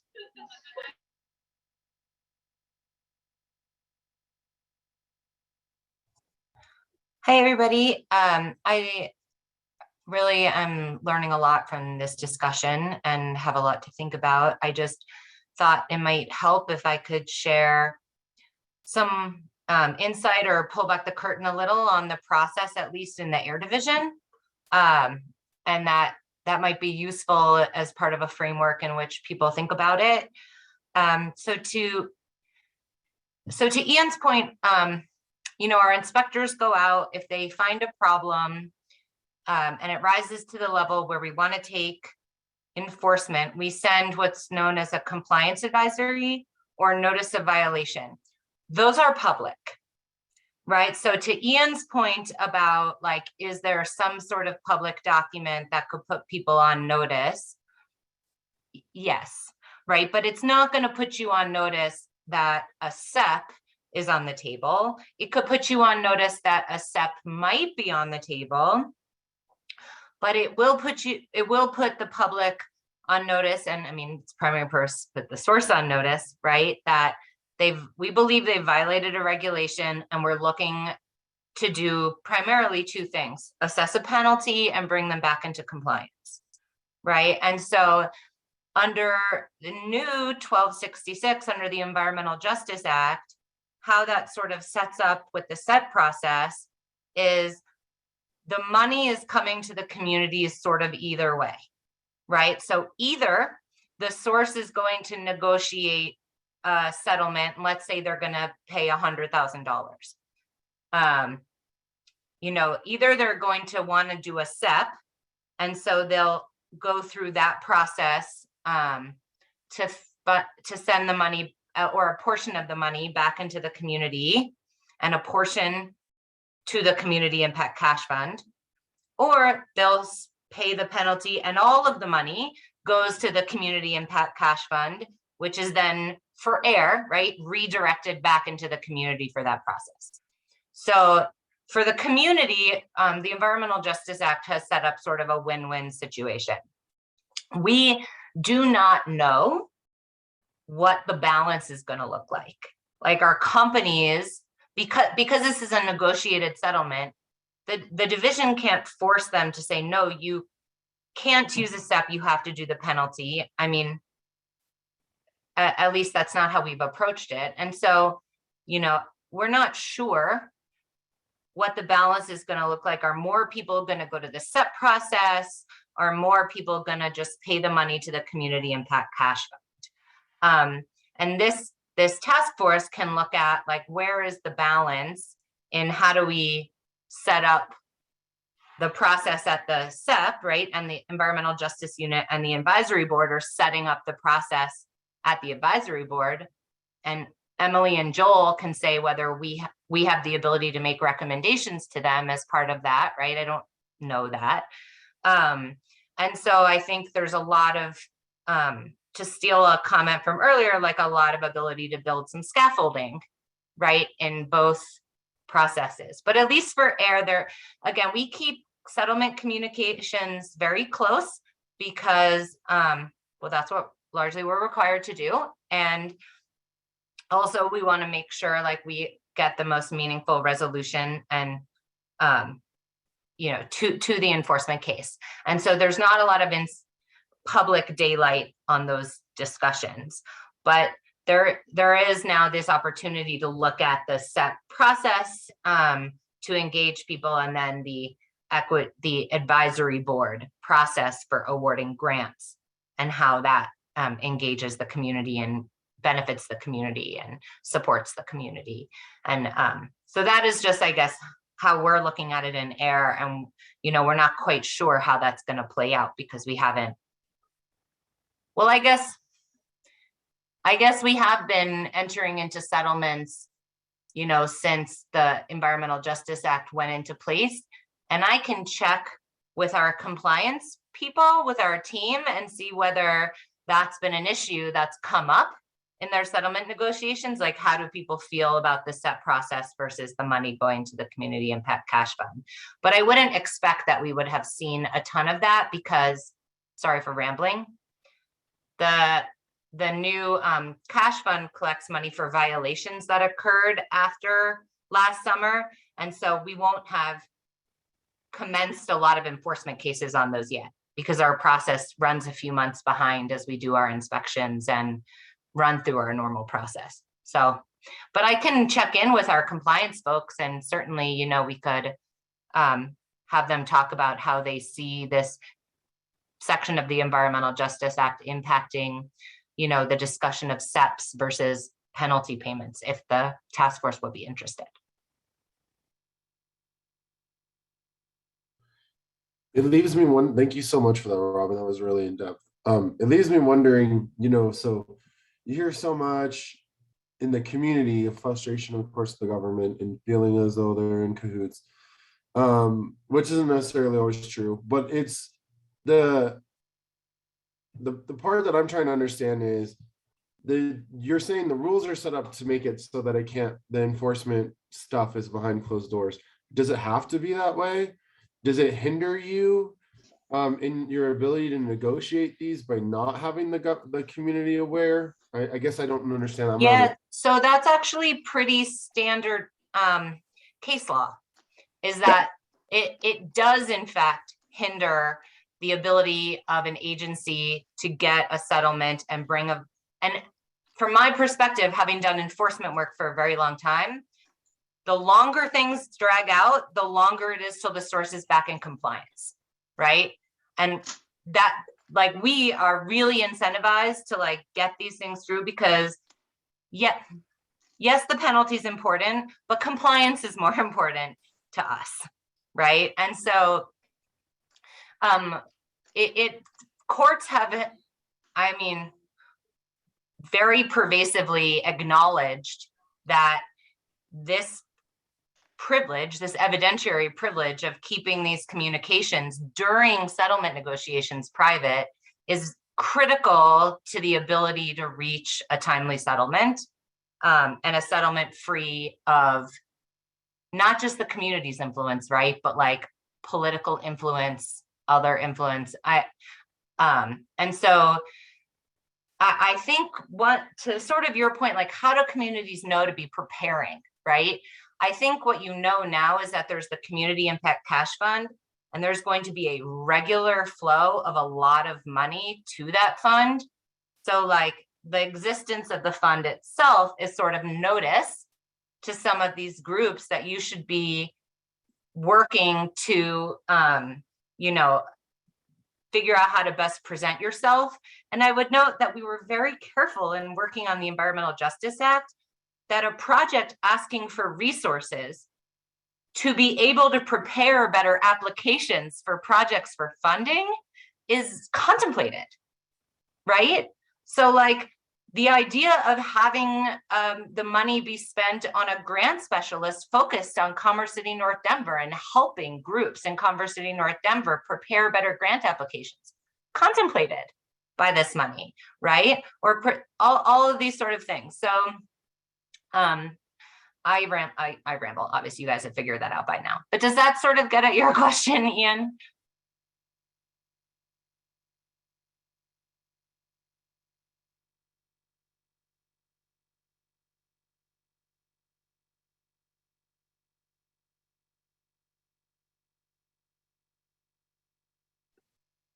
Go ahead, Renee. I see your hand up. Thank you, Rachel. You kind of answered part of mine too, because my concern is long-term funding. Money is a power dynamic right now for disproportionately impacted communities to restore from their own self-determination. And I'm also concerned that once there are EJ recommendations, that they won't be diminished over time, because that's happened before. Is that once you do hear from community, there's been plenty of communities that have come before and had these issues and concern raised, and nothing was ever consistently done with equity, where there was long-term funding. And Commerce City is known as Commerce City for a reason. So what's also going to make city council and other spaces have the incentives to also go for certain projects that are restorative for their own communities, for disproportionately impacted communities. So what I'm saying is, how can you also support, even within leadership and within your own spaces, how to learn with this form of sensitivity too? Because it's concerning that the next grant writer or the next space that's going to happen, they're going to be used to a status quo. And we do want to make sure that there aren't going to be some barriers that are just, especially with the nonprofit spaces, there's a whole nonprofit complex there too, especially for disproportionately impacted communities, that when they apply for these grants, that they're taken as priority, that it is seen for the health impacts or spaces that they're able to help heal through cultural and trauma sensitivity, their own spaces.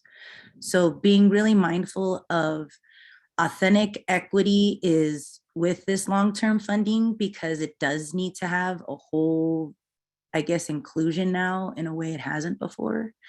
And I thank you for already including that through SEP, but it doesn't necessarily address the barriers that are already there within certain institutions. And Kim, I know you have your hand up next. I just want everybody to be mindful of time too, because we don't want to cut into public comment. So recognizing what this group is tasked with, and I can't see everyone, so I apologize if they've already jumped off, but Olga and Lucy, one, I don't want to take any more of your time away, because I know that you took time away from your day today to present to us. And so I really appreciate that. So, you know, the question I would ask is, knowing that we're tasked with making recommendations, if you could ask for something to make, for us to recommend to make this process better, what would you ask for? And as a follow-up to that, just if you're willing to in the future take a little bit more time to provide that to us or me, or I'd love that feedback, because I think, you know, we have an opportunity to make some recommendations to make this process better. And so if you could take something away from your experience to give to us to recommend, what would that be?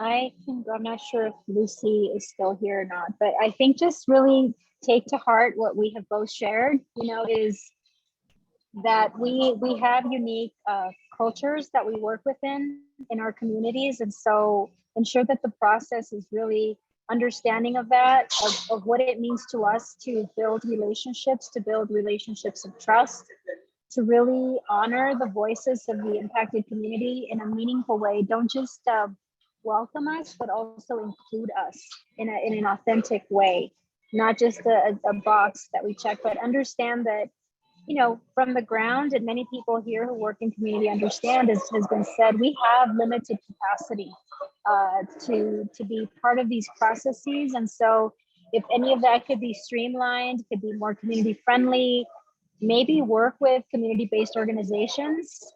It can be obviously just one or a couple of conversations, but I think that there are many of us on this call right now who have expertise in community work and can tell you what works for us. Many foundations that have been long-term funders, especially during the pandemic, have realized that our work is critical, and that the more time we can have to do the work and not go through these bureaucracies and processes and extensive writing and reporting, the better. So really, I think continue to engage with us. And if you're going to, also find funds to compensate us for our time and expertise. Thank you. Gracias, Olga. Thank you. You know, I will just I'll piggyback on Olga. Again, the whole process for me left me with the sour stomach. So definitely more friendly for the community. You know, like, we shouldn't have to feel that we're doing something wrong, protecting our own community and bringing justice. You know what I mean? It's not a, and then, you know, when we think of the SEP situation, they messed up. So that's why we're going through this whole thing anyway. And also explaining, I heard somebody talking about, you know, the support from, you know, CDPHE providing grant support for the organizations. And for us as community members, you know, really, you know, educating us also. You know, like, we really, how many of the SEP advisory committee or the committee is still involved? You know, how many of them are still, you know, so they should be on this panel. They should be in part of this task force. So you guys don't do very good in engagement sometimes, I think, right now, because I do thank Ms. Lauren and Joel for continuing to, you know, keeping me included, because again, I was not invited. You know, I always say I crashed the party because, you know, we didn't know some of these opportunities are there for our communities. So definitely more friendly. I did hear someone talk about, you know, that the perpetrator has to be involved in the SEP process. It's okay, fine, be involved. Just don't be voting for it. You shouldn't have a seat at the table to vote. You know, it's like, that's it. They can be involved the whole process, so I don't care. But when it comes to voting, they're always gonna go against community and against being exposed, against being truly, you know, found guilty, which at least that was my experience in the SEP. Again, also the secretive stuff, you know, like, you know, the agreement that they made us sign. There has to be, I would advise you all to start building this trust with the community. Because up to now, come on, 70 years of environmental racism and y'all haven't done nothing up to now. How am I gonna trust that? You know, my grandma's dead already. How am I gonna compensate for her life? So a lot of my neighbors are gone too. So then really it's building that trust. True community engagement shouldn't be the same faces that we see in all the same places. Okay, we need more community to start showing up. And I would have loved to see more of the, you know, outreach to the committee members, and how are you keeping them engaged? Are they showing up to these task force to share their public comment and their experience? More community engagement, again, more friendly And again, thank you for all of you guys and your time and for the opportunity to speak. I'm clearly pretty pissed off about the whole process. You know, again, a sour stomach a sour stomach for me, just thinking of the whole process. I hope nobody has to deal with the things I had to deal with. So thank you.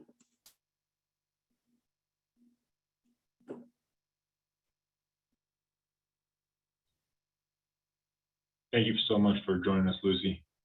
Lubna, I'll hand it to you do we want to take a short break before we start public comment? You know, that may be another place for Lucy and Olga to add comments if they want to stick around. Yeah, absolutely. Thanks, Tyson. Thank you so much to Lucy and Olga and to Rachel and Elizabeth for sharing out on, you know, I think this is the first time this group has really had the opportunity to learn about supplemental environmental projects and learn from the community's perspective. And, you know, again, we have the opportunity here to develop recommendations around this. So Beatriz, thank you for that, you know, positive framing earlier as well. And also to Emily for providing kind of some of the technical insights. With all that said, I realize that we've been on this call pretty much all day, and I do want to give people a significant break before we jump into public comment.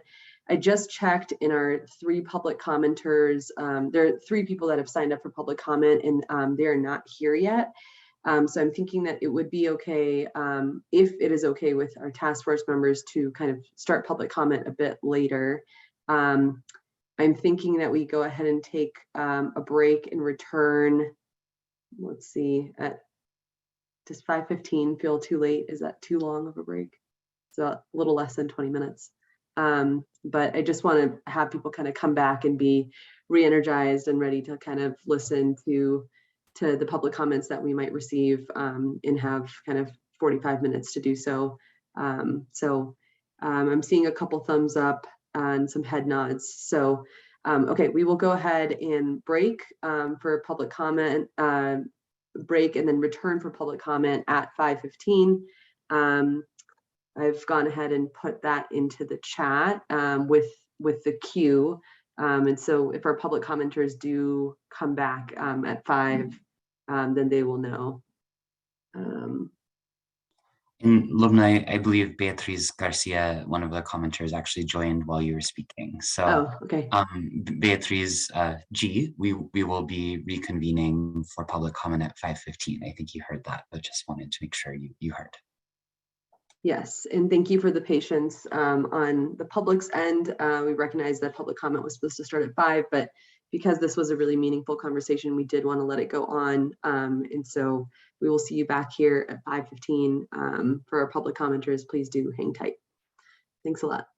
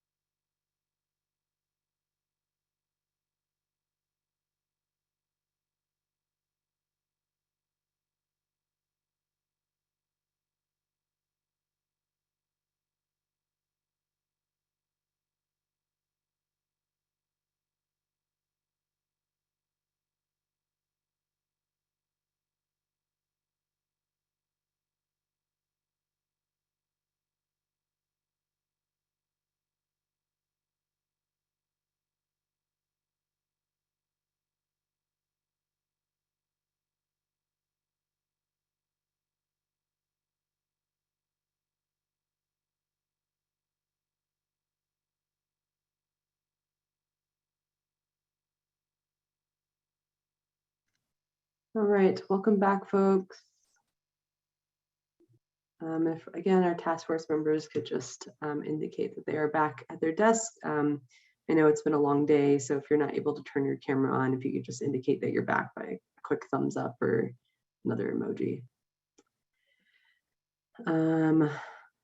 Great. All right, looks like we have critical mass.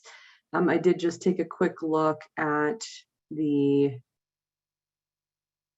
participants, and it doesn't look like any of our public commenters are here at the moment. But maybe we can, there's Beatriz. Well, I guess at this point, Ian, if you're okay with it, I'll turn it over to you to kind of just lead us through public comment. And, you know, I welcome you kind of running this how you would like. And maybe if you would,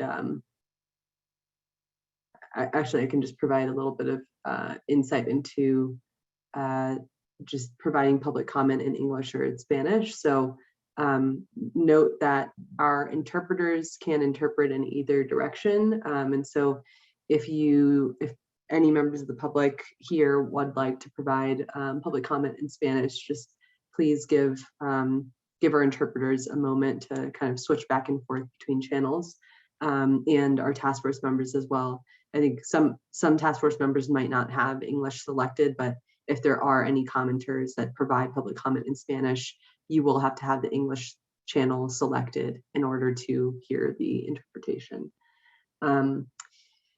Because we have a small group, and I think only one of our only Beatriz was the one that registered for public comment. I think we can be flexible with the timing. We typically give people 5 minutes, but we can extend that time. And just a reminder to please keep public comments civil in nature, not vulgar or harassing. And that's about it. So Ian, I will turn it over to you, and maybe you can kind of start calling on folks. And I think Beatriz is the only one here at the moment, and then we can kind of open it up. Thanks. Sorry about that. If you were I had to switch computers again because so slow. Well, you heard the rules there, Beatriz. If you want to go ahead, we're really excited to hear what you have to say.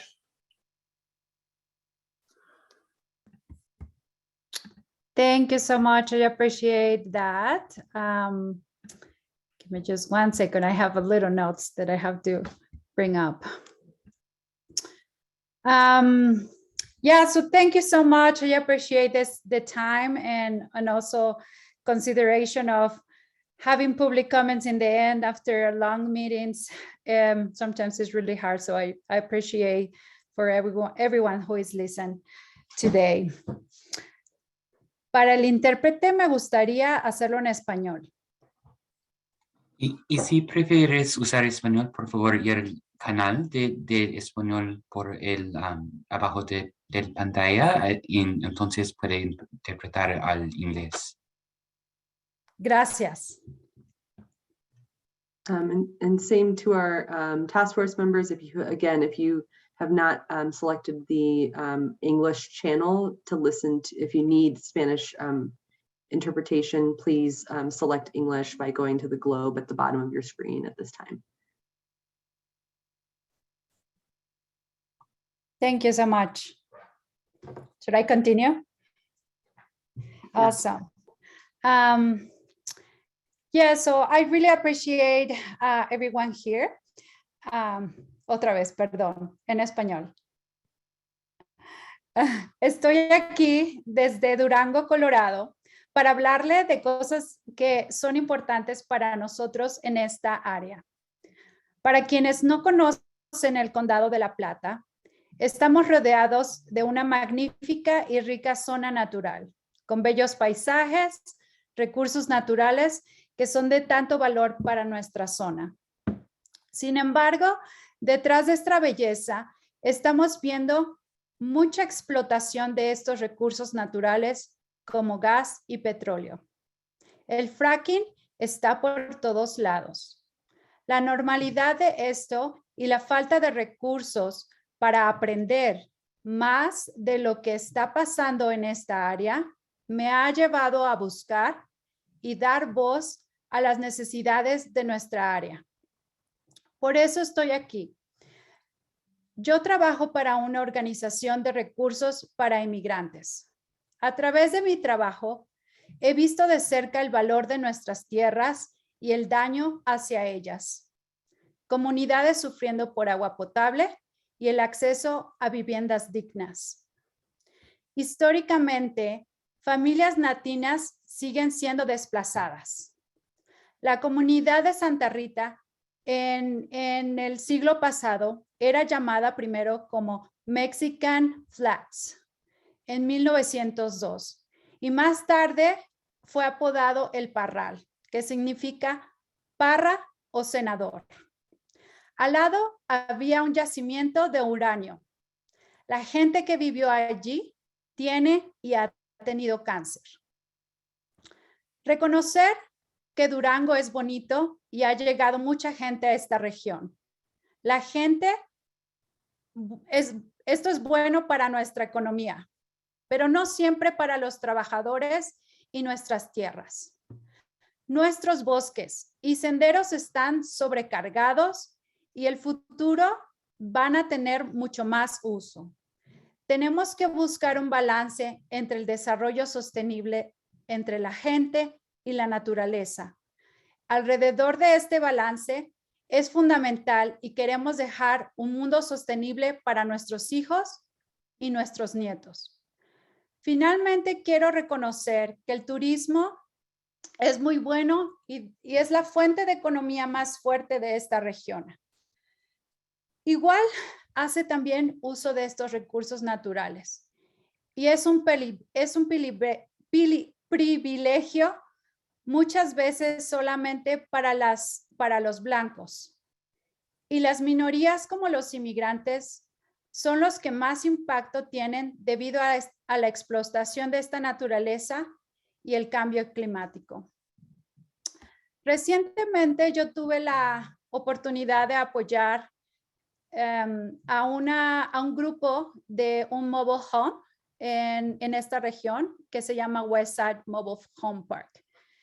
Ellos fueron la fuente fundamental para realmente buscar salida y soluciones a los problemas que no solamente esta pequeña comunidad ha tenido, pero que valientemente tuvo la voz para enfrentar todo lo que estaba por delante de ellos, para salvar sus viviendas. Pero con eso conllevó a entender que las condiciones de vida que estaban viviendo ellos, la explotación y la falta de agua potable eran inminentes en una comunidad de niños nativoamericanos y latinos.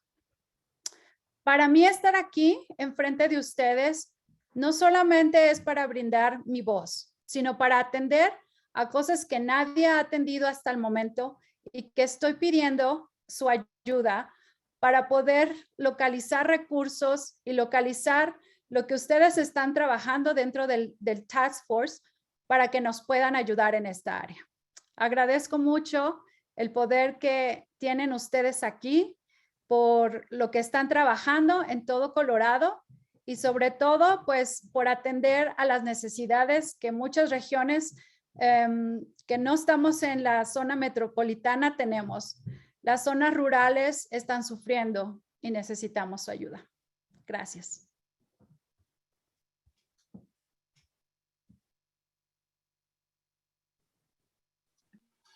Thank you for your comments. Muchas gracias.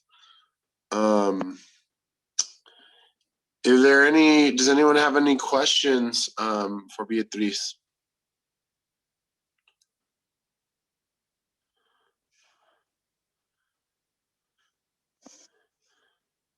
Hola Beatriz, mi nombre es Hilda Nucete, soy parte del grupo de acción y te quería preguntar, muchísimas gracias por tu testimonio, lo agradezco muchísimo. Una de las partes que estabas mencionando era la falta de información y de educación que se estaba presentando en el área. ¿Qué tipo de información, o sea, has visto, si has visto alguna que estaba presentada? y alguna de esa información estaba en múltiples lenguas o estaba pues hecho de una manera que tampoco es tan complicada el lenguaje para miembros de la comunidad. Realmente no hemos tenido contacto con ningún recurso local. Las decisiones que se toman dentro del condado en cuestión de ambiental, no ha habido interpretación disponible. Se está trabajando en que las juntas públicas se tenga por lo menos interpretación disponible para que pueda ser accesible a otras personas. Sin embargo, la actividad de ICE en esta área fue muy fuerte y la gente no tiene deseo de asistir a estas o no tiene la iniciativa de hacerlo por muchas razones personales, pero la más grande es por miedo. Y la otra es que nos encantaría ver más talleres disponibles en español que traten acerca de estos temas. Gracias, Beatriz. Sí, y ¿tú crees que el miedo más que todo es que la información o quien se está firmando, se está anotando en la lista, después pueda ser perseguido por la migra? O sea, porque es nada más en las ¿cómo se llama? Reuniones en persona, ¿correcto? Sí, lo que ha pasado en esta área es que los agentes de ICE han ido a escuelas, han ido a la corte y han ido perseguido a otras personas en áreas públicas, lo cual causó por los años pasados mucho miedo entre la comunidad. Entonces, la mayoría de la comunidad en esta área no tiene credibilidad en las instituciones hasta el momento. Gracias, Beatriz.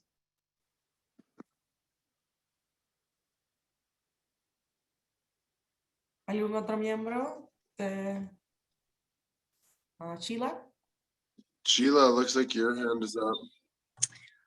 Yeah, so can you tell me more about the high cancer rates? Is this something that is an issue today? Or is this an issue in the past? Yeah, if you could just say more about that. Las personas que vivían en esta área, en el pasado, en la área de Santa Rita específicamente, donde vivían las personas latinas, ellos han presentado altos índices en el pasado y ahora. O sea, las generaciones que vivieron ahí, que fueron desplazadas, hasta ayer yo hablé con una persona que está siendo tratada por cáncer. No sé si eso responde a la pregunta, pero la área donde estaba asentada el uranio, de eso está como, era pasando un puente, o sea, era exactamente en otra calle de esta comunidad. Y los asentamientos de uranio ahorita se dividieron, entonces una área se convirtió en parque para niños y la otra área la como cerraron y hay una parte que se hicieron un parque para perros. Y no sabemos si tiene radiación, no hay información acerca de las consecuencias después de haber sido donde se pone el uranio después de ser procesado. So the children's park is built on a former uranium site? It's next to it. Es a un lado de.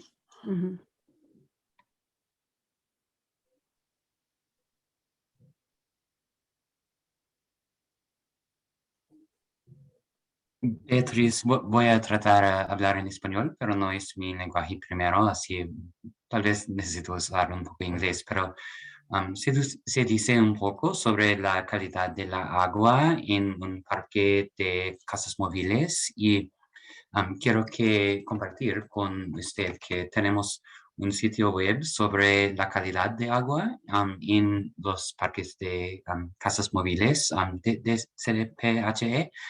Voy a ponerlo en el chat si puedes investigarlo, pero es un recurso que puede usar para la situación en su comunidad o tal vez en otras comunidades, porque sabemos que muchos parques de casas móviles tienen problemas con la calidad de la agua y espero que es un recurso un poco útil para usted y entender más sobre los problemas y también las soluciones para los problemas.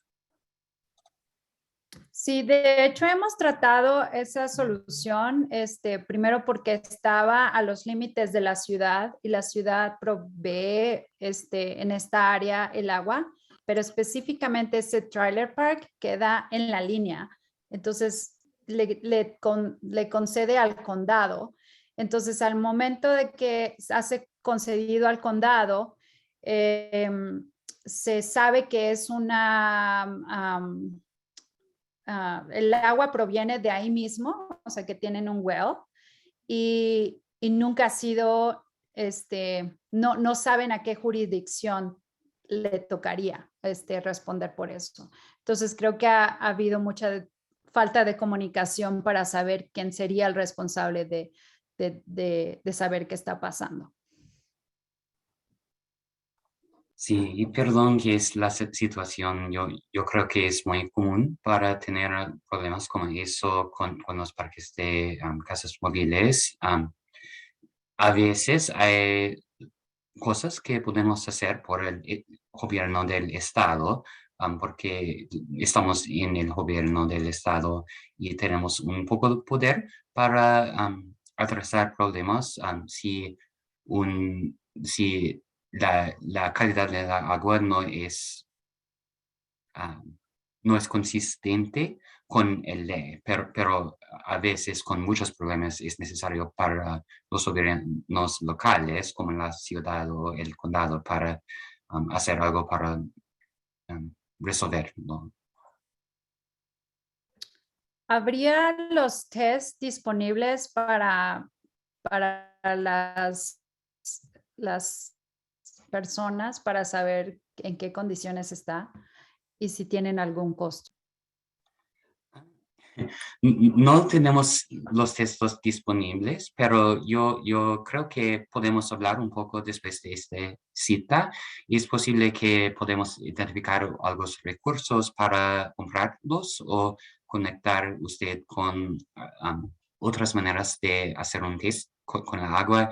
También es posible que nuestra organización, el estado de Colorado, tenemos muchísima gente quien asegurar que toda la agua está salud y segura para beber. Y es posible, dependiente en la situación, que podemos hacer un test por nosotros mismos.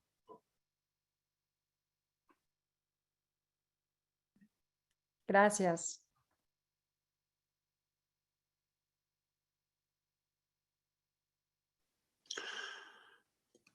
Does anyone else have any questions?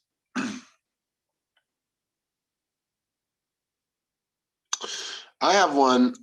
Beatriz, how did you hear about our meeting today?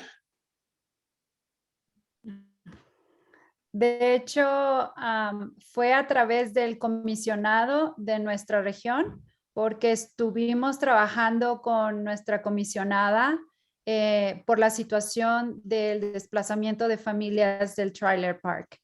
Y ella me sugirió estar aquí presente con ustedes. Your county commissioner, that's wonderful. And my job is actually within una organización para reparación ambiental. Se llama Green Latinos. Y también próximo domingo, I'm headed to Durango para un evento de tóxicas in bilingüe. So I'll put my email in the chat. Thank you, Ian.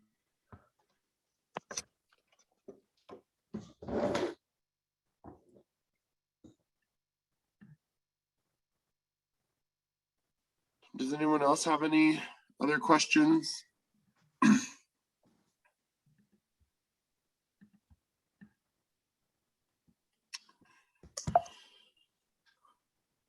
Okay, Lubna, do we have anyone else that signed up that we know it's their turn?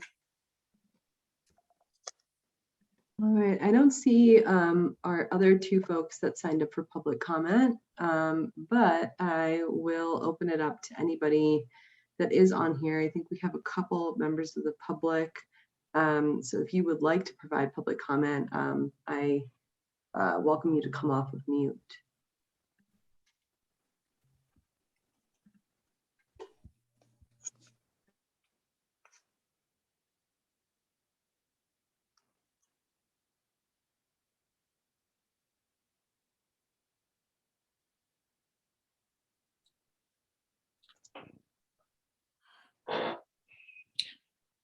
My name is Marie Benner, and I can speak on behalf of Unite North Metro Denver and Colorado Call to Action and Colorado Small Business Alliance. And we just urge that this task force address the full scope of the law and not restrict itself to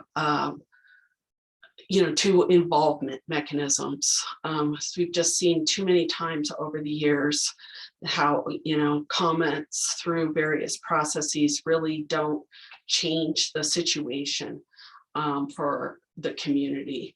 And, that's a theme we've heard through a number of comments and discussion. So we urge the team here in the task force to to be bold and to try to achieve what this law was about, which is getting communities what they need after many decades of injustice. Thank you.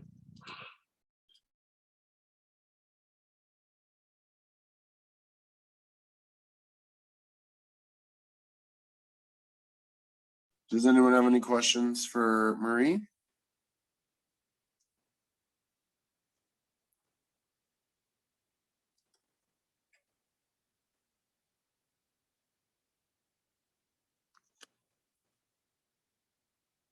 Okay. Well, in the last 20 minutes here, does anybody have any last things they want to chat with while we wait to see if anyone pops in? Ian, this is Tyson. I wanted to kind of comment on something that Marie touched on, and that is the actual, the sources or resources that we have actionable access to, if you will. I mean, we're here to make recommendations. What are our resources for recommendations? Because most of the recommendations that I can think of that are preventative measures or that are reactive measures are kind of easy to decipher. I'm having more problems understanding where can we pull from to create what I would call,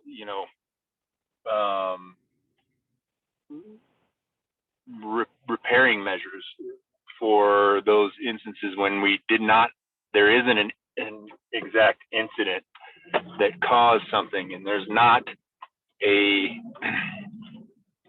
fund of money there, such as testing the water in these trailer park areas that have water quality issues. Where do we come up with those funds, and where can we? I mean, is it recommending that something be set up out of the general fund, or are there other options? And from a task force member standpoint, I just want to understand kind of what are limitations bound. There aren't any limitations. Okay, if there aren't any limitations, where are there options? And maybe that's something that Joel can assist with, but I feel like there's a big gap if you only take reactive or preventative into account.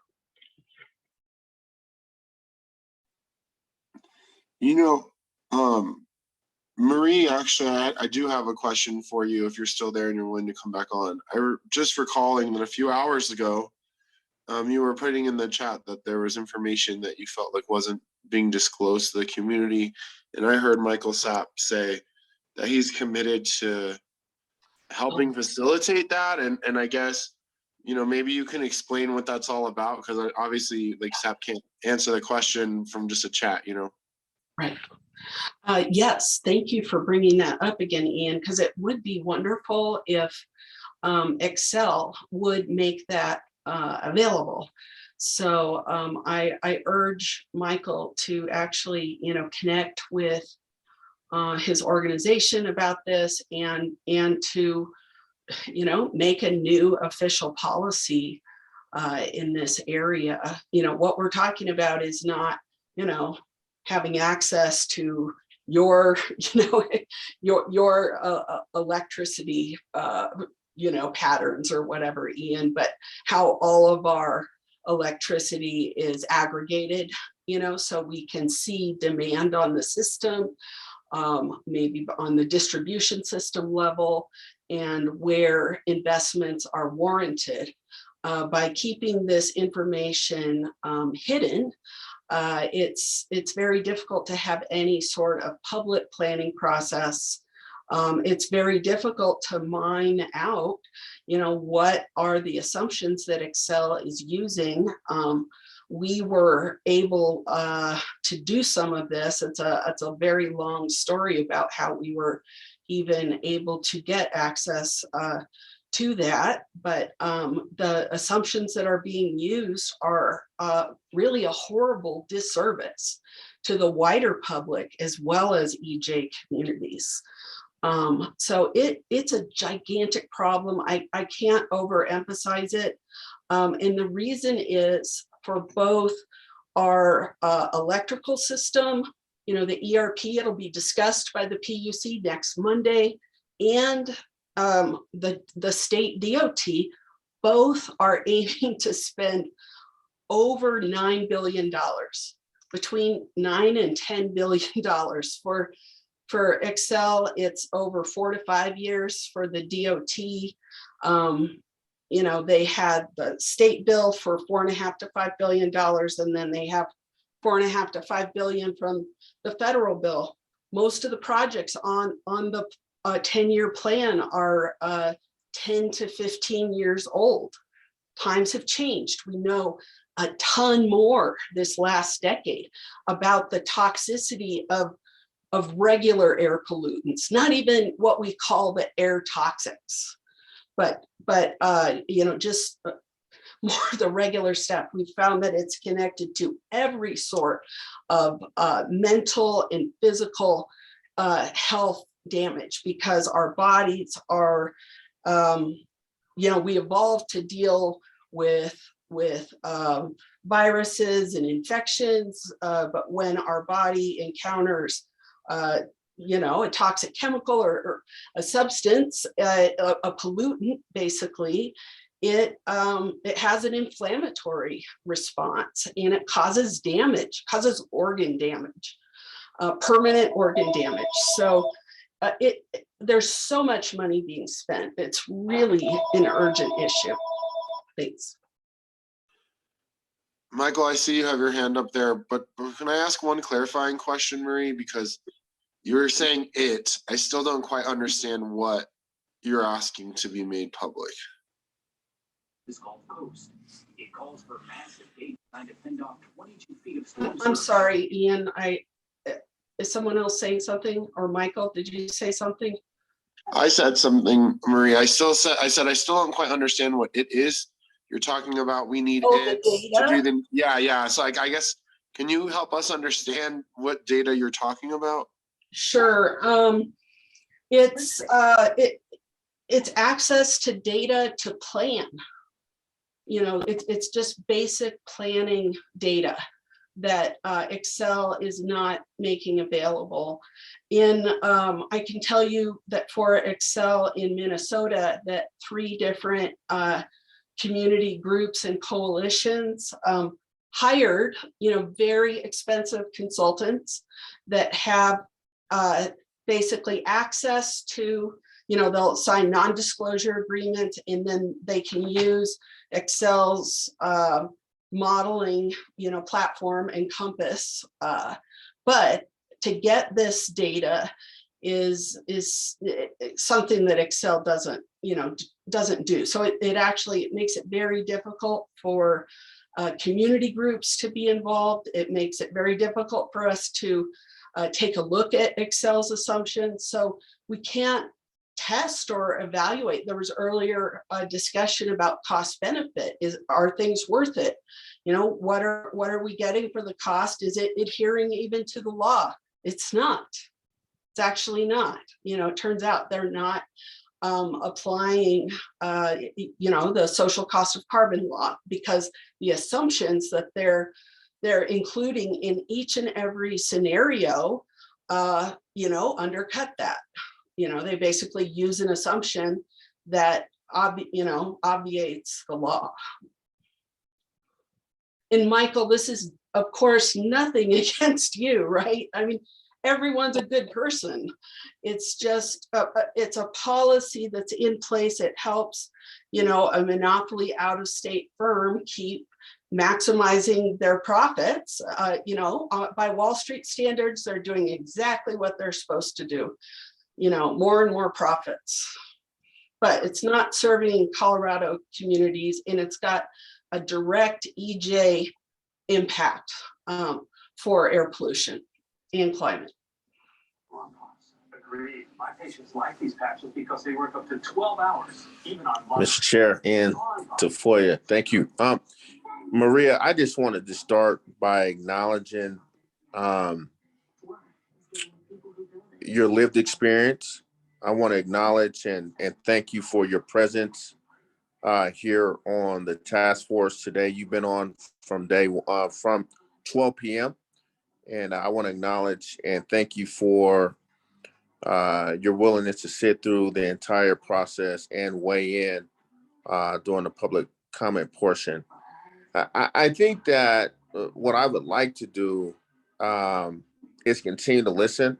I grew up in an era where there's a time and place for everything. And today, for me, is a time to listen and understand the harm and the issues that you bring forward to this task force. But I will tell you that Xcel Energy is, although we're an investor-owned utility, we're fully regulated by the Public Utility Commission. And in compliance with Senate Bill 21-027 or Senate Bill 21-272, the PUC modernization bill, we're going to work with the PUC to figure out how we can ensure that you understand and where and when our filings are going to take place to ensure that there's an open dialogue. But more importantly, I want to make sure personally that if there are rates or if there are issues that you have, I want to make myself available. I want to come visit your community. I want to understand what are the disconnects and how we can close those disconnects and how we can begin authentically addressing those harms historically to begin to figure out how we close and move forward collaboratively. And so while I may not have an answer for you today, I'm glad you were able to provide Vice Chair Tafoya with some context with what you're looking for. And maybe together we could begin to understand and begin to put together a report that speaks to what you're looking for. Because we issue reports annually, and maybe what you're asking for is in that report, and we just haven't communicated that effectively. But maybe you're looking for something more specific. And hopefully, and I'm hoping that this was the conduit to get us to some answers and some resolution. And so thank you for being here. I'm committed. I'm not going anywhere. I'm a Black man who grew up in redlining areas in Denver. My family couldn't cross York Street if we went eastbound. And gradually over time, we crossed Monaco. My family grew up at Mount Gilead Baptist Church, one of the first Black churches off of Monaco and Alameda Street. Now we're in Green Valley Ranch and I live in Cole. So I get it, but I don't get it because you have the lived experience. And it's on me to understand where the disconnects are, where the historical harms are, so that I can communicate effectively on your behalf to close that. If you want a report, let's get a report. I'll put my information in chat and I'd love to chat offline. Thank you so much. Okay, that's fantastic. And Michael, I want to introduce you to my husband, Brad here, who's more of a data analyst than I am, like really trying to work with Excel's data. And so I'm hoping that you two can talk about the specifics here. You mentioned that the community harms, it's harmful to all of Pueblo's community. It's harmful to all of Denver's community. These are two communities that I can speak with. And Michael, I do very much appreciate your interest. We went to church in the Cole area for a long time. And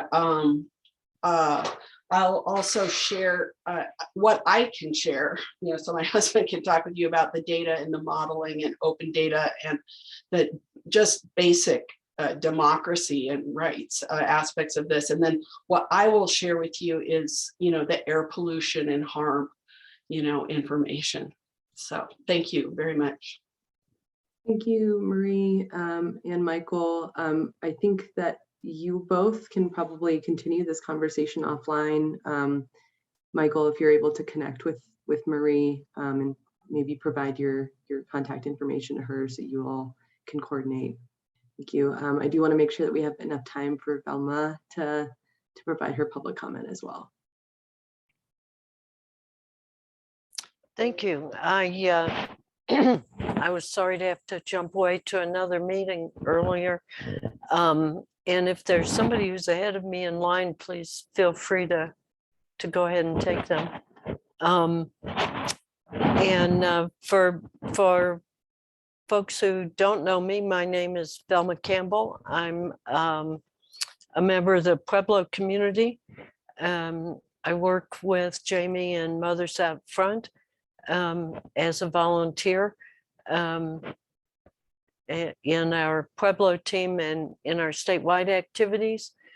Professionally, I'm a medical doctor with a master's in public health and environmental and occupational health sciences.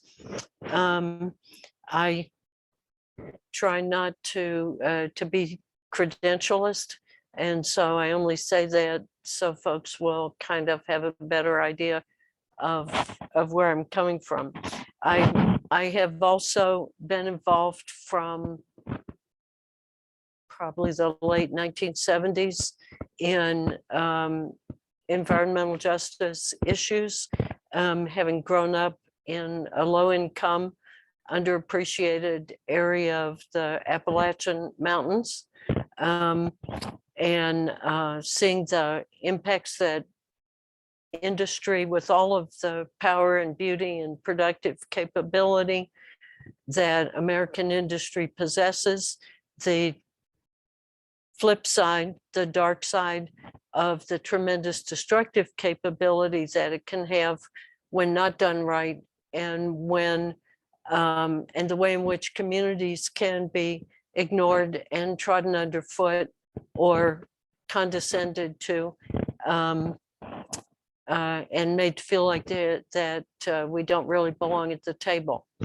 And so throughout my career and my volunteerism, my activism, that's always been a really important issue for me.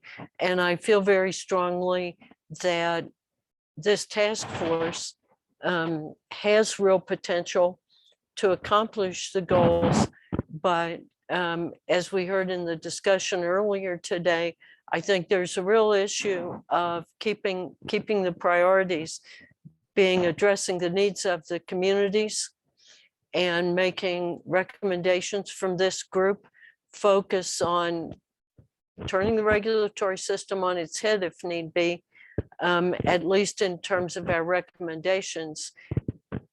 And in doing that, acknowledging the barriers to accomplishing those goals, but not making the barriers and the compromises our starting point. And I don't say that out of any personal animus towards anybody on the committee, but simply the reality of how our regulatory system is organized, which is the point of the substantive point in my comment, which is the agencies and regulatory entities regulated entities have generally been treated as the primary, if not the only audience for components such as permits, permit extensions, modifications, violations, and fines, with the public as mere commenters in public meetings that can be limited in accessibility and public notice and language and other ways. As you know, members of impacted communities face multiple barriers to participation in processes that affect our quality of life, our environment, and health. One very significant barrier is the systemic insider structure of regulatory processes, especially since impacted communities are usually not treated as insiders.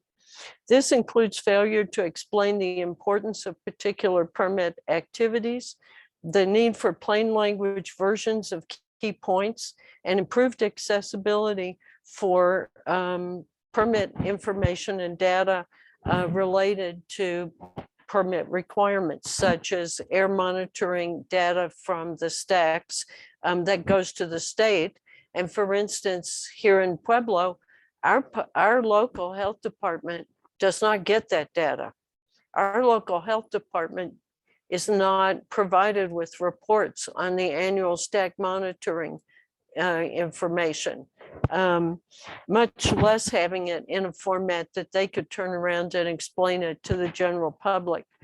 Therefore, when the time comes to participate in permit hearings, if we even know about them, that we are ill-equipped as community members to participate. So a specific recommendation I would make, and I realize I'm over time and I'll close with this, is for the state to consider developing a dashboard similar to the discontinued tox map dashboard that EPA used to have before the previous presidential administration ended it, but a dashboard that would make accessible the search for data and permits or other regulations by geographic locations, substances, industry type and name, as well as links useful to participation in processes, including contacts at the agencies, regulated entities, and community organizations and NGOs that are active on these issues. I heard one comment this morning from one of the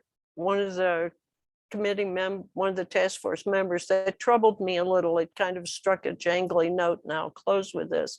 And that person said that they were planning on having some community outreach meetings, and I expect they didn't mean it how it sounded, but they said, we want to hear from the real community, not just the activist organizations. And that kind of struck a jangling note, because it suggested both that the activist organizations are somehow not a part of our communities inherently, and also that where may not be representative of the folks that we claim to represent. And so I hope that's a notion that is clarified in future discussions. So that's all for me. I built up a lot to say, sorry. I know we're out of time. Can I respond to that briefly?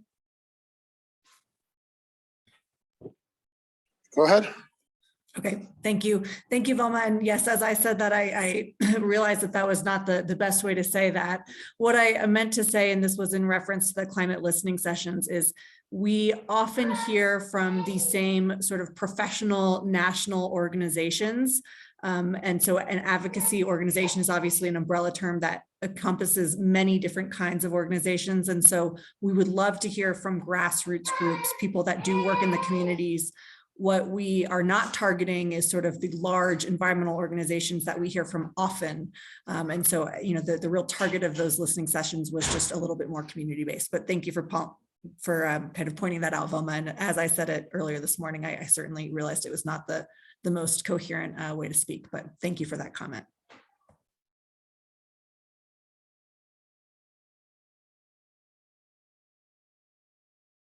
All right, does anyone else have any other questions for Velma? I know it's 6:02 and I want to honor that, but if anyone has a question from Velma, please go ahead.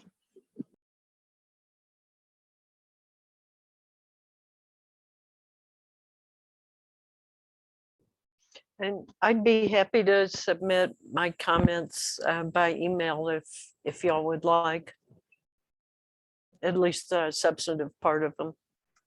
I very much, Velma, would love it if you would write down any recommendations that your many years of advocacy and experience have brought forth. I mean, we can't do it without people who've been doing it for so long, telling us what could be improved. So, and in writing helps us. Yeah, thanks, Velma. We're taking extensive notes, but I think, you know, having you write your own recommendations with your own words might be helpful. And if Joel dropped the email to our CDPHE EJ unit account, anything that you send there that is even, you know, remotely looks like a public comment, we will upload to the Google Drive and it'll kind of live there forever for everybody to see. And we can definitely send an email out to the full task force and let them know that those are there. So and I think yeah. everybody should do that, because I know there's a lot of people probably sitting on this or have sat through this for different parts of the meeting today that would like to make comments. And I think encouraging everybody to submit your comments. If you don't feel like talking in person, or you don't want to, or you're sitting there, use that email to submit your comments. We will read them. We will look at them. We will discuss them in our groups and subcommittees. Mira, I see you have your hand up. All right, Velma, I just have one question for you, and apologies for keeping everybody into dinner time. But you talked about, so first of all, I completely resonate with your comment that oftentimes these regulatory proceedings feel very insidery. There's a lot of information that one must sort of sift through, and it requires a lot of resources to be able to participate in these. And you talked about the availability of permit data being a really significant impediment to meaningful participation in those processes. I'm just curious about your opinion on like the format of public comment that's often used for these regulatory hearings, and do you feel like that is a meaningful format to have sort of members of the public come in and speak for a couple of minutes, or would you make changes to that as well? I have two. Thank you. That's a really good question, and I think that there could be a number of improvements made to the public comment process. I know we have been experiencing significant improvements through public outreach in the area of greenhouse gases and climate roadmap with the listening sessions that were alluded to earlier. We had several pre-hearing meetings in which the nature of the regulations and the types of things that the comments would impact were discussed with the community. And I think those meetings, they certainly helped me, and I think they were helpful to other community members who attended.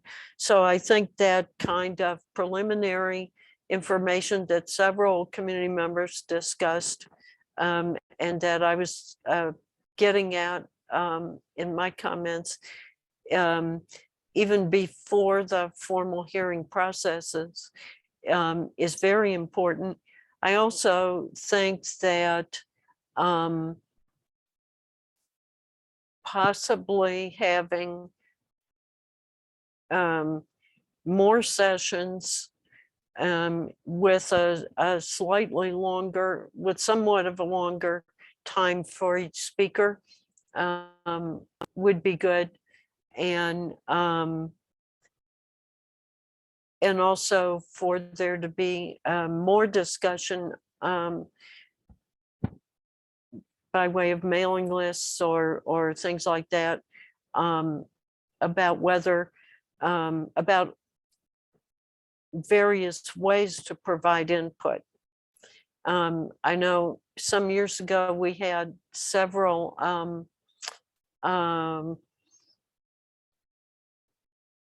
we had two ballrooms full of people at what was at the time the first time the Air Quality Control Commission had ever held a hearing outside of Denver for the public to comment about a proposed cement plant in our area. We filled up 2 gymnasiums.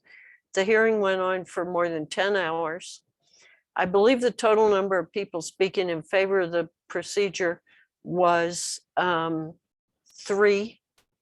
out of the whole crowd. And the written summary of the public comment was at most 5 pages long.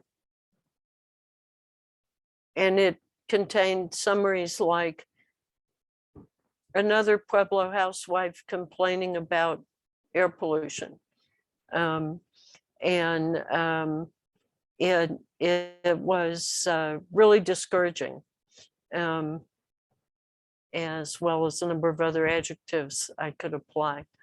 But that's, you know, as Lucy was saying earlier, those are the kinds of experiences that we're used to.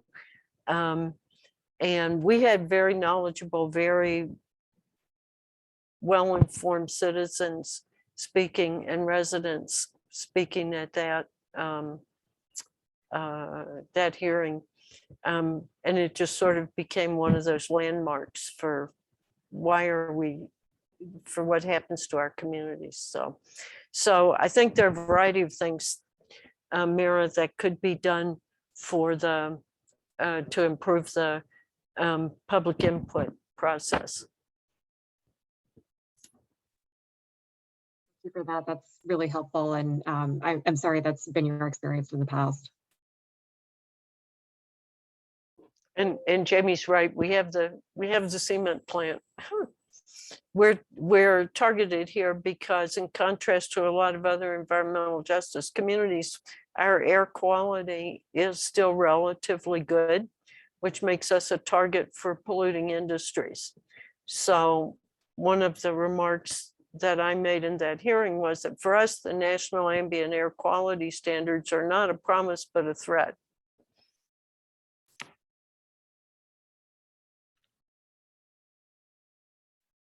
Thank you, Velma.